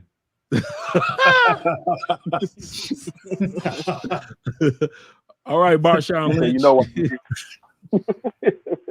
Hey man, I'm gonna drop, man. I gotta get an early start, man. All right, brother. I know a few of you guys got to get ready to get early starts too. I'm gonna end this in a few moments, even though Sixth Goddess has a few more things she has to say. Let me get your closing remarks. I guess it might not have heard me. Shout out to you, Charles. Give me your remarks. I'm just here so I don't get fined. Okay, well, let's watch the rest of the video, or at least some more of the video. We're going to end this real soon, but I'm going to go ahead and. So, what do you want my marks on? I just got to drop in and out. Okay, just real quick, in regards to some of the things that you heard tonight, whether it be Sixth Goddess is saying that that a woman should, if her man is paying 100% of the bills, she should be taking care of the house 100%, or your commentary in regards to the two gentlemen that have been speaking. Do you think that one is speaking condescending to the other, or is he just talking to him brother to brother? I have to go back and replay that, but as far as the whole 100% thing, yeah, that just makes sense. You can't have a do nothing bitch on your team that's just going to sit there and just take everything that you have and not contribute anything. That makes no sense at all. And that's what a lot of women, that's what I notice a lot of women nowadays, that's what they want. They just want you to just finance their lifestyle while they sit there and do absolutely nothing. True. Now, what's up with the guy making $14 or $15 an hour? Can you is he not wanting to? I'm confused on that one. It looked, from the way that they're conversing, it looks like he's just comfortable right now with the $14, $15 an hour job, especially since he was saying my girlfriend, she shows me love. She makes me hot plates. I have no reason to move forward because she's not. In other words, at this point in time, it seems like his life is not motivating him to make more, and his woman is not motivating him to make more. That's interesting because the past 3 years should have motivated him because of economics, because of cost of living. I'm thinking the same thing. Because of a lot of stuff. it's okay to like what you do for a living. I mean, because it seems like he enjoys his job. But I would need more details in what he does for a living. Like, is it a blue collar job? Is it a white collar job? Is it a unionized job where they have annual raises? Like, I need more details before I can like fully answer that, because you can go pretty much anywhere with that. He's 20 something years old. Who, me? And so no, the guy in the video. That's what they were just talking about. How old is the guy? Yeah, life hasn't hit him. Right. He's only life hasn't hit him yet. Yeah, if he's only 23, 24, at this stage of life, he hasn't done anything. Right. Yeah. See, the guy that's making money should be talking to him completely different if he's only 23, 24 years old. We're just kind of guesstimating, but if that's where. Is he at least in school trying? I wouldn't. It doesn't seem like it. It doesn't seem like he doesn't give off student energy at all. With my woman. I mean, brother, exactly. You got your woman, I got mine, brother. Brother, right now, you're dealing in high emotions. You're not even allowing me to finish my sentence, For brother. what? You finished your sentence. Bro, do you like Chinese food? No. Do you like chicken? No. So you don't like nothing? No. Let me give you a gem, right? Imagine a motherfucker. He ain't trying to hear nothing now. And then you take this with a You divine, like understanding heart. You like Because I know water? how sometimes when we get triggered, we can't hear the love in a message because we feel triggered, we feel ashamed. But I'm saying this: if you truly love your woman, right? If you truly care for her, all I'm saying is go hard for her. And you going hard for her won't last. I know some brothers might be like, I live here, my rent's $1,400. I live here, my rent's $2,000. I live here, my rent's $5,000. I understand. But how would you be living if you didn't have that woman? All I'm saying that's is it right there. Okay, that is it right there. Okay. I have always felt like men who feel like women needing to pay 50-50 on the household bills are men who are trying to cheat the system. Those are men who are trying to jump forward to a certain quality of life that he has not earned yet.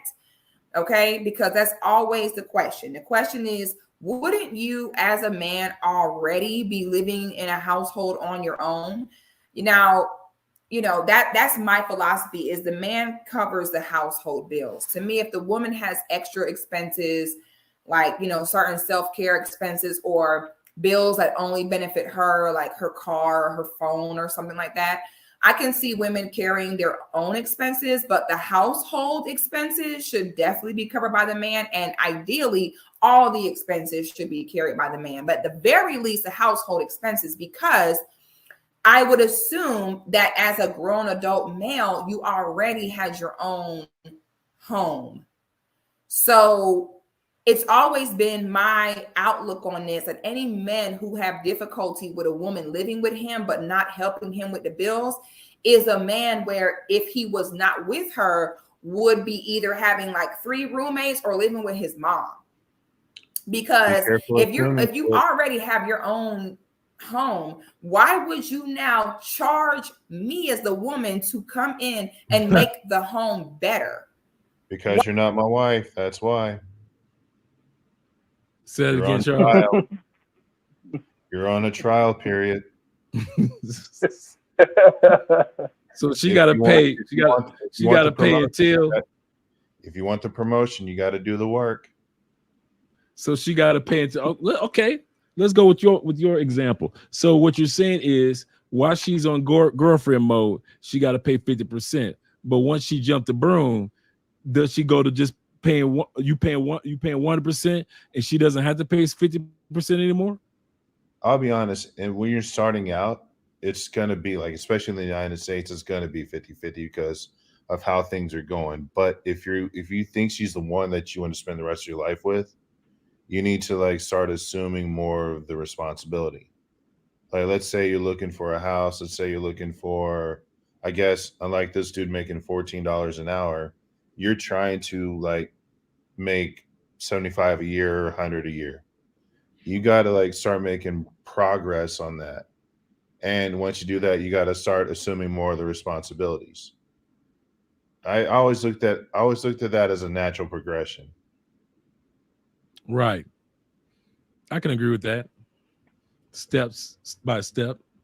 Yeah, it's all steps, because you're broke as shit, she's broke as shit. Why don't y'all come together, figure some shit out, start getting out of shit. Stop, get out of being broke, pay off some debts, find a house, start building, not for like your retirement, but just maybe for the next 5 years or so. Maybe look for a house, get some cars if you're in a car happy place.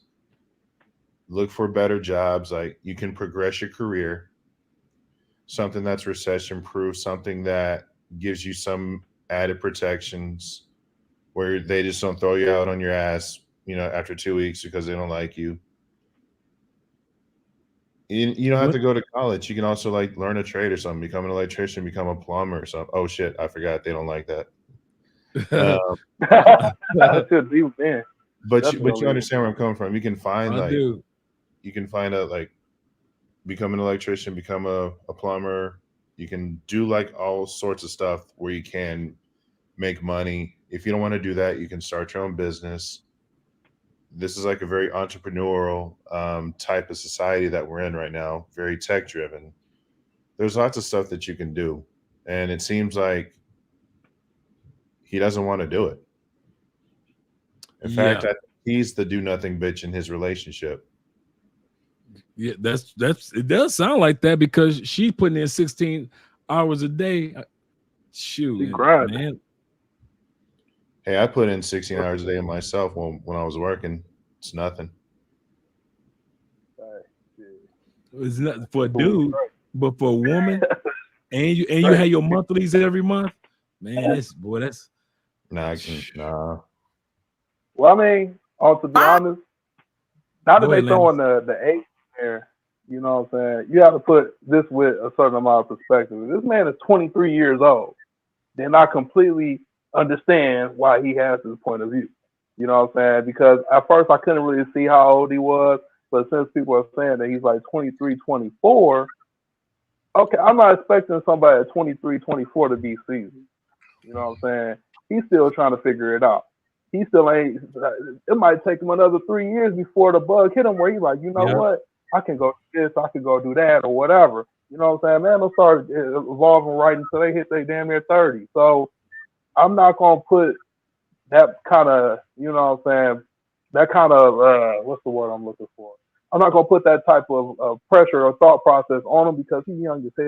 You know, 23, 24. Because when I was 23, I was in the logistics industry trying to be a licensed customs broker, and I was going to school on the path to trying to study international business.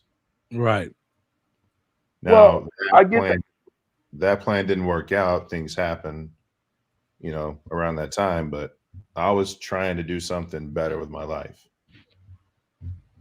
Well, all I'm saying with that is, like, when I was 23, 24, I was driving trucks, OTR or whatever, training people on the truck. But you were doing something as well. Yeah, but this is the thing. Okay, I actually got introduced to it from somebody that a friend of mine's father or whatever, and so that's how I got into it. But let me be frank. I grew up in Detroit. When I graduated high school, nobody said, "Hey, you could do this. Hey, this is that direction. Hey, this is this, and this." There was none of that. So a lot of men are coming out, they're getting out of high school or whatever, and they just getting thrown out, like, go ahead and figure it out. And shit, that might take some years to figure out what you're going to do. You know what I'm saying? It's not no easy, peasy, oh yeah, I'm going to do this. Drilled in my head since the age of 5. Sorry. You said what happened now? College. You said what now? My fault. I didn't hear you. I had college drilled in my head at the age of 5. Yeah. Starting new after high school, I was going to college. Like when I was, my mom was taking community college club courses in the Dallas college system, and I was going with her. So I was already exposed to that campus lifestyle at a very young age. I could have went to school. I didn't want to do it because I looked at how much tuition was, and I thought about it like, man, I'm gonna owe like 40, 50 grand at the end of this. And I remember I went on a college tour, and we talked to college kids at U of M Dearborn. And I remember they talking about they were about to graduate, they were finishing up or whatever. And I was like, oh, okay. So I asked them, questions that most high school kids don't ask. I was like, how much is your school cost? It was it's like 40-some thousand. Then I was like, okay, what job are you going to get once you get finished? And what I heard from like 6 people was hopefully maybe I could do this and make 40, or hopefully I could do this. And I was like, all I thought to myself, I was like 16 hearing this, and I was like, it sounds like a money grab. That's what I kept thinking. Was this a money grab? I was like, if it's not a skill, I realized this as even when I was young, like if it's not a super skill, then I ain't really trying to do it. That's why I ended up going to truck driving. You know what I'm saying? Which is actually good. I mean, looking back in some parts of my life, I wish I had, because I had my CDL too. I wish I had done that earlier. But as far as college is concerned, with like when you went to that tour that campus, you know, a lot of them were just looking for entry level jobs, and back then, degrees actually held some weight. Okay. That must mean it's time for us to go on to the video.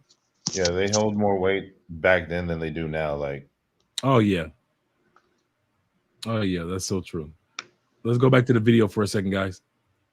If you're already paying everything yourself, already doing everything yourself, why would you then charge the woman rent to come in and give you in-house cat and feed you and clean up and be a companion to you and bring peace to you? That's wild to me.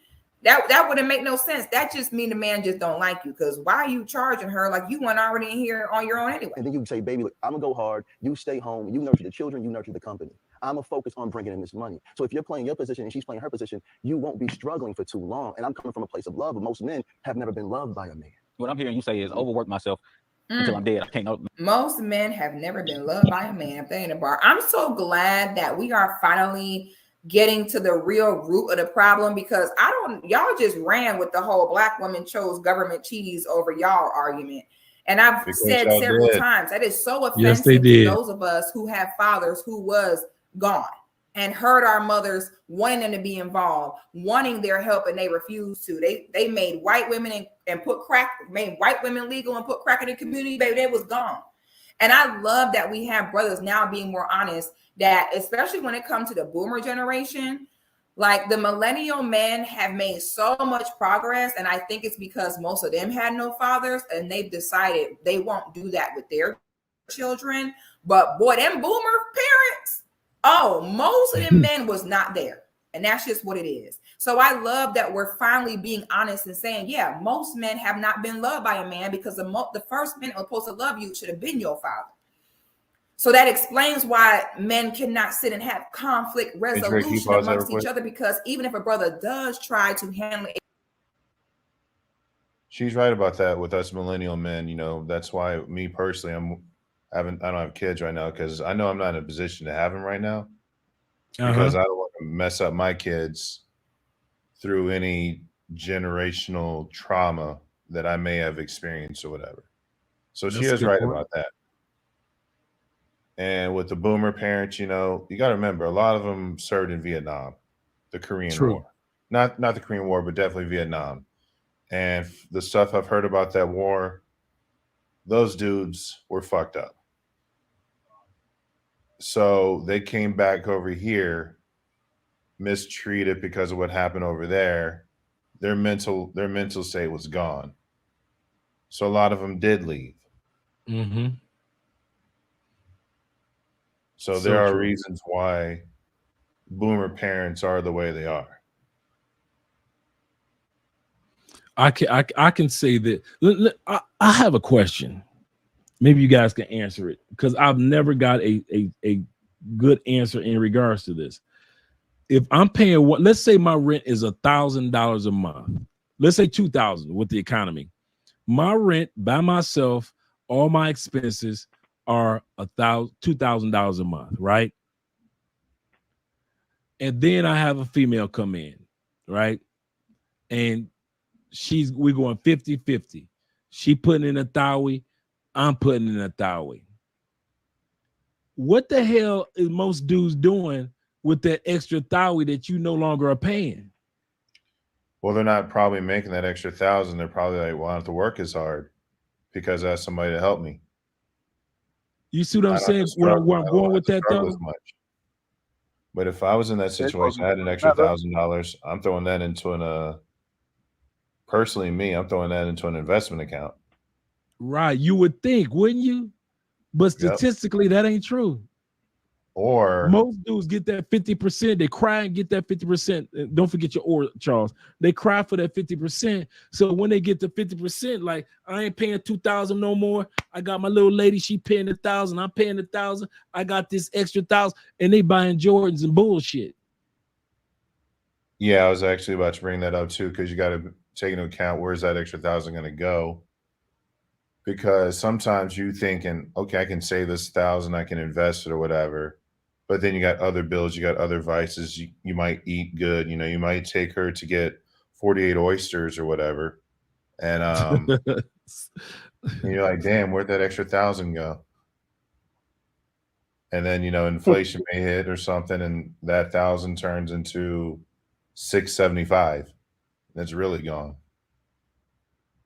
But it goes back to what I said at first. You're gonna probably either save it for a house or invest it or something if you're smart. If you're smart. Go ahead, Landis. I mean, if you got an in-house girlfriend or whatever, you're gonna spend money on going. Y'all gonna be going out to eat. You're gonna be buying miscellaneous. You know what I'm saying? So I don't see that as like, even if y'all going 50-50 or whatever, air quote, I don't think that you're gonna be like, well, I got $1,000 extra. Guarantee y'all gonna be. She's gonna be like, oh, let's go on a trip somewhere. Let's go over here. Let's do this or whatever, because she's gonna have an extra money too. Yeah, that's why I said the 48 oysters. Good point. Shout out to I don't Miss see 48 that working out quite like that. You know what I'm saying? That's a good point. You're still paying dating costs compared to when you were single. You weren't dating anybody, so your 2,000 was literally 2,000. But now that you're dating somebody, that extra 1,000 that you thought that you could save is being eaten up by date nights and you know, little short trips here and there. So I got you. Good point. A conflict with you in love, you can't receive it. You're too old to learn how to receive love from a man now when you've grown. It needs to be instilled from diapers. So I'm glad that we finally speaking the truth on majority of men who were not there. Okay, we all see now, and like he's seeing, and how a lot of these men are moving in their adulthood, we are seeing the proof of the lack of men that were present. And now we're starting to tell the truth so that we can actually make progress. Let's talk about, we chose government cheese. Stop it. Stop. Just stop. No longer enjoy this woman. That's what you're saying. Is your family worth that? That's what you're saying. Is your family worth going to war for? Of course. So, brother, you taking on another job to provide for your family's every need. But if I continue to work like that, I won't be able to enjoy my family. Man, brother, your family wasn't created for your enjoyment. They were created for you to lead them and guide them to be the better. Excellent point. Your family was not created for your enjoyment.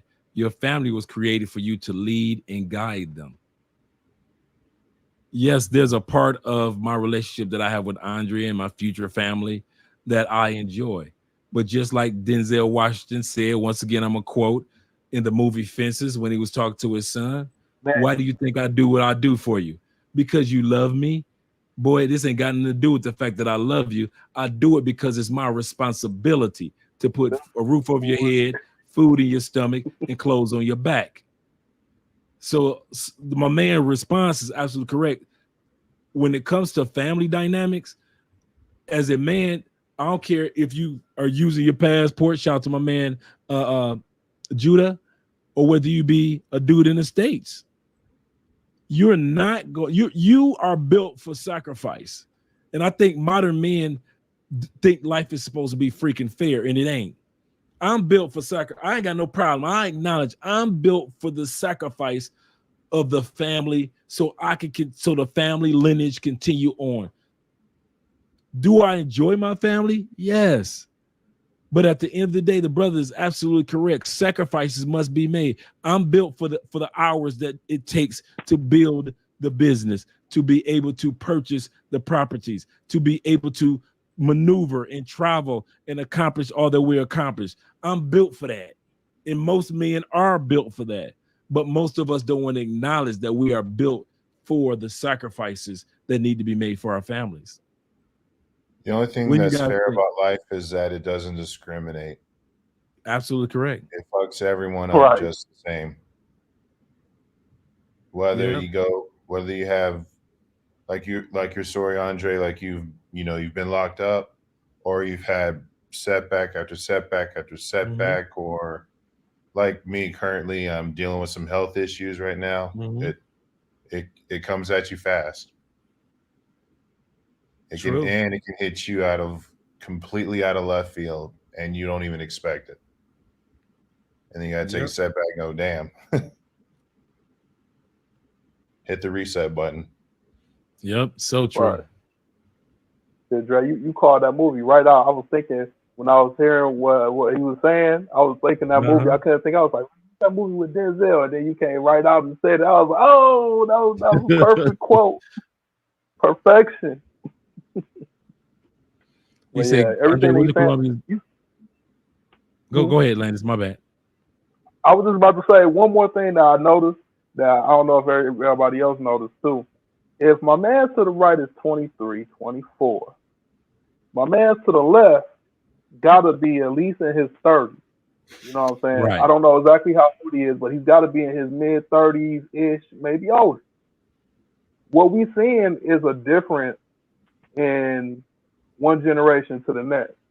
Because you're talking about one millennial, older millennial, and you're talking about Gen Z, one younger Gen Zers. And, you know what I'm saying, just from coming around Gen Z, they have completely different mindset about everything, men and women.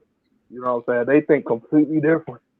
You know what I'm saying? That's why you got all these pronouns and all this other stuff. Like, their mindsets is completely different. So when he's talking about, I don't want to work that hard and this, and this, and of course it's coming off where you're there like, but you a man. Well, you can't forget what they've been pushing down their throat for the last 18 years.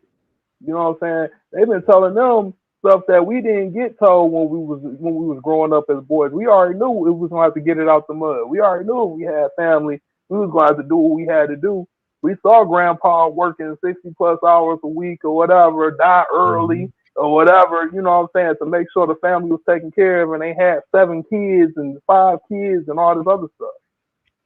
So we were seeing a difference in generation of mindset, even though it's only like 15 years apart.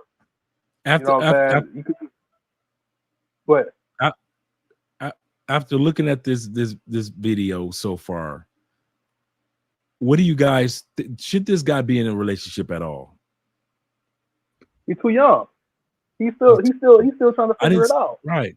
I didn't say not having sex. I just said relationship like this type of serious ass relationship. No, because you know what? Right now, part of his relationship is a necessity. You see, there's a difference between when you start to be established in your 30s or 40s or whatever. Then it's an option. Her being around is an option. If she can bring you things that are not just completely material, then you find reason to have her more so around. At his age right now, making $14 an hour, he needs half of the rent. He needs half on the utilities. He needs that about her. So her working 16 hours a week, now it makes a lot more sense because he's young. And the reality is most people when they're young like that, if they didn't go and find a skill or something to get them going or work at the plant or whatever, then they had to get it out the mud. So they had to work 2 jobs or whatever. And usually they girls got to go to work for at least 40 hours too. Yeah. So to answer your question, no, he needs to go on pure monk mode. He needs to figure himself out. He needs to figure out what skill set that he needs to acquire to be able to be in the position that he really wants to be in. So he can feel more like my man with the tracksuit on, even though I heard he might be a scammer, but that's neither here nor there. True. Now I do like the conversation that my man Judah as well as Cortez is having, and Judah was mentioning that he said we just like many of us have seen all the times Latins be up with their men going to work. I've seen this many times because they know it's a bigger goal than their happiness. It's a Right. bigger goal.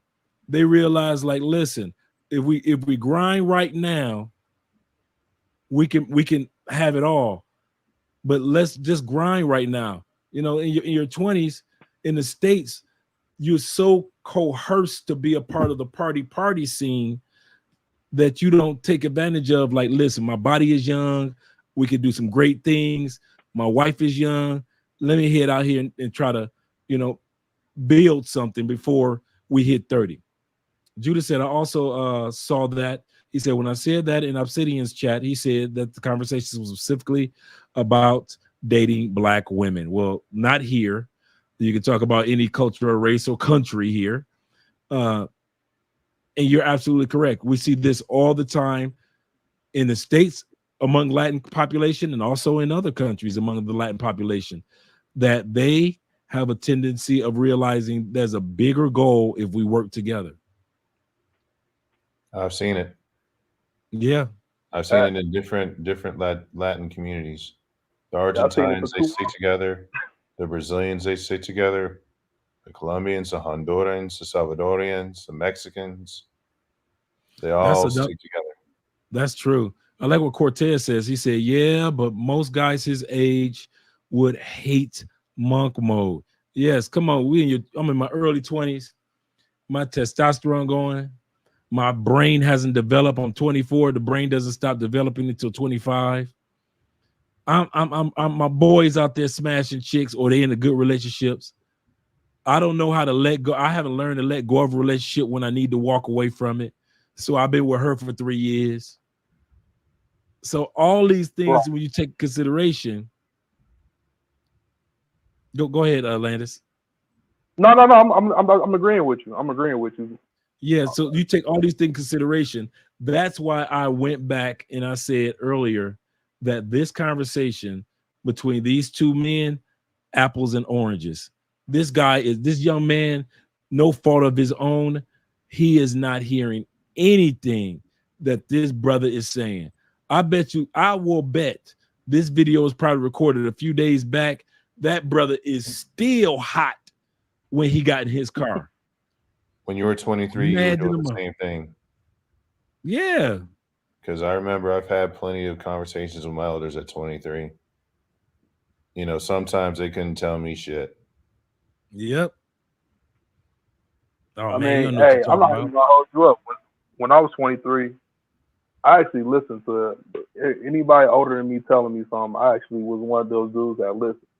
So I would have soaked up everything you would have been talking about. I wouldn't even got upset. I would have been listening like, okay.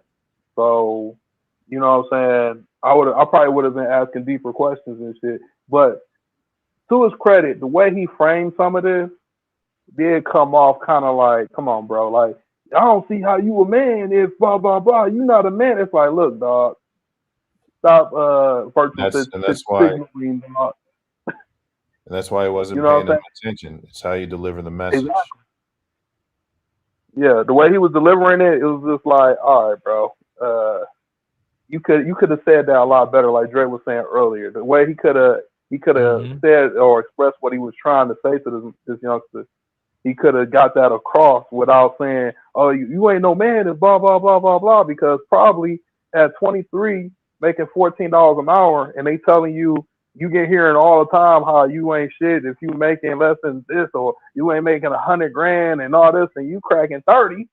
You know what I'm saying? You already probably feel a certain type of way, like, damn, I'm not adequate at this point.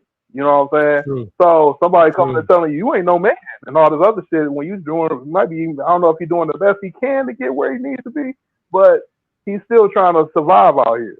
So it's just the way he said that stuff was like, come on, bro.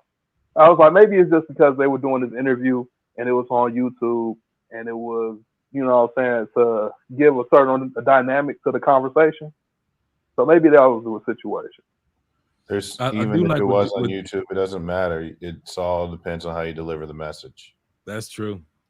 My man Judah said, he said, our women want to wait until the end of the race and then take us when she feels we're worthy of her. I remember I was dealing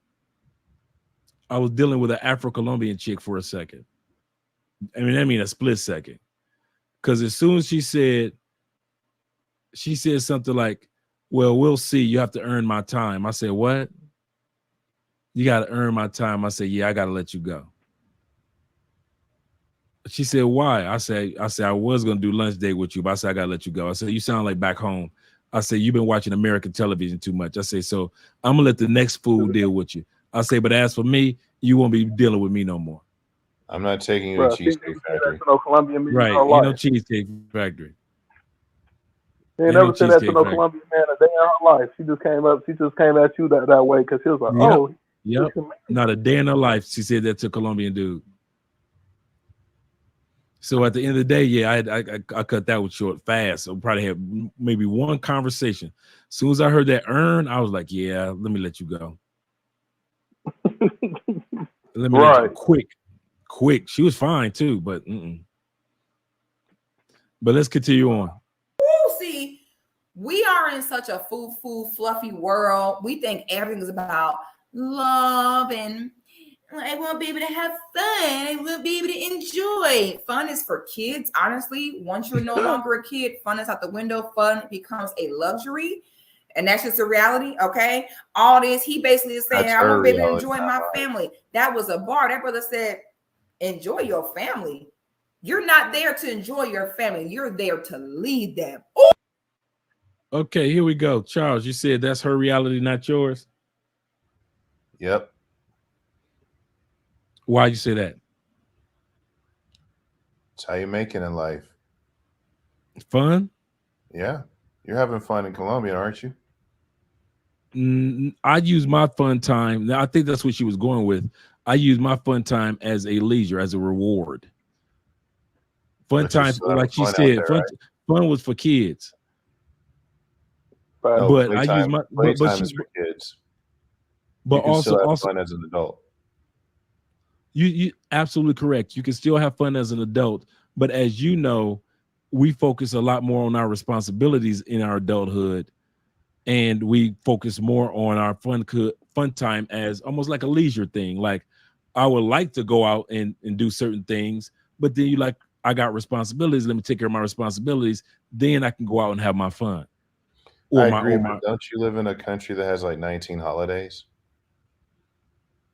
Don't I live in a country where I'm not working as a Colombian to even enjoy any of those 19 holidays? Well, of course, you got to work. On those 19 holidays, I'm still working.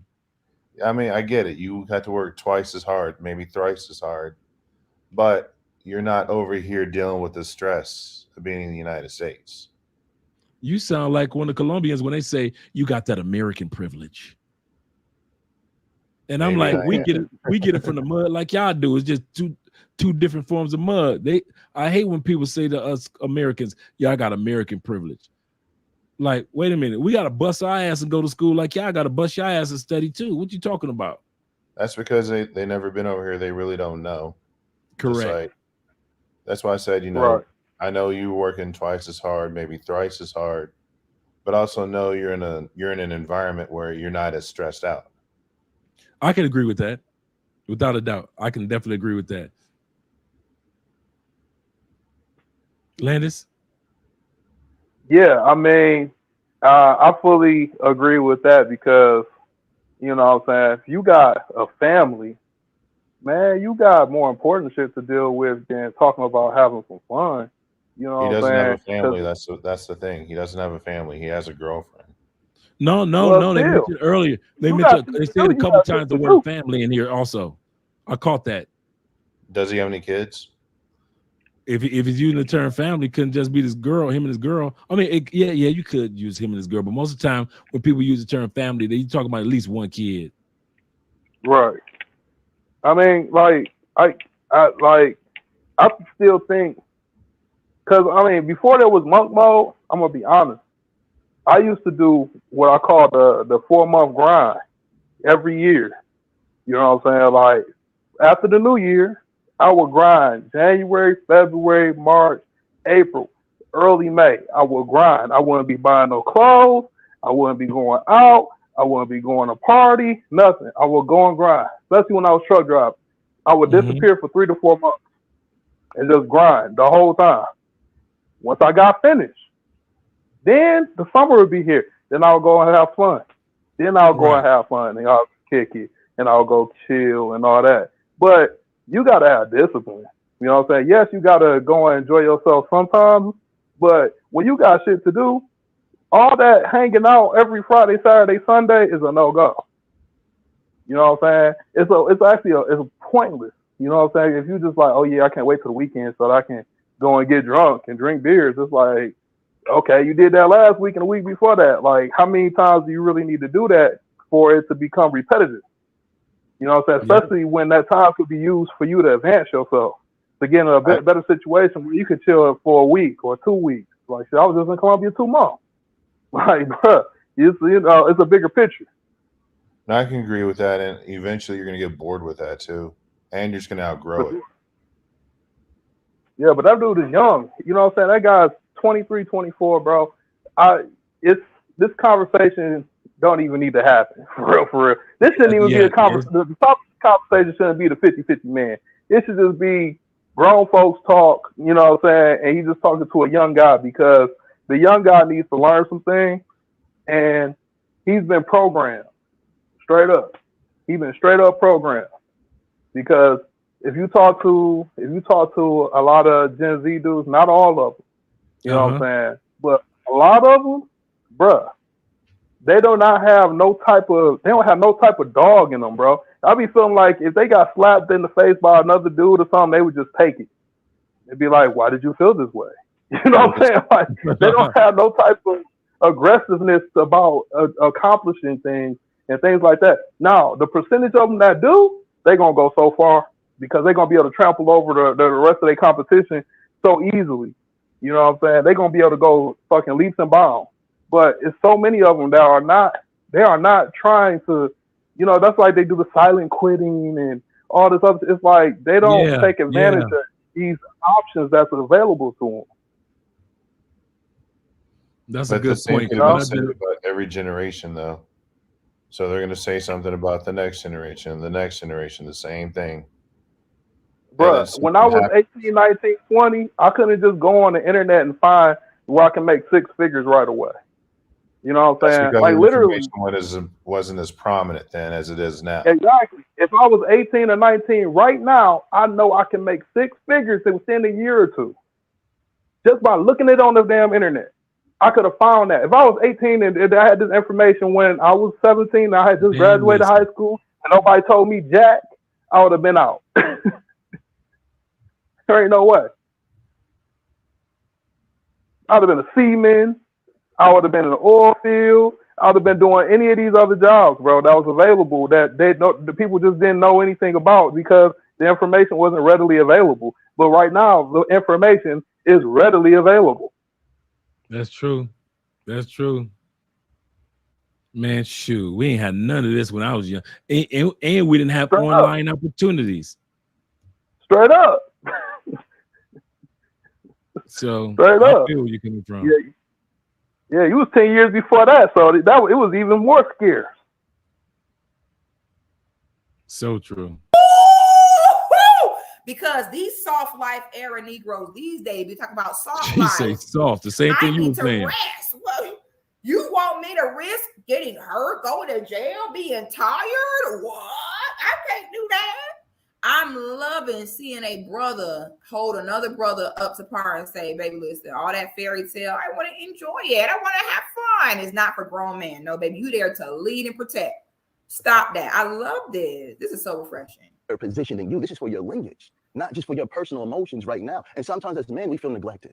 Sometimes as men, we feel neglected. You're a funny guy. You know why? You're a funny guy. Oh, praises. Because at the end of the day, it's the family. You know, we supposed to be together, laugh, smile, pray together. Oh, praises. Not me overwork myself till I have a heart attack. But who's supposed to sacrifice? What do you mean? I'm already. You know, women do stuff like this. You tell a woman the man get the first plate and she goes say some dramatic, stupid stuff to offset the argument. Like, the man gets his plate first. So are you saying that my kids just starve to death so I feed this man so he don't leave me? Women do that. Hoes do that. Hoes sitting when you have a very valid point filled with logic. That's what they do. They go pull the most dramatic analogy out their ass to try to discredit the argument because they can't. And that's what he's doing. Okay. He's telling him you a man need to work, lead, provide. He's talking about, so I'm just supposed to work till I die and have a heart attack. Stop it. Yes, because that's Stop what we're it. all This is going to very do. unbecoming. And at the end of the day, at the end of life, absolutely, that's what many people do. But that goes back to the point that we were saying. My man didn't say go out there and be a damn coal miner. You know, Landis, Right. we were just talking about the fact that, dude, there are some jobs out there that you ain't got to kill yourself doing. But to sit back and be like, I gotta go out there and sacrifice my life and die like you goddamn John Henry with a pick trying to go through the coal. Come on, man. Come on. Sometimes I she's right. Sometimes brothers react the way their mama reacted with some extra shit. That shit was uncalled for. So I'm supposed to work until I die. Basically, yeah. All of us, whether it be 80, 90, we're gonna be in the middle working on something. So to sit back and go ahead. No, I'm listening. I was agreeing with you. I can't take man. I ain't gonna even lie. I'm so glad I'm Gen X. I fucking so glad that I was raised. Get it out the mud. Roll up your sleeve. Latchkey kid. You gonna learn today.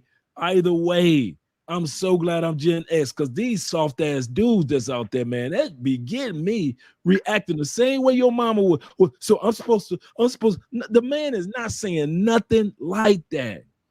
He just saying, bro, while you young, get your grind on, get your mind work, stay focused. Instead of hearing what he's saying, that dude, you in your 20s. If you just smashed chicks and wasn't in a serious relationship, just smashed and made your money, shit, by the time your little young ass hit 30, you have more than what you ever expected to have in life. But he can't hear that. He have to get rid of the He's crying apartment. like his mama taught him. You probably have to get another apartment. He ain't trying to do all that. Yeah, over there, you know, backing up. Poor little manhood. Oh, I'm not supposed to work until I die. I'm not supposed to have any fun. You're supposed to have fun with your family. You niggas sound just like a little. The Bible said this. When I was a child, I spoke as a child. I understood as a child. But when I became a man, I put childish things away. There's a time to acknowledge. He's been talking about family should be fun. And I shouldn't have to work all these hours.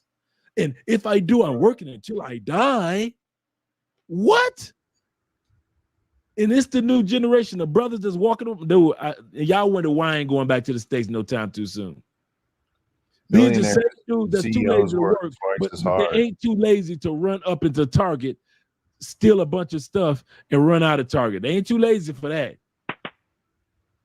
But they too lazy to go out there and get another job to grind for a couple years, or to go to school while you're working and grind for a couple years. They too lazy to let that female go. If you can't afford to take care of that person and you just looking for them for fun, man, please. Y'all, man, I ain't gonna even lie. I knew it was gonna show his face. I knew this when I was incarcerated, when I saw all the dads in there that was incarcerated. And I kept thinking, I said, you know what? It's going to be a lot of gay sons popping up. And it's going to be a lot of soft sons popping up. But I did not know that masculinity was going to take a hit the way that it did in the United States. Because this new generation, some soft, sensitive motherfuckers. Super soft. It's not what you said. It's like, dude, you know how crazy my uncle talked to me? You know how crazy my granddad talked to me? Ruthless. Boy, you a man. Yo, get your ass over there and fix that, or let me show you how to change this tire. What the hell you talking about, boy? And I didn't feel like he's being mean. Oh, he about to show me how to change the tire. You got to worry about. I can understand when women say, it's not what you said, it's how you said it. Okay, women, sensitive. But this new generation of soft-ass men is how you said it. He ain't call you out your name. All he tried to tell you to do is positive stuff. And y'all too soft to take that? Oh, man, hell no. I'm Gen X. Yeah, hey, y'all know how I talk. I talk just like that dude. That's why you don't see no young dudes on this live stream, because it ain't no but grown-ass men talking grown-ass conversation. That's sincerely.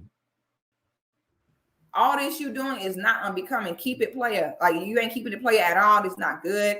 That dramatic stuff is, I don't like that. Women do that. Like, can we stay on the subject? This man is giving you valid points with examples. And instead of giving us some type of examples that actually prove your side of the story, everything is these dramatic comebacks that are very unbecoming. Family can strive, brother. I'm already sacrificing. What's that? What do you mean? 8 hours? While your woman is sacrificing 8 hours, coming home, having sex with you, cleaning, cooking, taking care of the children. I don't make my woman do anything that she does, brother. What you mean? You don't have to. It's in a woman to make sure that her man And if her she said, And see, this is where it all comes back to, whatever you allow in a man is what he will let continue. You know what I'm saying? People will sit and be burning you at the stake and say you were just looking to get and have a nice sauna visit if you don't tell them you didn't want that and that it was hurting you. So whoever is with this male should not be with him. Whoever this woman is with the brother in the shorts is a pick-me. Because this man has you suffering and doesn't even know it's an issue. He has convinced himself that as a little girl, you thought to yourself, when I grow up, I'm going to get married to a man that make the girlfriend of a man that make $14 an hour, and I'm going to work full time and come home from the back. Then after he works his 8-hour shift, I'm going to make him some food and stuff. Please. But sis got him over here thinking he cool with it. Pick me, stand up. Say it with your chest. Like, stand up for yourself, sis. Fight back. if she didn't want to cook today, I'm gonna say, okay, that's fine. Okay, brother. So again, who are you? If she don't want to cook, you're going to say that's fine. Then what? $14 an hour is barely going to cover the rent. So I know you can't take out to eat. What you going to do? Get takeout, especially these days. Every time you get takeout, Tell me I'm not a man nowadays, you can expect to pay at least $50 these days. I ain't going to hold you. Especially if you order some DoorDash, Uber Eats, you can expect a good 50. So I don't get, if she didn't want to cook, she wouldn't have to. Shouldn't be. What you going to eat? SpaghettiOs? Must be. Not going 100%. What do you consider a man? What do you mean? What is a man to you? A man that gets up, goes to work, a woman that gives his woman what he can, provides for his family what he can. Okay. See, that's bullshit. That's bullshit. See, once again, I'm pulling out my shovel. That's bullshit. Whenever I hear dudes say what he can, well, you promised her $100 every other week on the child support. Well, I gave her 70. I gave her what I can. Man, I'm tired of hearing dudes crying and shit. I really, man, we are supposed to be men. Man, we built civilizations. We built kingdoms. We've gone to wars and back. And to sit back and see after all the hard work from the Neanderthals all the way till now, men and got soft in a motherfucker. And I say it soft, so sensitive. You can't say something face to face to a man without him taking. Man, there are dudes that I know that I talk to face to face. I gotta water shit down like I'm talking to a woman, because I can see the sensitivity in their eyes. And so I gotta water this shit down because I'm talking to a dude that was probably raised by his mama only, like I was. I'm like, I kid you not, man. That probably gets to me more than anything. I'm just tired of seeing soft ass men. Guys, any commentary in regards to what they were just talking about? I fully agree with my man. I mean, what he's talking about is like, bruh, yeah, he's still young, dog. I'm a pin it on him being young. You know what I'm saying? If he was 30 something, bro, I would be like, what the hell? I feel sorry for the girl. I feel sorry for the girl too. But you know, this is the thing. Also, you know, he 23, 24. You know what I'm saying? A couple years go by, they start advancing or whatever. He get his mind on straight. He'll probably be a different man by the time he's 29. You know what I'm saying? He'd probably be looking at like what he was doing at this age and being like, man, I was on some bullshit. So I ain't gonna hold it on him too tough. If he was older, I definitely would be like, dude, it's a trash bag, dog. Get the hell up out of here. You know what I'm saying? You know, you should not have no That's true. kids because you sound like the type that's just gonna be like, well, they just not gonna have no school shoes. I mean, they'll be all right. They can walk it off. Put a couple pair of socks on them. Let them walk on out there. He'll be all right. You know what I'm saying? Like, he don't sound like he doesn't sound like a provider. That's what it is. He don't sound like a provider. And that's like the top thing for a man, to be able to provide. You're supposed to be able to provide resources for the woman that you're with and your children. So if you're not a provider, then what the hell are you doing? Especially if you weren't raised around one. And I Yeah, think that's that, me personally, I think that's what his issue is. And I know that feeling, you know, at 23. I understand where he's coming from. I'm just like you. I understand where he's coming from at 23 years old, and you're still trying to find your place in this world. And you kind of like, you sitting back and watching this other brother successful, and you deep down in your heart have never seen that type of success. You don't know how to acquire it. You're just a young person. I feel you. I feel him. So I can understand. Charles, you have anything? No, I agree. Yeah, I mean, that's why I said we can't come down on him too hard, but those rules still apply in regards to when he sat back and he says, what I can, I try to give her what I can. I'm about to slide that back just a little bit. I want to slide that back just a little bit just to showcase that when I can. $20 an hour, and I'm going to work full time and come home me from the back. Then after he works his 8-hour shift, I'm going to make him some food and stuff. Please. But sis got him over here thinking he cool with it. You know, pick me, stand up. Say it with your chest. Like, stand up for yourself, sis. Fight back. No, we love today. I'm gonna say, okay, that's fine. We love pick me. Okay, brother. So again, who are you? If she don't want to cook, you're gonna say that's fine. Then what? $14 an hour is barely gonna cover the rent. So I know you can't take out to eat. What you gonna do? Get takeout, especially these days. Every time you get takeout, tell me I'm not a man nowadays, you can expect to pay at least $50 these days. I ain't gonna hold you. Especially if you order some DoorDash, Uber Eats, you can expect a good 50. So I don't get, if she didn't want to cook, she wouldn't have to. Shouldn't be. What you gonna eat? SpaghettiOs? Must be. I'm going 100%. What do you consider a man? What do you mean? What is a man to you? A man that gets up, goes to work, a woman that gives his woman what he can, what he can, provides for his family what he can, what he can. Okay, but that doesn't sound like actually, I feel him on that. What he a can. man's body, because a man doesn't. That's really bullshit. If that whoever woman he with, That's I'm bullshit. giving You her. don't give your land. You don't give your landlord what you can. No, You don't pay- because he can only give $14 an hour worth of effort. Nah, So but that's you what he know when can do. dudes say, you know when dudes say that, they not putting forth the effort. You try to give what you can. But Dre, Dudes he's ain't putting forth 23. the Come effort. on, That's man. bull- He's Hey, 23. No, I agree with that part, but I've seen 33-year-olds and I've seen 43-year-olds say the same shit. Well, I tried to do what I can. Did you really try to do what you could? Did you really get that second job to pay that credit card off so you don't have to have all that credit debt? Did you, and it was only $400. Did you really put them expensive ass Jordans back on the table until you got your credit on par? Did you really? I hear dudes always say what I can, what I could. Really? You promised her $50 a week for child support, but did you? And you only given her $100 a month in child support, $175 a month in child support. Are you really putting forth the effort to put that $50 a month in her hand? I mean, a week in her hand? No. Whenever I $50 a hear week. dudes say that, it's never a dude that's accomplished some shit says that. Ever. I've never seen a successful man ever in the history of watching successful men interviews, they have ever said, I'm rich as much as I can be rich, as much as I can. You got motherfuckers that's well off, have this regular everyday ex-military or ex-pension guys. I've never seen them dudes say, you know what, I tried to serve the military as much as I can. I tried to protect my brothers out there in the fields as much as I could.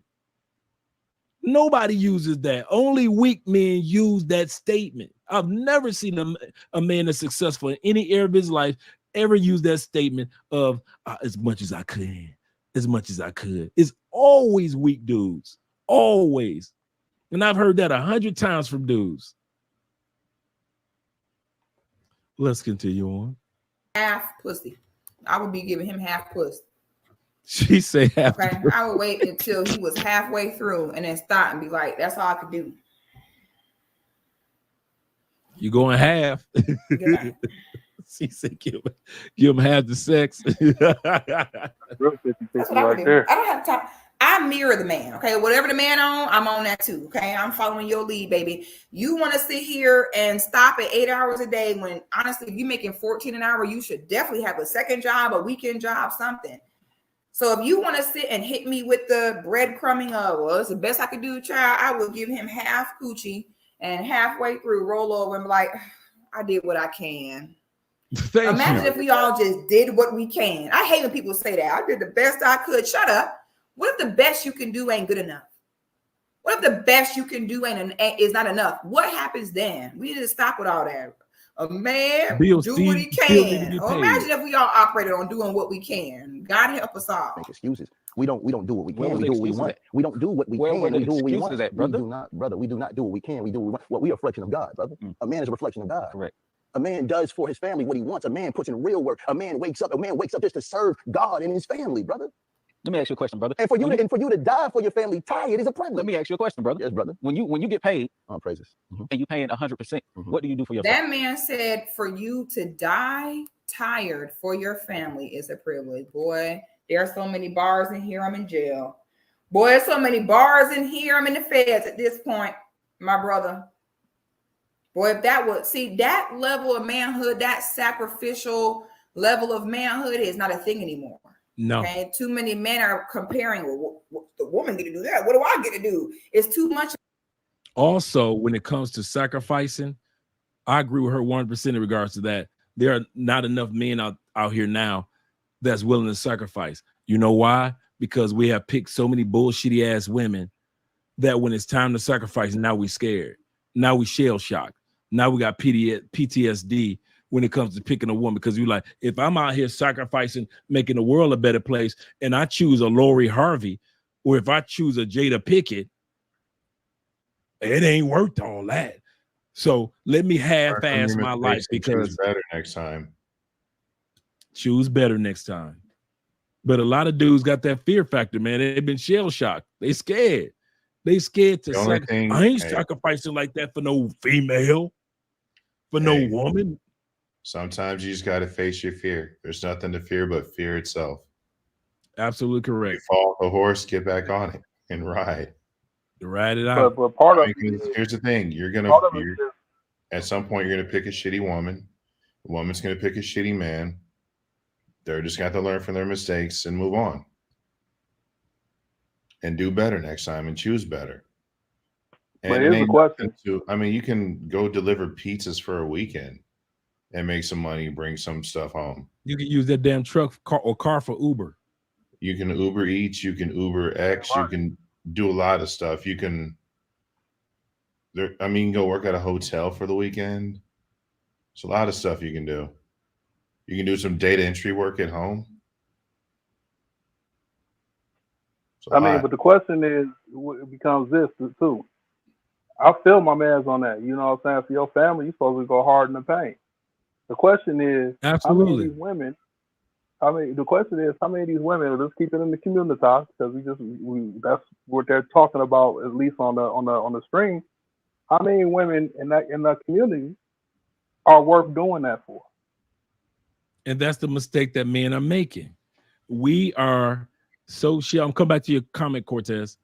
We are so shell shocked because of the choice of women that we chose at whatever stage of life, that we think that if I grind and I bust my ass, I'm gonna end up with a Jada Pickett.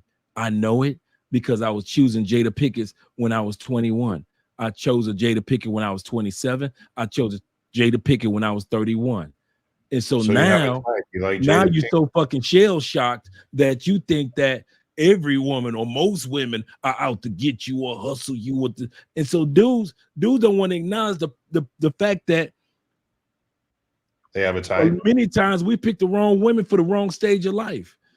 They have a type. They Yes. have a type. I knew that when at my early 20s, hey, y'all just good for fucking. I'm just good for fucking. You just good for fucking. So I knew that ain't no getting all serious and wrapped up in none of these in my early 20s. Did I like them? Did I have my little cute girlfriends and all that? Yeah, I had all that. But I knew not to take it like life-changing serious. A lot of dudes sit back in their early 20s and sit back, act like they 44 years old, but you ain't making 44-year-old man money. And you ain't got 41-year-old man mindset and discipline with economics of a 44-year-old man. You only 24 years old. And so at the end of the day, a lot of times things don't work out, but we try to put the blame on the ladies. But what about the ladies though, Dre? Yeah, I'm with you on the ladies, but y'all keep fucking them and making them. Perfect example. And I'm gonna let you guys talk. You know how we always talk about when guys come down here to South America and try to make pros into housewives? You know where they got it from? The same behavior in the States. Dudes try to make party girls or hood chicks into housewives. And it never works. It doesn't work in South America and it doesn't work in North America. But then we get frustrated and get shell-shocked and think that most women in the United States, they're against me. And they're gonna, if I do something of sacrificial, saying that I would give my life for my family. Oh, I'm not gonna, you're a simp. Man, when I got married, I knew the male responsibility is to protect this woman with all my being. Once we have kids, it's my job to protect, to provide, and problem solve for this family with all my being. All my being. Andrea and my kids focusing on economics is the last motherfucking resort. The buck stops with Andre. I'm old school, man. I ain't one of them bitch-made young dudes. Let them young dudes be bitches. As for us that are Gen Xers and beyond, we know better. We know better. You was raised better. At the end of the day, hell yeah, you're supposed to be willing to be the last line of defense for the family, because that's how we were raised as men. Even those of us that didn't have males in our house knew this. So to sit back and see this 23-year-old new generation young kid, no offense, shout and argue down this man that's trying to tell him, dude, you supposed to be, what are you talking about? I'm trying to give you the game on how you can get to where I am. I've been where you are. That's what this dude is trying to tell him. Bruh, I've been where you are. I'm trying to show you how to get to where I am. But you telling me the whole time, fuck what you talking about. I'm generation YZQ, millennial, whatever that shit is now. And my mindset is, if I do all that, she might hurt my feelings. She might take everything. Well, why the fuck you fucking with somebody that could eventually be a mite? That's another thing I don't get. I sit back and I watch American men cry and whine a bitch about American women, but everybody can see that your woman ain't shit but you. But you steady want to get with American women that are the modern women that ain't shit. But the ones that'll treat you right, you don't give up 4 seconds of your fucking time. That's why when men bitch, I really don't give a fuck when men are bitching. I'll laugh without sitting and laughing at women fuckery. But at the end of the day, I don't care less about when I hear a man bitch. You a man, step your fucking game up. If it don't work out, life ain't fair. Life ain't never supposed to be fair for a man. It ain't gonna never be fair. And for all you dudes that think that, well, she's talking about the man's side, but on the woman's side, the topic is about men. This is a man's centered topic right now. It ain't gonna be fair on the scale of, well, men did this, well, women should did. It ain't gonna be fair. It ain't gonna never be fair. That's the one thing that men right now also so bitchy about. Life ain't fucking fair for men. It ain't gonna never be fair. When you decide to be born as a man, guess what? You was fucked. Because you were born with shoulders built for pressure. And pressure comes with life.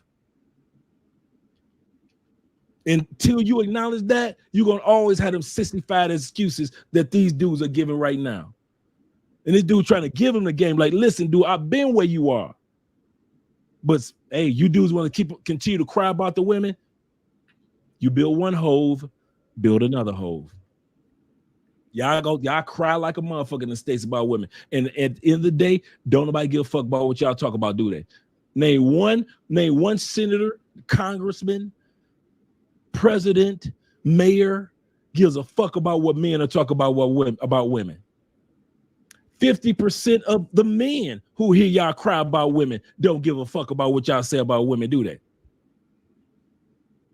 Ain't no bestsellers out there talking about men. You're right, man. There's no book out there that says, you're right, man. Life is unfair.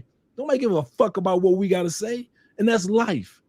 Suck that shit up and be the best that you can be as a man. If you can't, that's on you.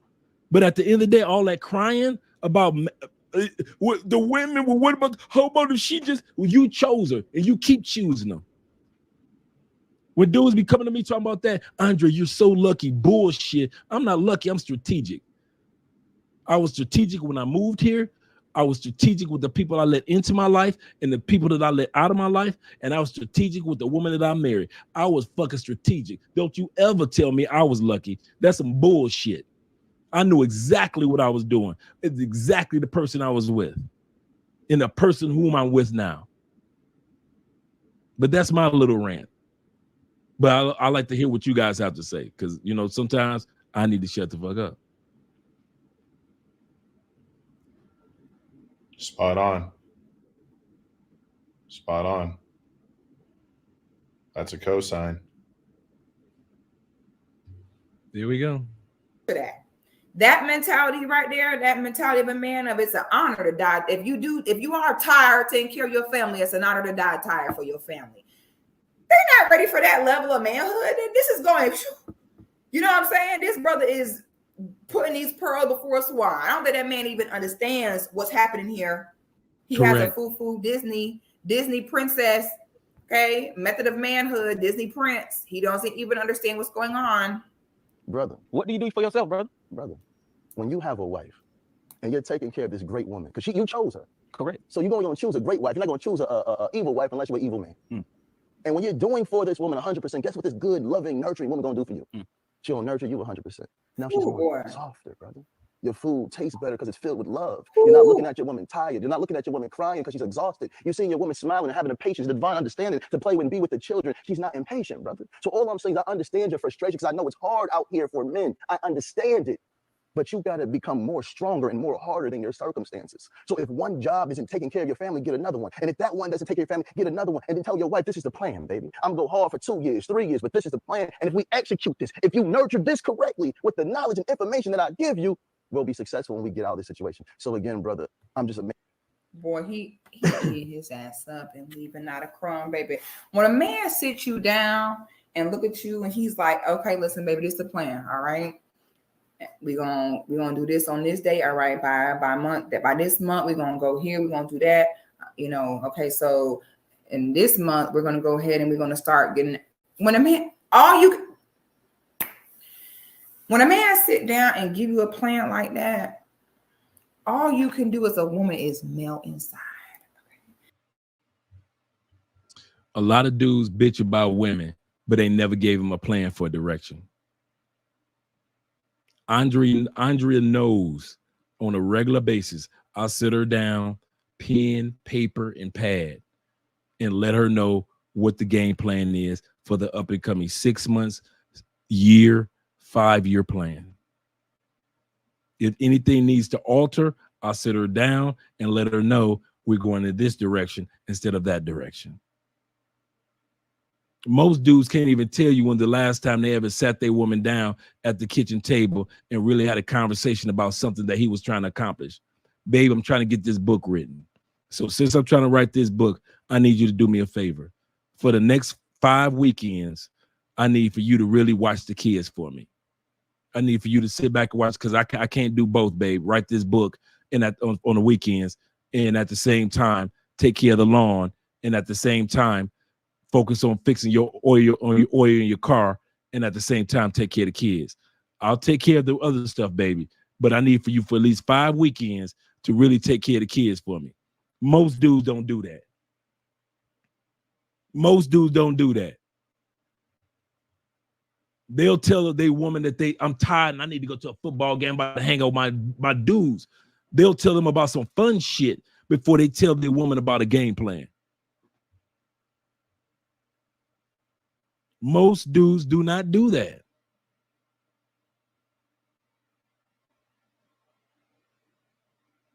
And that's a major problem. Major problem. Let's get ready to wrap this video up, the last part of it. Let's get ready to wrap it up.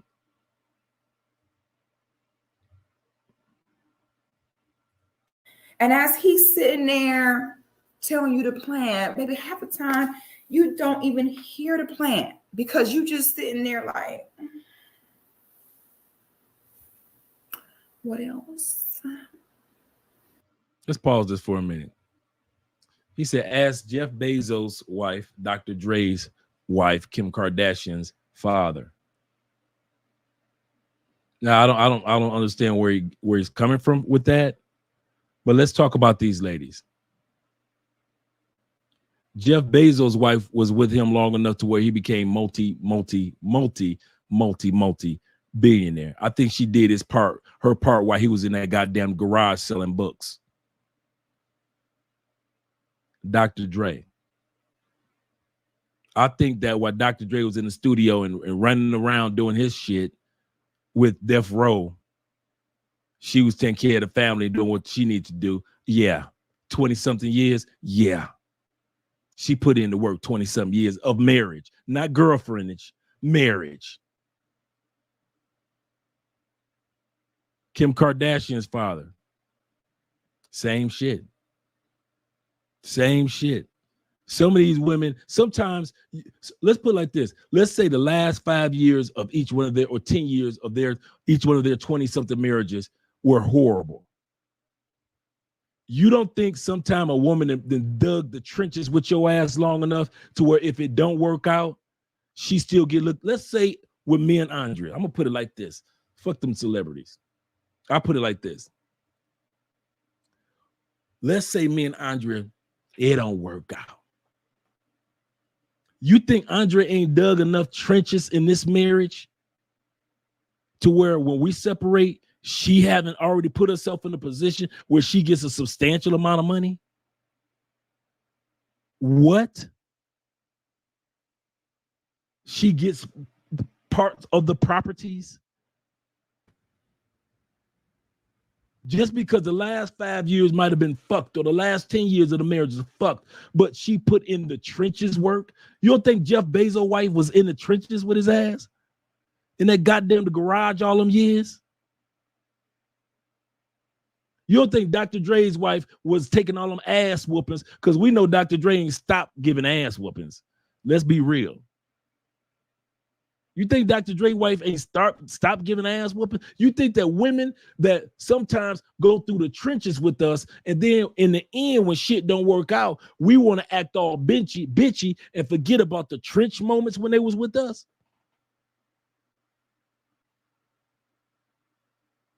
And I'm not saying every woman was like that.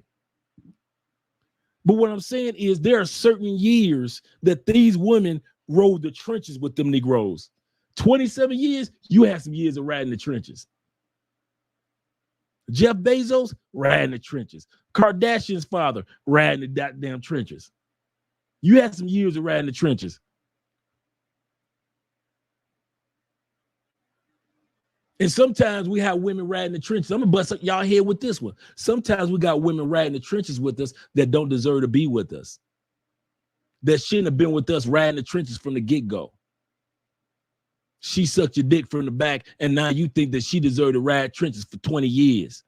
And so when she come at you and try to shake you down for 50% of your shit, you mad. That heifer shouldn't have been with you in the trenches from the get-go. We don't want to talk about that, do we, brother?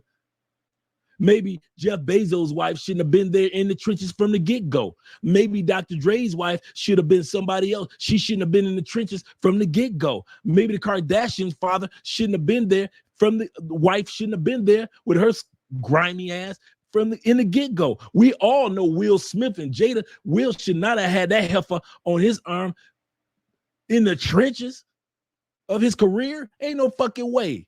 You got a female that's in love with another rapper. You the softest rapper there is, but you gonna pull her into the trenches with you anyway. Sometimes we pull the wrong ones in the trenches, and because years go by and she shows her true colors of who she was always, we want a bitch when she say, I want 50. Give me 300,000 a month. 300. That bitch shouldn't have been in the trenches with you anyway. But we don't want to talk about that. We just want to blame women for shit. We don't never want to talk about that we making some fucked up judgment calls. Or are we gonna do what women say? Come on, let's talk, fellas. Or are we gonna do what women say? I was young when I made that decision. Or the other one that women use is he tricked me. I thought he was one way, and he come to find out he was another way. I never thought he was like that. Are we gonna use them excuses? We can do that. You can sit back and cry and say, well, I was young when it happened. I thought she was one way, but she changed. You can use them same bitches excuses. Go ahead. You got excuse for everything else. Like they already stated in the beginning of the video, a real man of responsibility, he does not kick the can down the road. He said, if it were me and my situation doesn't work out, I'm going to put it all on Dre in the sense of, hey, I made the decision. I chose the person. Quite obviously, it didn't work out. Life goes on. I'm put buck stops with me. But what Andrea didn't she do? No. Buck stops with me because I chose the person. And I chose to get on one knee. And I chose to go down and go ahead and set up the ceremony and do the whole let's get married, walk across down the altar thing. I chose that. It says I chose it as a grown-ass man. Buck stops here. Ain't you mad at Andrea? I might be mad or hurt, but the buck still stops here. I'm a grown-ass man. I have no fucking excuses. I made the choice. For a good woman, or even if she changes. Buck stops here. Tired of hearing dudes, grown-ass men crying about what women do, what women don't do. You choosing them. The American woman, you choosing them. You ain't going on monk mode. You still fucking them. You still pumping babies up into them. You still sitting up there smoking weed with them, Black and Miles with them. You still sitting up there drinking Old English 800 with them, or some goddamn Hennessy with them. You still got popping ecstasy women with them, but you still want to bitch about them. Make up your mind. If you got a passport, you want to use it, you want to have different experience, then do that. But don't be bitching if you still fucking women in the States and you still getting fucked up results. Be a man. Take the responsibility. If you know that the women that you deal with in the United States ain't shit, but you still fucking with them, whose responsibility is that then?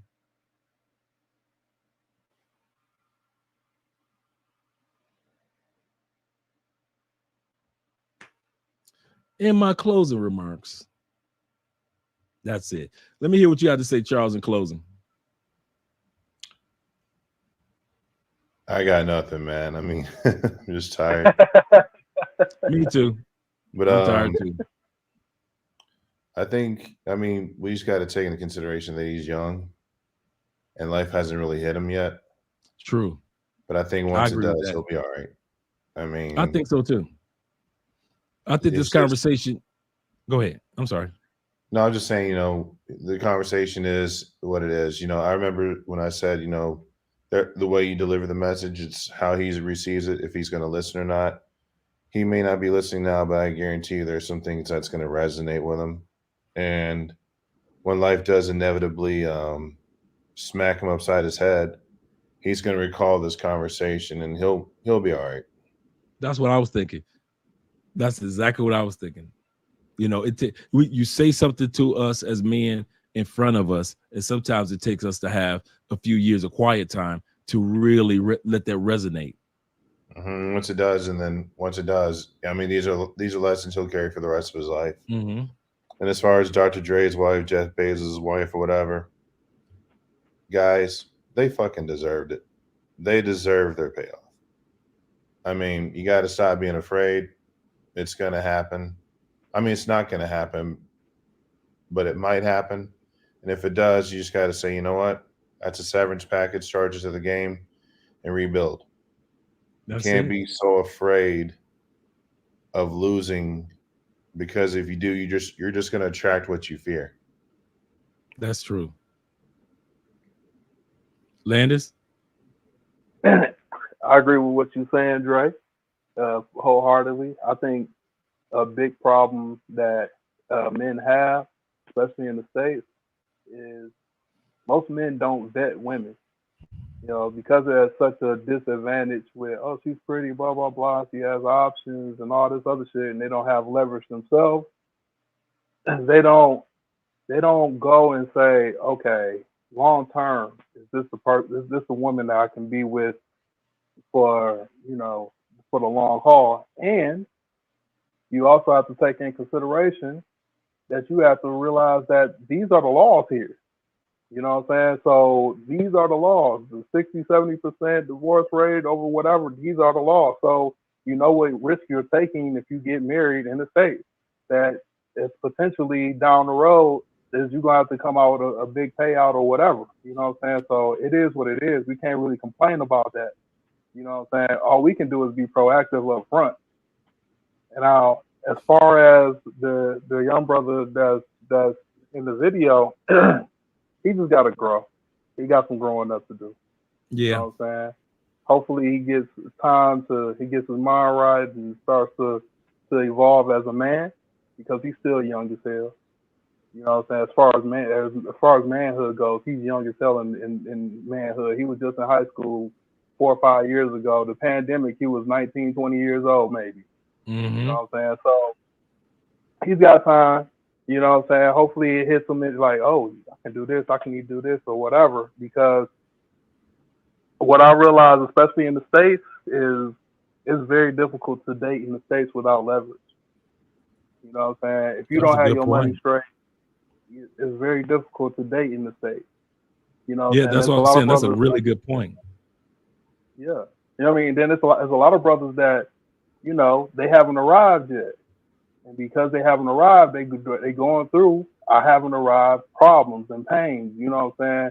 The disrespect and shit like that, because there's a difference between the dude that grinded 12, 13 years and he's seeing 6 figures finally, or he's seeing 80, 90,000, or he's starting to be able to do financially what he want to do, and somebody who's making $14 an hour. You know what I'm saying? Right. There's 2 totally different mindsets. That man that's already accomplished, he ain't taking no bullshit because he went through 10, 15 years of bullshit. You know what I'm saying? So it's a different animal. So, you know, as far as like you were saying, men have to man up. If you choose a chick that you thought you realized it was a party chick, but you was just, you know, you was infatuated with the sex and you thought it could lead to more, that's on you. You know what I'm saying? If it goes sideways, you can't be like, you could be like, you know what, she wasn't shit, and I kicked it with her for all these years, or I had some babies with her, or whatever. But the reality is, you have to look at yourself in the mirror, like you saw the inkling of this isn't everything that it would be cracked up to be if you took a couple of factors away. If she wasn't fine, if the sex wasn't amazing, or whatever, if those things were taken out of the factor, you wouldn't even talk to her. If she was a fat girl, True. you know what I'm saying?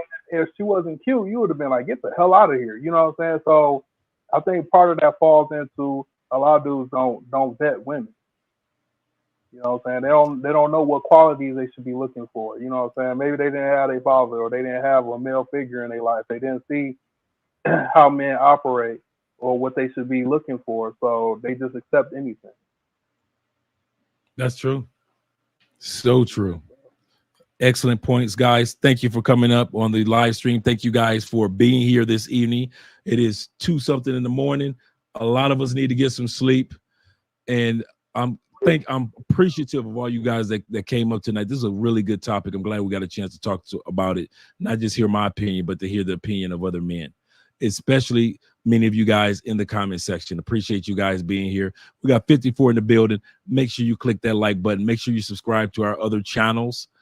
Love Crossing Borders, of course, Mostly Money TV, Andrea Wallace TV, America, We Need to Talk, as well as Travel Unravel. All of our other YouTube channels. Shout out to you guys for the support. We're out of here. See you guys later.